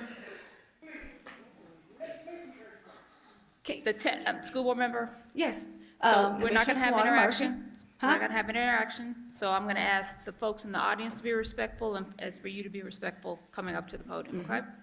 Yes, Thank you. ma'am. Commissioner Tawana Murphy, 160 South Hollywood, Memphis, Tennessee, 38112. And I just want to ask a question to Commissioner Amber Mills. Have you ever been to the school board? Yes or no? Amber Mills, your name Mills, right? I'm asking, but she's never been there. Have you been there, Commissioner McWright? You've been there. So do you know that we lost 1,100 employees? In 1 month they was homeless. Didn't know that they were being fired. Did you know that we lost a whole C department? There was nobody to do attendance. There was nobody to see to the special needs children. There was nobody to get the kids back and forth because that whole department was gone. We went from having over 1,100 people in central office to having almost 100 with nobody to run the departments. So when you want to talk about what we're doing and how we did it, this is just retaliation on the board. She's our employee. We have the right to do our jobs. And that was our job, that everything was being taken away, not just from the board, but from the teachers. Our teachers was walking out, our principals was leaving. So those are the things that you don't know, the things that you don't see, that you did not see. Thank you. Our whole district. Thank you you. suspend the rules like you did the other lady. Suspend the rules. Suspend my rules. I have a motion from Commissioner Caswell to suspend the rules. Do I have a second? Thank you, Commissioner. I have a second by Commissioner Wright. Can do that without objection. Thank you. Thank you. With a child in the Memphis City school system who passed his TCAP test with an 87 or higher, our kids came up a little bit on our TCAP scores. That's way than what we did last year.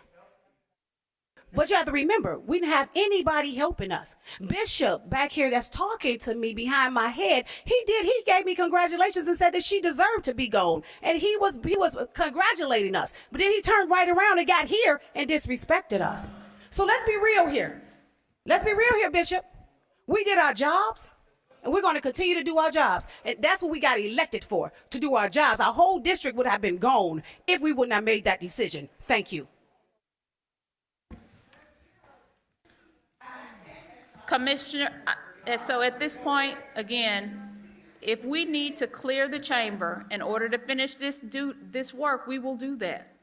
That is really unfortunate. But we have business to do, and if we cannot hear, it's impossible for us to do our work. So I'm just asking you all to be respectful in the chamber. Our next speaker is Notoria Carpenter.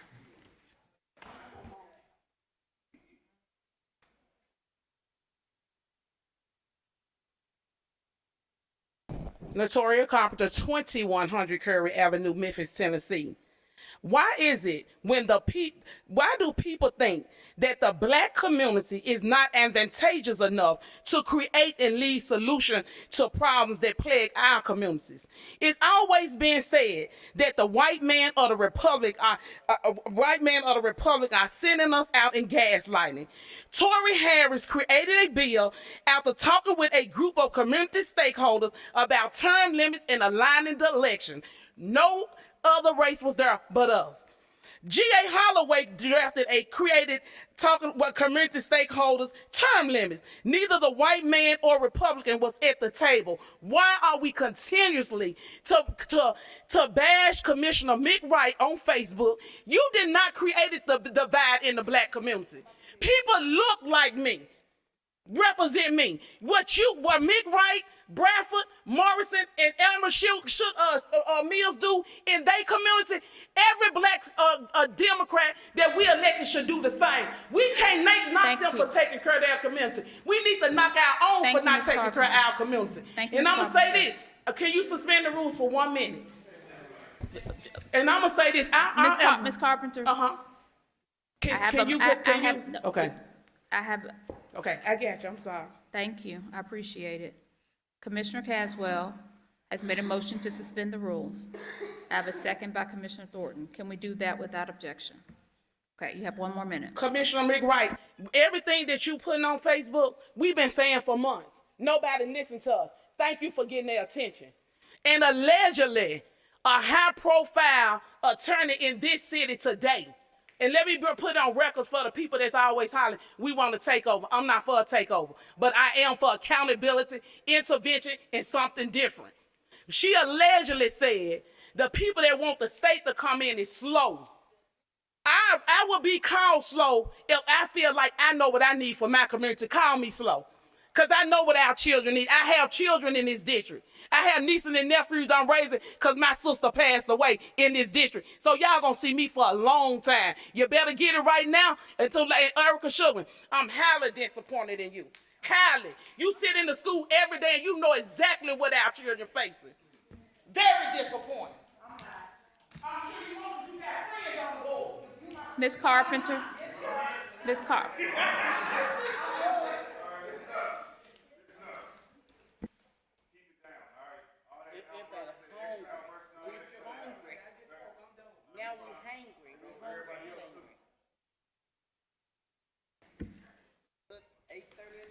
Thank you. Anthony Ware. I'm sorry. Mr. Ward.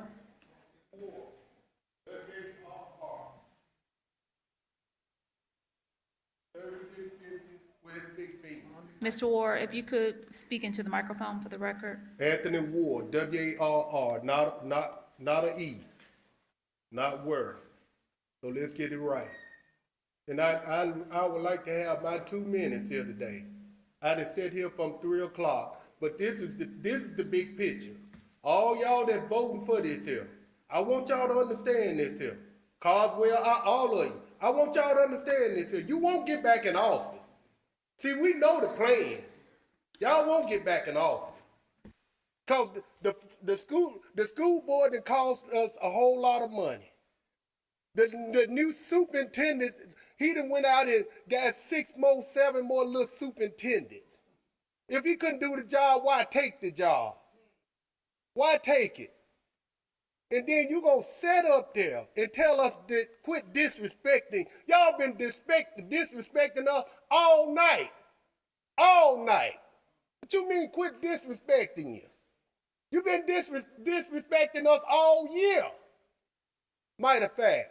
But this is what's gonna take place, and I want y'all to hear me. You're getting out of office. I want y'all to know, guess what? I put on concerts.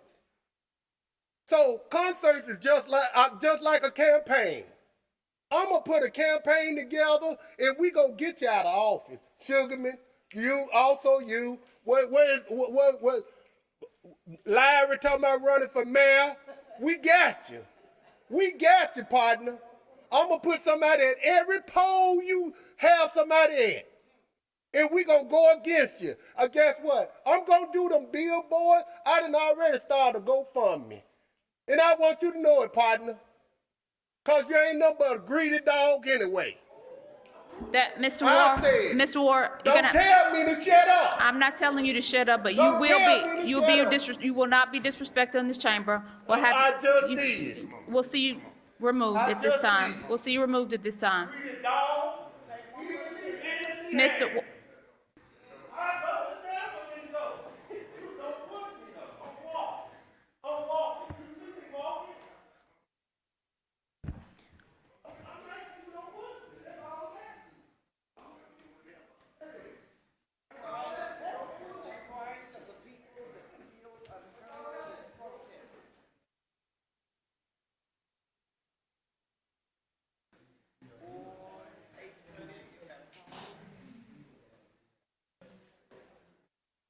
Commissioner Caswell, my apologies for the type of what we have disintegrated into to be able to advocate for these kinds of, my apologies.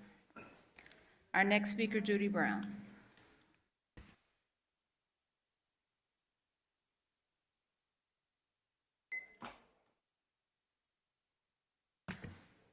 Our next speaker, Judy Brown. Okay. I'm coming, ma'am. I'm just petite.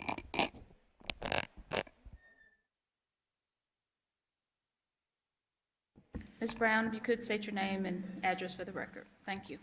My name is Judy Jackson Brown, 5672 Tulip Hill Drive, Districts 3 and 6. I'm in support of realigning the election of the School Board of Education with the Shelby County Board of Commissioners. Why am I in support of it? Because some of the commissioners just said that we were broke. So why wouldn't you have the realignment where the Shelby County Board of Education is with the commissioners so that more people can vote? 2, why does there seem to be protection toward the school board, allowing them to have continued power where they can say and do and shock and enrage, just as you saw a few minutes ago from school board member Murphy? Cause they know that they have no consequences for their actions. There's no recall. There's no ethics board like you all have to hold them accountable. Why are the school board members against the realignment? Because they know that they're untouchable and they want a power trip? We're just asking that you please sincerely change the unlimited power of these school board members by realigning the election of the Shelby County Board of Education with the Shelby County Board of Thank you, Ms. Commissioners. Brown. Thank you, Ms. Brown. If they are found to be favorable with the community, then they'll be reelected. Thank you, Ms. Brown. Thank you. Rachel Spriggs.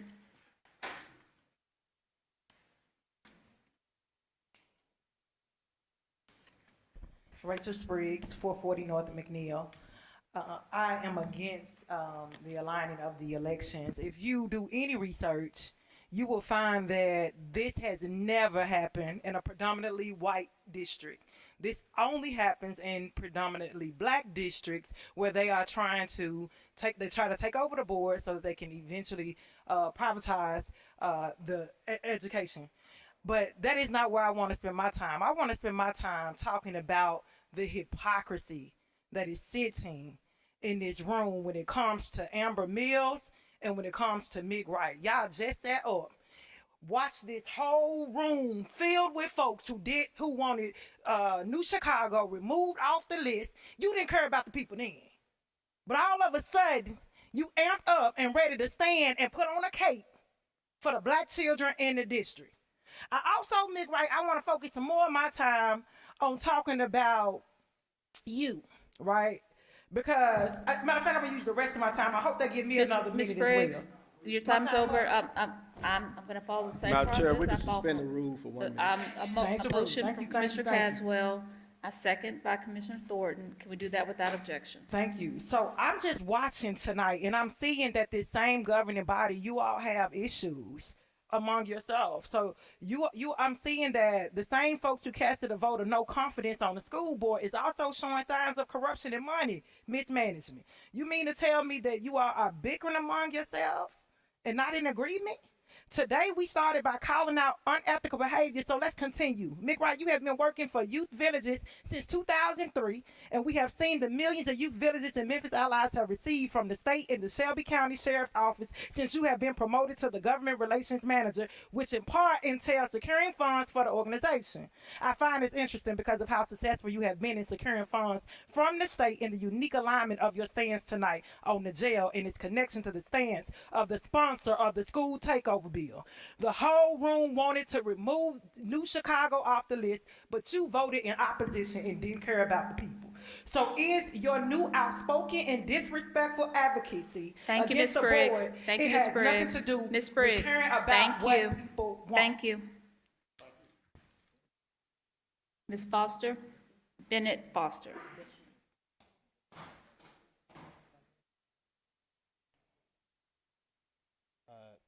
Bennett Foster, 1000 South Cooper. I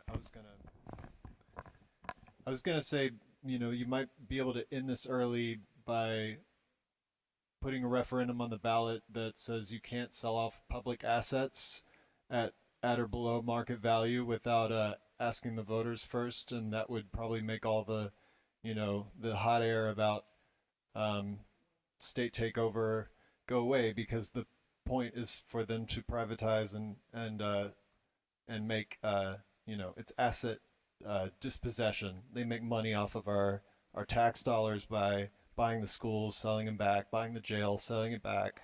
But that's actually in the state law. Last year, you have to sell the schools, and you have to give charter schools right of first refusal. So this is all just a grift. And we need to protect democracy. That is what we're here to do, and that is what I know you will do, and I hope you still have a majority by the time you get to do it. Thanks. Bennett, sorry, that was Damon Curry Morris.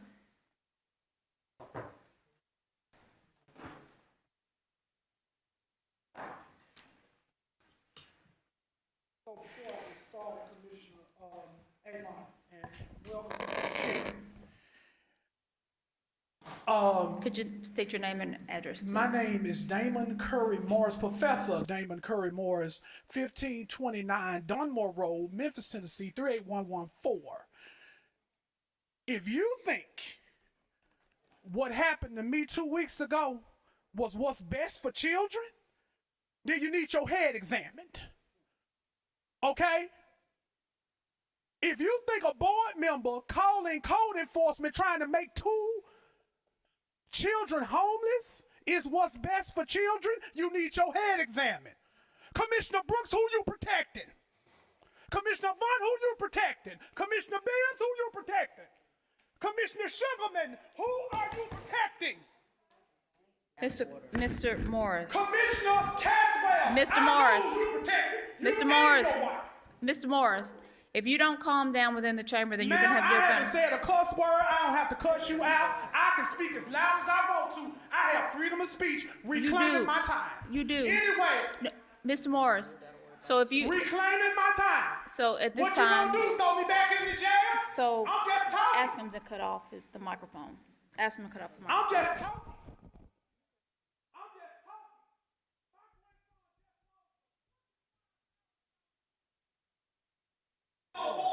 Mr. Morris, if you can... Do you think that's what's best for children, Commissioner White? Mr. Morris, Do you think? if you want us to be able to hear what you are saying, You can hear me well. if you want us to be able to allow you to speak in this chamber without yelling and hitting on actual tables, that's a difference. No. So Mr. Morris, you sitting and hitting on the table, that It's out of order. I've said it's out of order. If it's out of order, we will either eliminate your time at this time and ask you to leave the chambers, or you can continue your speech without doing that.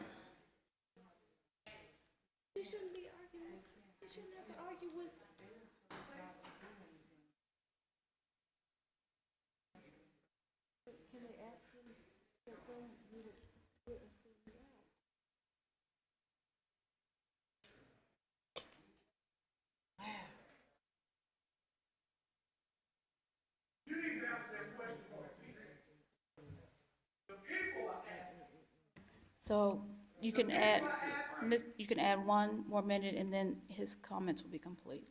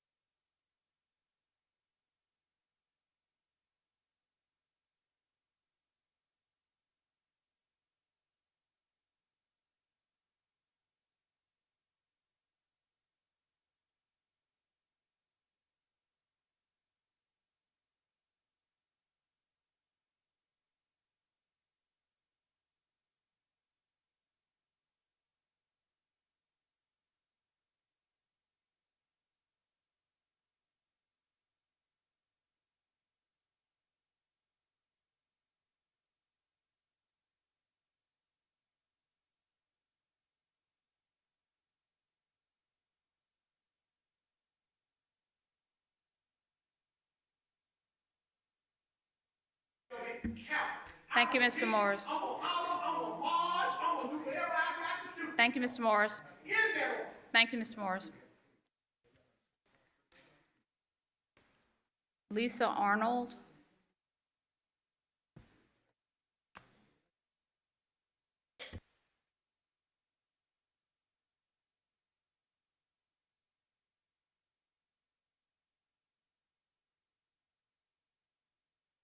Okay, I'm sorry, Ms. Arnold. If you all could turn the microphone on. And again, if you could state your name and address for the record. Can you hear me now? Yes, we can. Thank you. Lisa Arnold, 208 Poplar. I come here tonight, one representing the Shelby County Republican Party. This issue is a nonpartisan issue.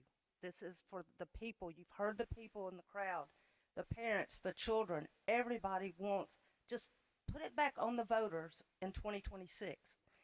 We didn't get it right this last time. It's okay. I've always been taught there people come in your lives for a reason and a season. Well, I believe Dr. Fagans came into our lives for the season was to show us what a good school board, how it could be ran because of all the other things that have gone on. The reason that she came into our lives is now the voters the voters are paying attention to everyone.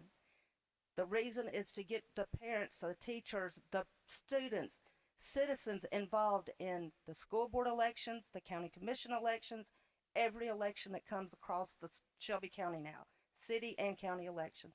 So I ask again, please put this back on the voters for 2026. Thank you. Sonia War.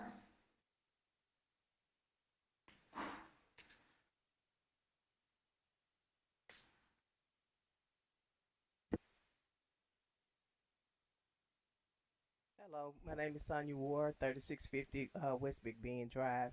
First off, I didn't understand why did you all vote on what Ms. Thornton brought forward, Commissioner Thornton brought forward before you allow the people to even come up and express themselves.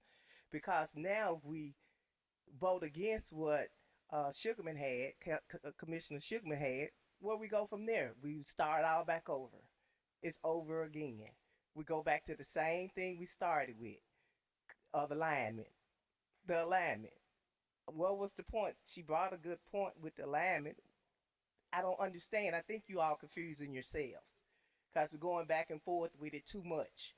And it's just simple. If you actually put it back on the ballot for 2026, if the people want the school board members to stay in their seat, they'll vote them back.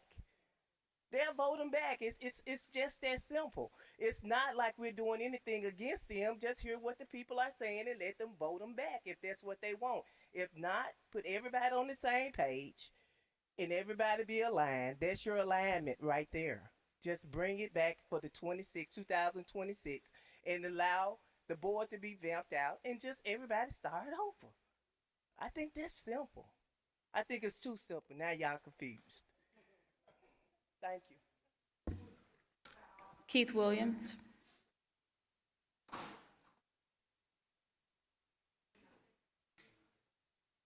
Good evening. I am Keith Williams, and I did spend 40 years in the Memphis and Shelby County schools as a teacher. I am a teacher at heart. I'm sorry. I retired from I'm sorry. Keith Williams. Mr. Williams, could you just state your title so that if you're not going to state your address or put your name and address? I am the Shelby County School Board as a retired educator from the district after 43 years. 1095 Butterworth Road is my address. But I want you to know this. I have given my life to this school system. I started in a segregated school system. I was a student in this district in 1958. Graduate of Melrose High School in 1970. In college in 74, and the doctoral in 75. So I have done all that has been assigned to my hands to do. I have taught thousands of children and success stories everywhere. Enjoyed every day of my craft in teaching. But what I have seen now is that there are problems in the homes of our citizens. And if you cannot manage them at home, you certainly can't manage them at school. I decided to retire when a parent came up to my school at Kirby High School in 2016 and said her child wouldn't come to school. I said, why, ma'am? I've never seen your child. Well, it's your fault, she said. But I've never seen her. Well, she won't come because there's nothing going on here. I said, but she's in your house. So, Mr. Williams, I'm sorry, at this point. My thing to you is that I have given all to this district that I intend to give, and I gave it 50 years of service, and I've done all that I'm going to do. And I can go tomorrow because I've already retired. Thank you. School Board Member Sable Ote.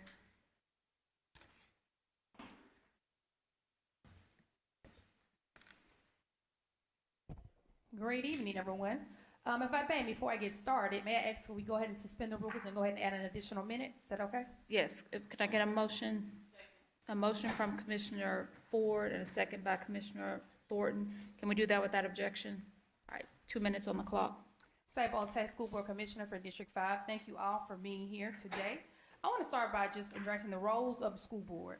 School board members create policies, set the budget, hire and fire, and evaluate the superintendent to ensure student success. I was asked to say that on the record because many individuals do not know what our roles are. This is truly not about governance, good governance. It's about stripping voters of their rightful voice and disenfranchising the very people we are here to serve. Stability and continuity are essential to effective leadership, and our children's education should never be compromised by political maneuvering. Here are some key concerns, and then I'll get on to some other good things that we never speak about. Key concerns are voter disenfranchisement.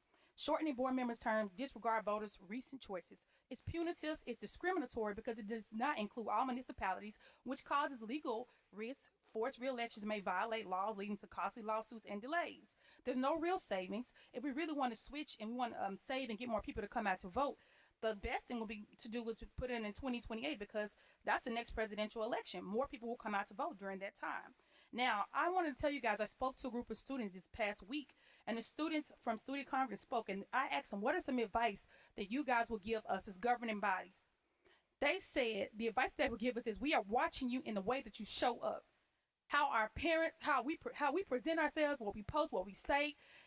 They want to hear about unity and how we can work together, but that don't get sales, does it? It doesn't get clicks. We want to focus on the negativity. The kids are telling us this. I would rather bring the kids down here to talk, but they said the environment is too hostile for them to come down and speak, and that's not right. We have to do better as adults and as representatives of the district and of our children. Everybody's coming down here hooping and hollering. It doesn't make sense. Here are some positives before my time runs out. Positive of Memphis Shelby County schools. We have 8 schools that have demonstrated a turnaround, complete turnaround from level 1 to level 5. We have facilities committee, an inclusive group that I chair, and Miss Nellie McKitty co-chairs. There's never been done before. The things that we are doing. We have a new website, the Blueprint for Greatness, that's very transparent. It lists the conditions of the schools, deferred maintenance costs, the year of construction, the budget. Thank you. Schools are organized according to regions and Thank you, districts, Ms. and all that is available. One more thing, we have TVOS scores. We have been TVOS level 5 score for 4 consecutive years. We have some of the top performing schools Thank you, School in the Board Member state. Ote. Thank you. Thank you. Please consider the positives. Thank you. Okay, we will now go back to the queue. We are back on the item before us. Commissioner Ford. I hope you can allow me some latitude to reset this a little bit to where we are. And let's see, Ms. Smith is still here, so I want to go back through the chronology on where we were and how we got to where we are. So, Ms. Smith, this is where I need you. So the original, and I'm looking at the documents that are in the screen.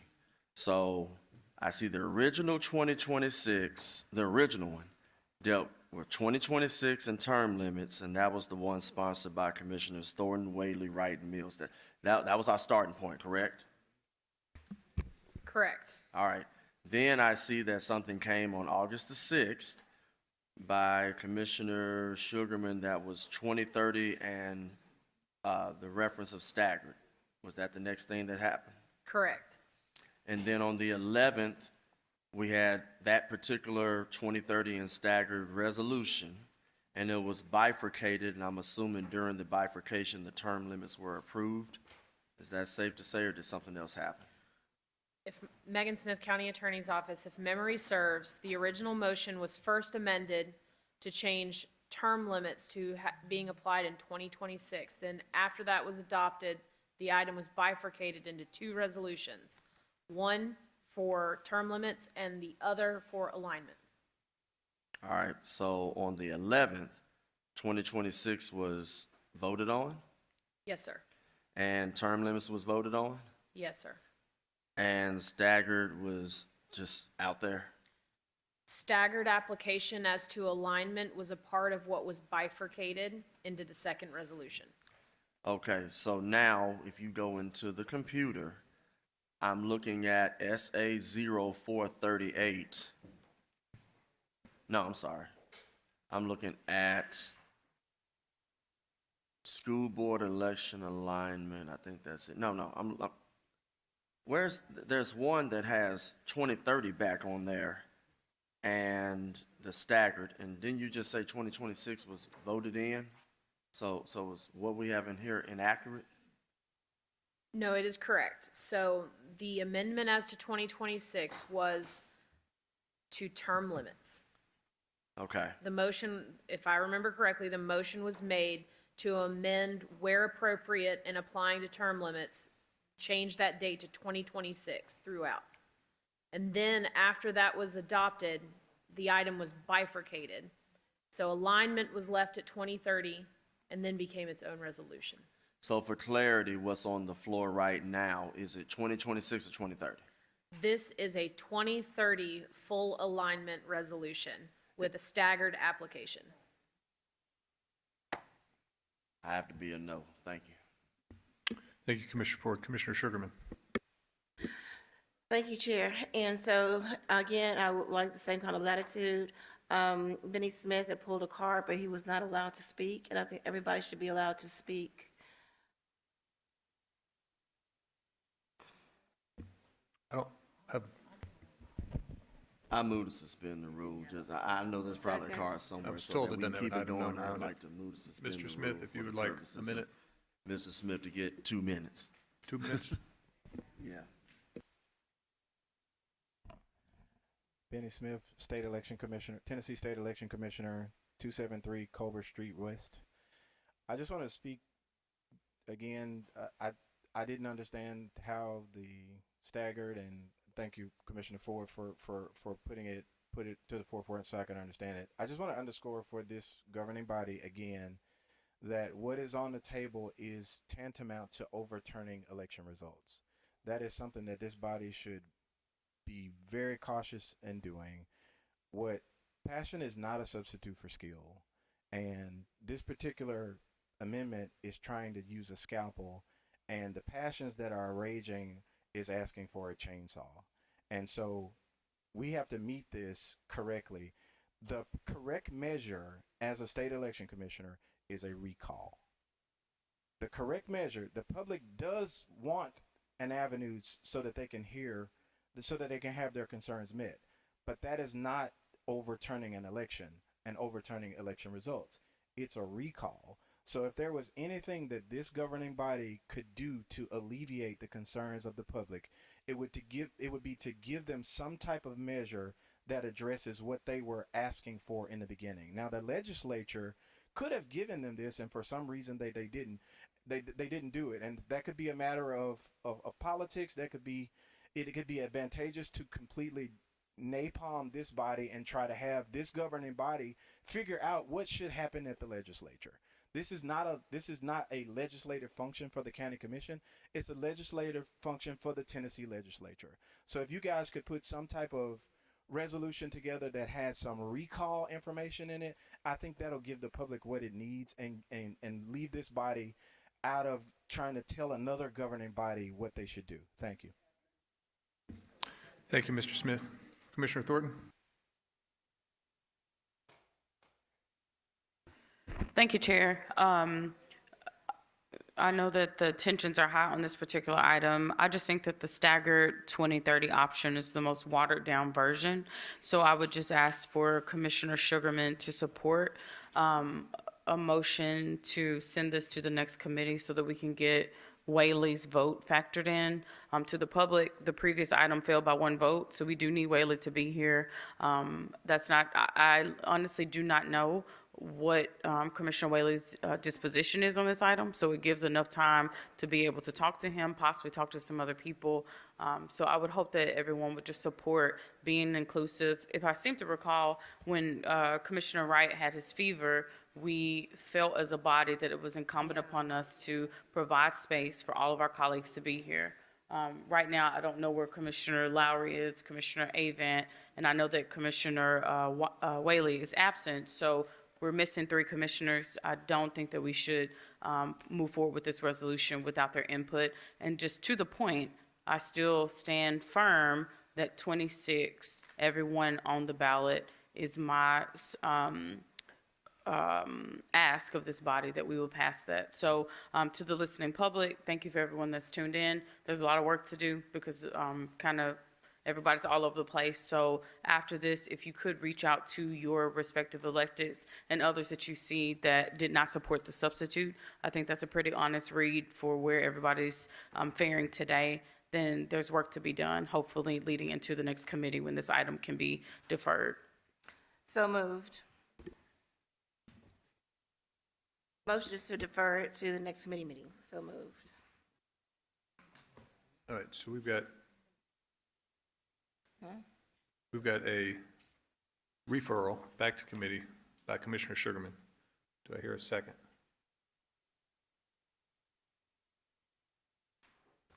Just as a point of information, would the referral be a motion that I put on the floor and she would be the second?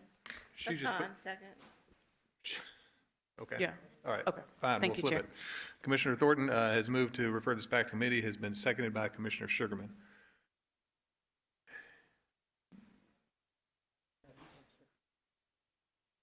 The next committee is proposed, I believe, the September 17th date.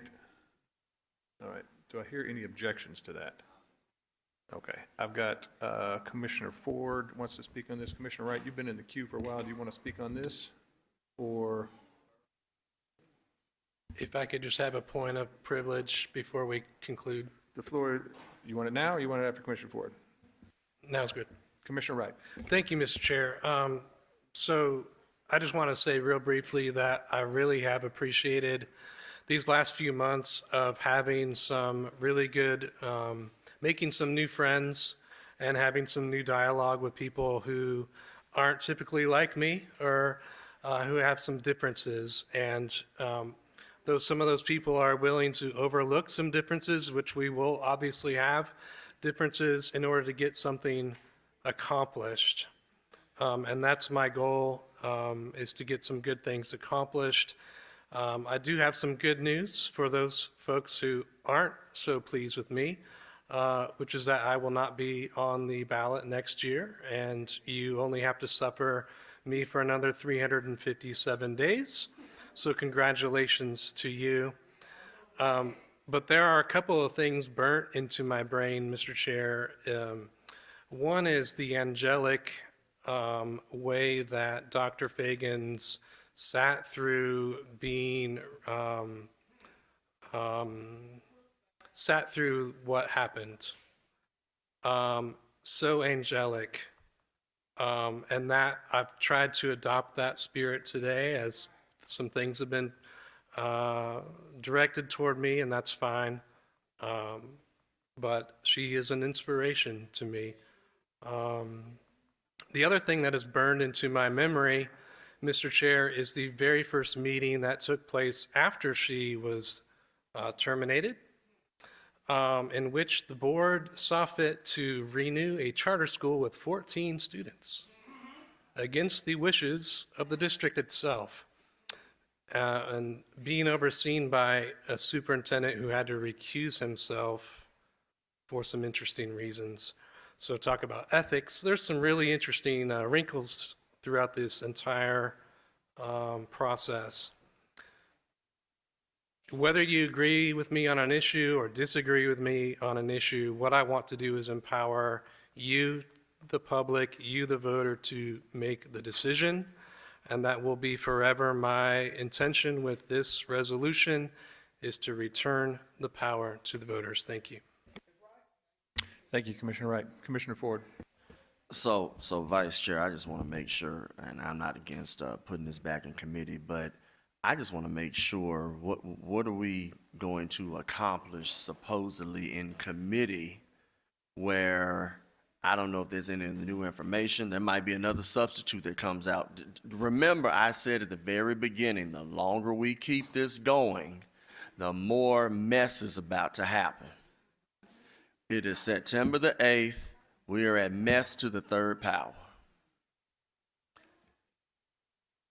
I'm just going to be honest. I think Whaley's the tiebreaker.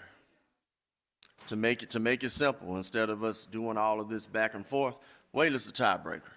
And I believe that we should have 13 people on a Monday in order to go ahead and dispose of this item accordingly. This is why I asked about the chronology, because I wanted to go back and look at the original who supported. I wanted to see if that support was still there, but there was one person that was a sponsor that decided, nope, I'm going to go and vote against my own sponsorship on an item. That's your tiebreaker. So I'm asking, what are we going to accomplish in committee to where the vote on Monday the 22nd, it's just, are we going to have 13 people here? So I don't mind it going back, and I appreciate my colleague saying he should be here. We should have 13 people, and any of us, not just the person that's absent, should be able to tell our constituency why we voted for or against something. So I'm assuming that is the indirect reason on why we should have all 13. My vote is still going to be 2026. I'm glad the term limits are in, and y'all seen my votes. I've been consistent. And as I said at the very beginning, sometimes when you're too honest, people may want to say that you're doing some unduly things. Well, I'm going to say this. Y'all going to see some stuff that's going to happen very, very soon. So I'm going to support the motion to put this back in committee, and we're just going to see how things go. Thank you. Commissioner Thornton? If I may, Chair, I did do a quick consult with legal. I would like to amend my motion on the floor, not to defer it back to committee, but to defer it back to the next commission meeting. Because I do agree with my colleague that this is an item that is requiring additional discussion. We're just trying to hold space that all 13 will be here to vote. I don't know if that requires a second, Madam Parliamentarian. Okay, so you are amending your motion that's on the floor from Yes. a motion to refer to committee on the 17th to a motion to defer the vote on this item to Monday, September 22nd. Yes. And your second was Well. Can I get a second? Yeah, Sugarman was your second, so I don't know. So the motion is to defer.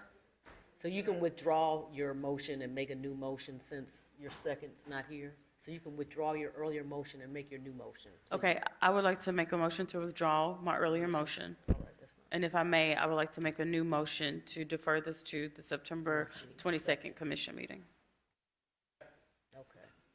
I have a motion by Commissioner Thornton, a second by Commissioner Caswell. Can we do that without objection? Right. So moved. Parliamentarian, let's move to item number 19. Yes, ma'am. Item 19 comes from the General Government Committee with Commissioner Brooks as acting chair. Item 19 is a resolution approving the election of notaries public for appointment and or reappointment for Shelby County, Tennessee, sponsored by Commissioner Henry E. Brooks. This item was sent down without recommendation in September 3rd, 2025 committee meeting. I have a motion by Commissioner Bradford. Can I get a second? A second by Commissioner Brooks. Madam Clerk, please prepare the screen for vote.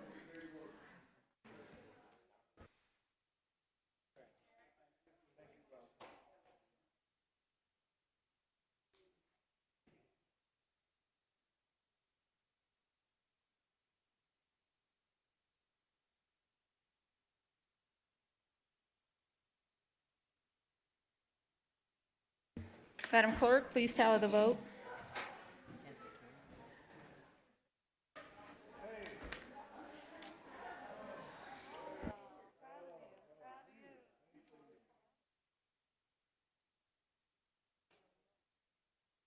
We have aye votes from Commissioners Clay Bibbs, Sugarman, Mills, Ford, Wright, Thornton, Brooks, Bradford, and Chairwoman Avant. We have 9 aye votes. That motion passes.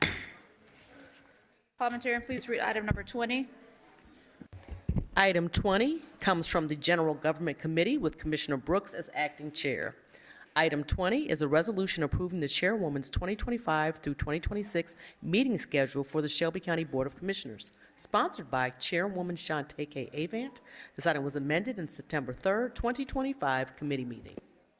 I have a motion by Vice Chair Bradford and a second by Commissioner Clay Bibbs. I think that there is an amendment to, no, we did that. We got all of those amendments done in committee. Okay. Madam Clerk, can you prepare the screen for vote?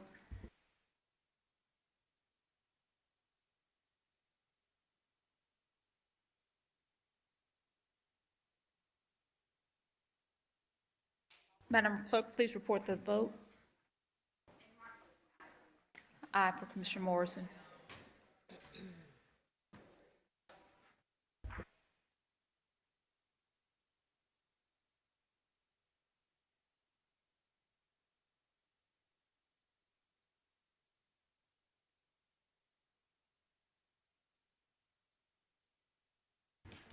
We have aye votes from Commissioners Clay Bibbs, Caswell, Sugarman, Mills, Ford, Wright, Morrison, Brooks, Bradford, and Chairwoman Avant. We have 10 aye votes.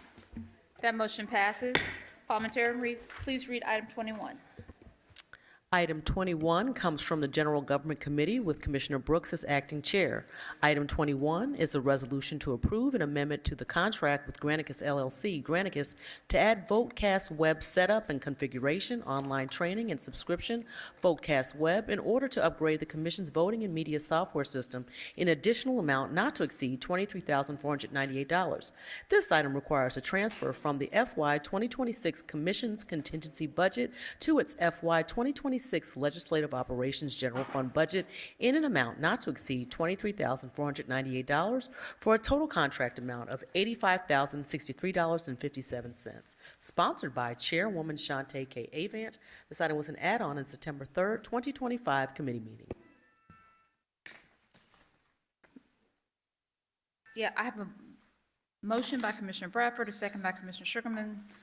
Commissioner Brooks, can I have a committee report?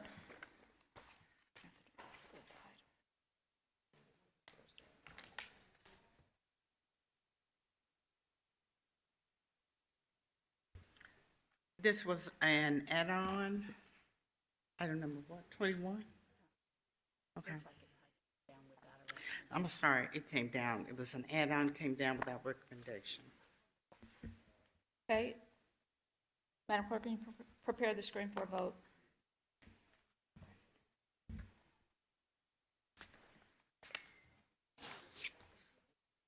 I don't know. I don't have my own. Madam Clerk, please report the tally. Please mark me as an aye. My computer keeps freezing. Okay. Commissioner Morrison is an aye.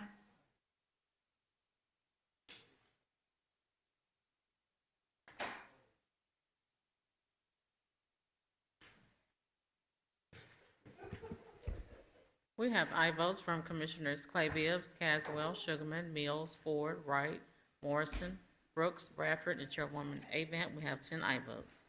That motion passes. Parliamentarian, if you could, we have 4 add-on items. If you could read those into the record.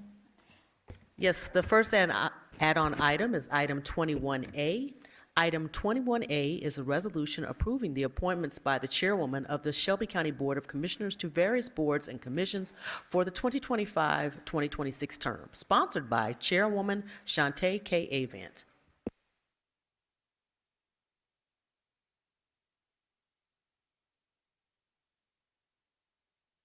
We have a motion by Vice Chair Bradford, a second by Commissioner Sugarman. All right, I think there is an amendment to the list of commissions. Commissioner Amber Mills will, did I get that right? Maybe they've already done that. Is this? Oh, that's the next one. Oh, I'm sorry. That's 21B, I'm sorry. Okay. Which one is 21? The standing committee. This is the boards and commissions. Oh, okay, I'm sorry. There are no amendments to this. Vice Chair Bradford moved. We have a second by Commissioner Sugarman. Can you prepare the screen for a vote?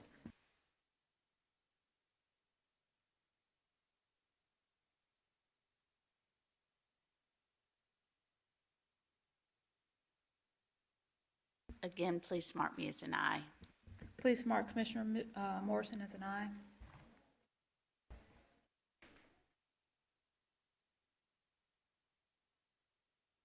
Madam Clerk, if you could report the tally.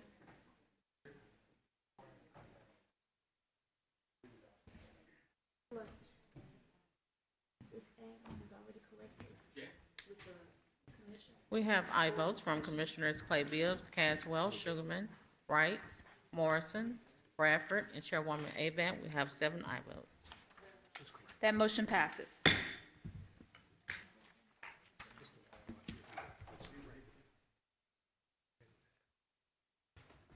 Which one, 21C? 21B. Okay, so you want to see which one? Is this correct? Yeah. All right, parliamentarian, if you could read 21B. Item 21B is an add-on item. Item 21B is a resolution approving the appointments by the chairwoman of the Shelby County Board of Commissioners to various boards and commissions for the 2025 through 2026 term, sponsored by Chairwoman Shantae K. Avant. We have a motion by Vice Chair Bradford, a second by Commissioner Wright. This is the same. That's, we just voted on that. That's his, so what, we just voted on that.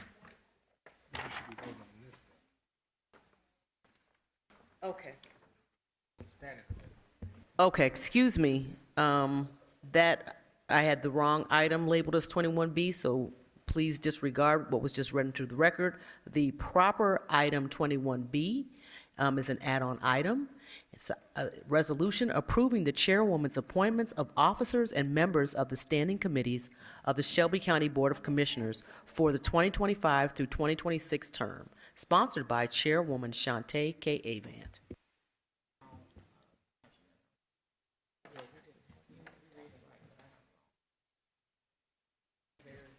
She just needs a moment to Okay. put the proper caption.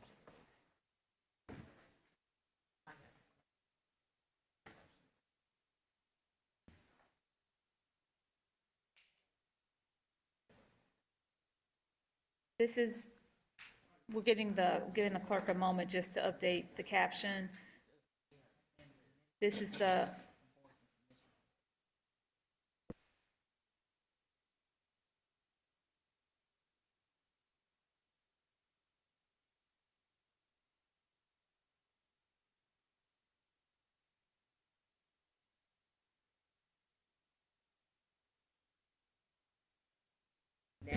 voting, no, wait a minute.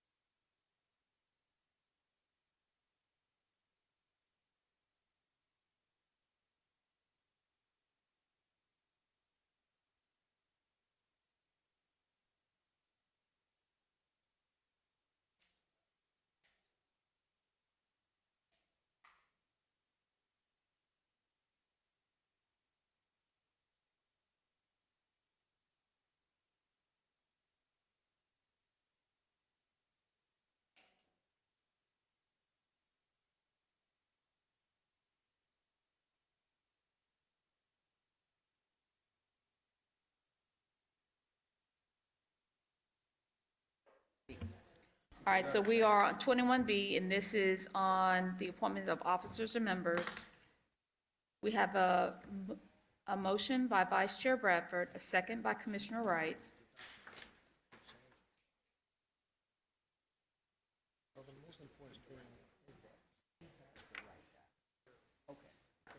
All right, so Madam Clerk, if you could prepare the screen for vote. Are we voting on standing committees? Yes, Are we voting on standing? Commissioner Brooks, we are voting on standing committees. Okay, thank you. Yes. We're voting on the standing committees.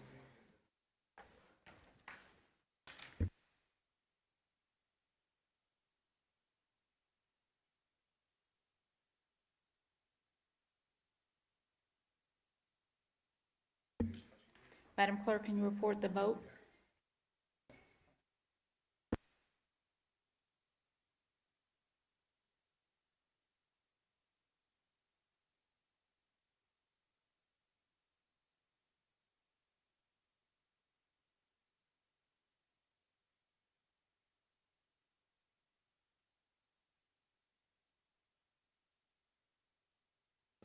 We have We have aye votes from Commissioners Clay Bibbs, Caswell, Sugarman, Wright, Morrison, Bradford, and Chairwoman Avant. We have 7 aye votes. That motion passes. Parliamentarian, can you read 21C? Item 21C is an add-on item. Item 21C is a resolution approving the amended and restated statement of work for implementation of the Oracle Fusion Enterprise Resource Planning, ERP, with Accenture LLP in an additional amount of $2,435,950 from July 1, 2025 until June 30th, 2026, for a total investment of $12,435,000 with contingency funds in the amount of $500,000. This item requires the expenditure of FY 2026 capital improvement funds in an amount not to exceed $2,935,950, sponsored by Chairwoman Shantae Avant. Okay, you'll have a motion by Vice Chair Bradford, a second by Commissioner Wright. CIO Perry, Chief Perry. Good evening, Commissioners. Sandra Perry, CIO, IT Services. You hear me? With this resolution, we seek to amend the contract with Accenture LLP for the implementation of our Oracle. I'm sorry, Ms. Perry, if you could just bring the microphone closer so that we can hear you on the record. Yes, thank you. Okay. With this resolution, we seek to amend the contract with Accenture LLP for the implementation of our Oracle Fusion ERP software.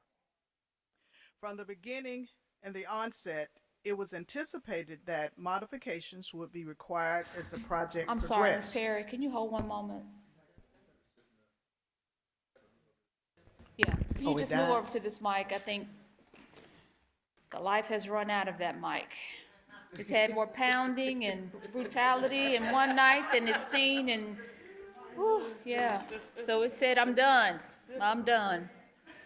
Thank you, Chief Perry. Okay, lights on. Sandra Perry, CIO, IT Services. With this resolution, we're seeking to amend our contract with Accenture LLP, the implementation partner for our Oracle Fusion ERP software. From the beginning, it was anticipated that modifications would be required as the project progressed.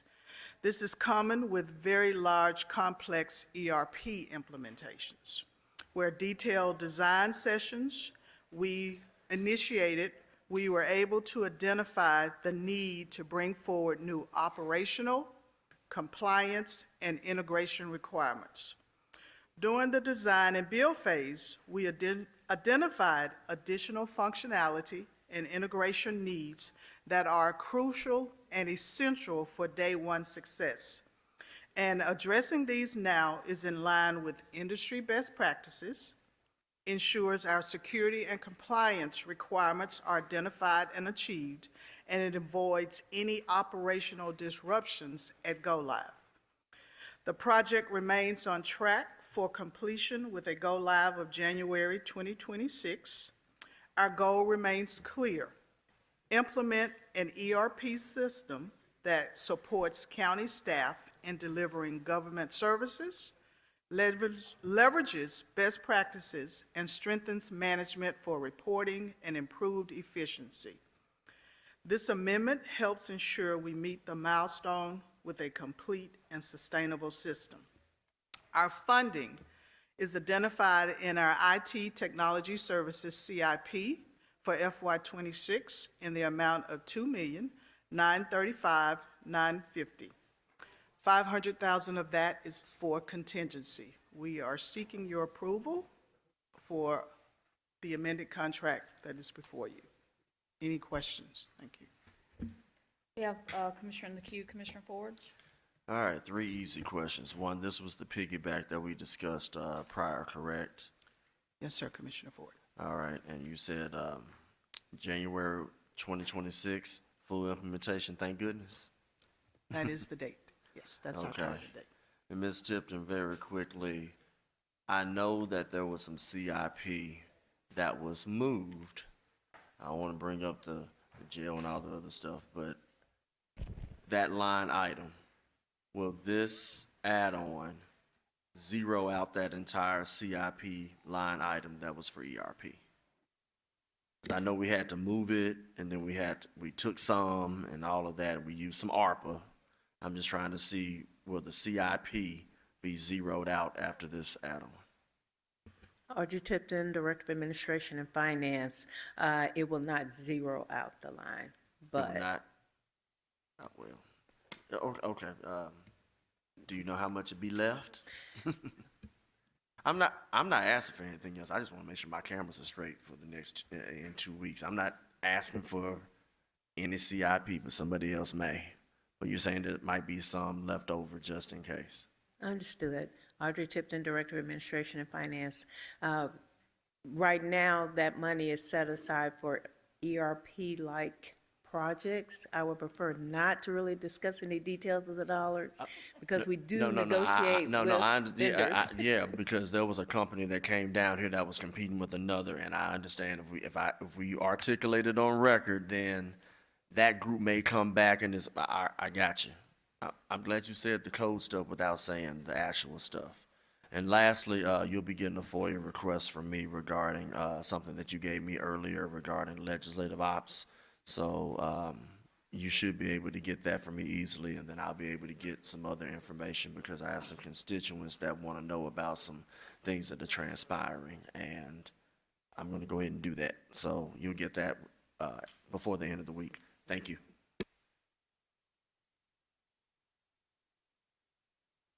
Madam Clerk, please prepare the screen for a vote.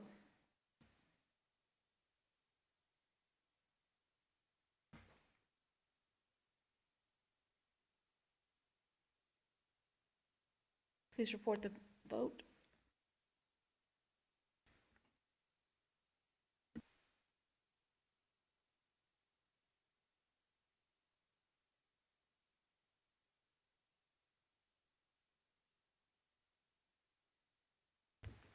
We have aye votes from Commissioners Clay Bibbs, Caswell, Sugarman, Mills, Ford, Wright, Thornton, Morrison, Brooks, Bradford, and Chairwoman Avent. We have 11 aye votes. That motion passes.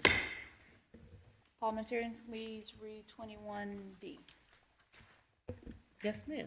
And I believe this is the final add-on for the evening. Item 21D is an add-on item. Item 21D is a resolution to approve a contract with UNA Solutions to upgrade current budget software and approving the appropriation expenditure in an amount of $116,666.24. This item requires the expenditure of FY26 internal service funds in the amount of $116,666.24, sponsored by Chairwoman Shantae Avent. I have a motion by Vice Chair Bradford, a second by Commissioner Sugarman. Mr. Thompson? Michael Thompson, Deputy CFO, Shelby County Government. In conjunction with the previous item, this is to upgrade the current team budget software to be in line with our entire ERP implementation to get the best functionality from the system. We are here supporting and request your voting positively on this item. Seeing no commissioners in the queue, Madam Clerk, please prepare the screen for vote.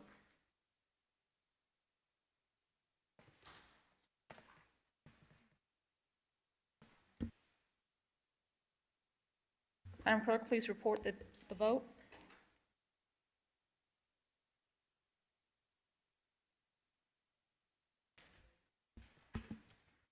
We have aye votes from Commissioners Clay Bibbs, Caswell, Sugarman, Mills, Ford, Wright, Thornton, Morrison, Bradford, correction, Commissioner Brooks, Bradford, and Chairwoman Avent. We have 11 aye votes. That motion passes. Now we go to the section of our agenda where we, announcements and statements. Are there any commissioners that would like to get in queue? Commissioner Mills? Thank you. I just wanted to restate what Mario had stated earlier, way earlier this afternoon, about the Spinal Cord Awareness Month event, September 13th, 1 to 5 at Overton Park in the East Pavilion. Commissioner Bradford? Yes, I don't know how many other commissioners participated in the Unite Memphis 5K on Labor Day. I saw Commissioner Wright there, so thanks to those. Another fun 5K coming up is the Runway 5K out at the airport. It's on the morning of September 20th. That's a Saturday. Get to run out on the tarmac where you're usually in a plane going over it, so just kind of an interesting opportunity there. Also tomorrow, the zoo is kicking off the expanded Tennessee Tuesdays. As you all remember in our budget, we are supporting them with an additional $1.5 million. So starting tomorrow, every Tuesday, not just during the summer, but every Tuesday, as soon as the zoo opens, is free to Tennessee residents. So you got to provide proof of residency, and then you also have to register online to get your tickets. But that kickoff is tomorrow. I think there's an event at the zoo, and the zoo is very appreciative of us for helping them support that idea. Thank you. Thank you, Commissioner Bradford. It'd be great if any of the commissioners are available to attend. I'm sorry that I'll be out of town. I have a 6 a.m. flight in the morning, so unable to attend, but encourage anyone that can. Commissioner Caswell? Madam Chair, if you'd like, I can put a poll of a motion if you want to get a recall from the chair. I just want to say thank you for your leadership on tonight, your first night. It was a hot button, but you handled it well, and appreciate your leadership and how you carried this tonight. And to my colleague from District 7, Commissioner Brooks, I continue to love your wisdom and what you put forth despite the attacks that try to come for us in this seat. And as well as Mick Wright, you said it best. You got to be able to sit here through that calmness, so I appreciate your leadership in that as well. We know the hearts of our colleagues that sit here, though we may not agree all the time, but we got to do this work. And I know it's not easy on any of us in doing this work. So thank you all for y'all leadership. Tomorrow, our stakeholder meeting, 3034 Old Austin P Highway at Dwelling Place Church. We ask that the community come out and be with us at 12 o'clock. Thank you. Thank you, Commissioner Caswell. Commissioner Wright? Madam Chair, just want to ditto what Commissioner Caswell said a moment ago. Congratulations on making it through your first meeting, and you've only got 20 left, so hang on tight. Thank you, Commissioner Wright. Commissioner Clay Bibbs? Thank you, Madam Chair.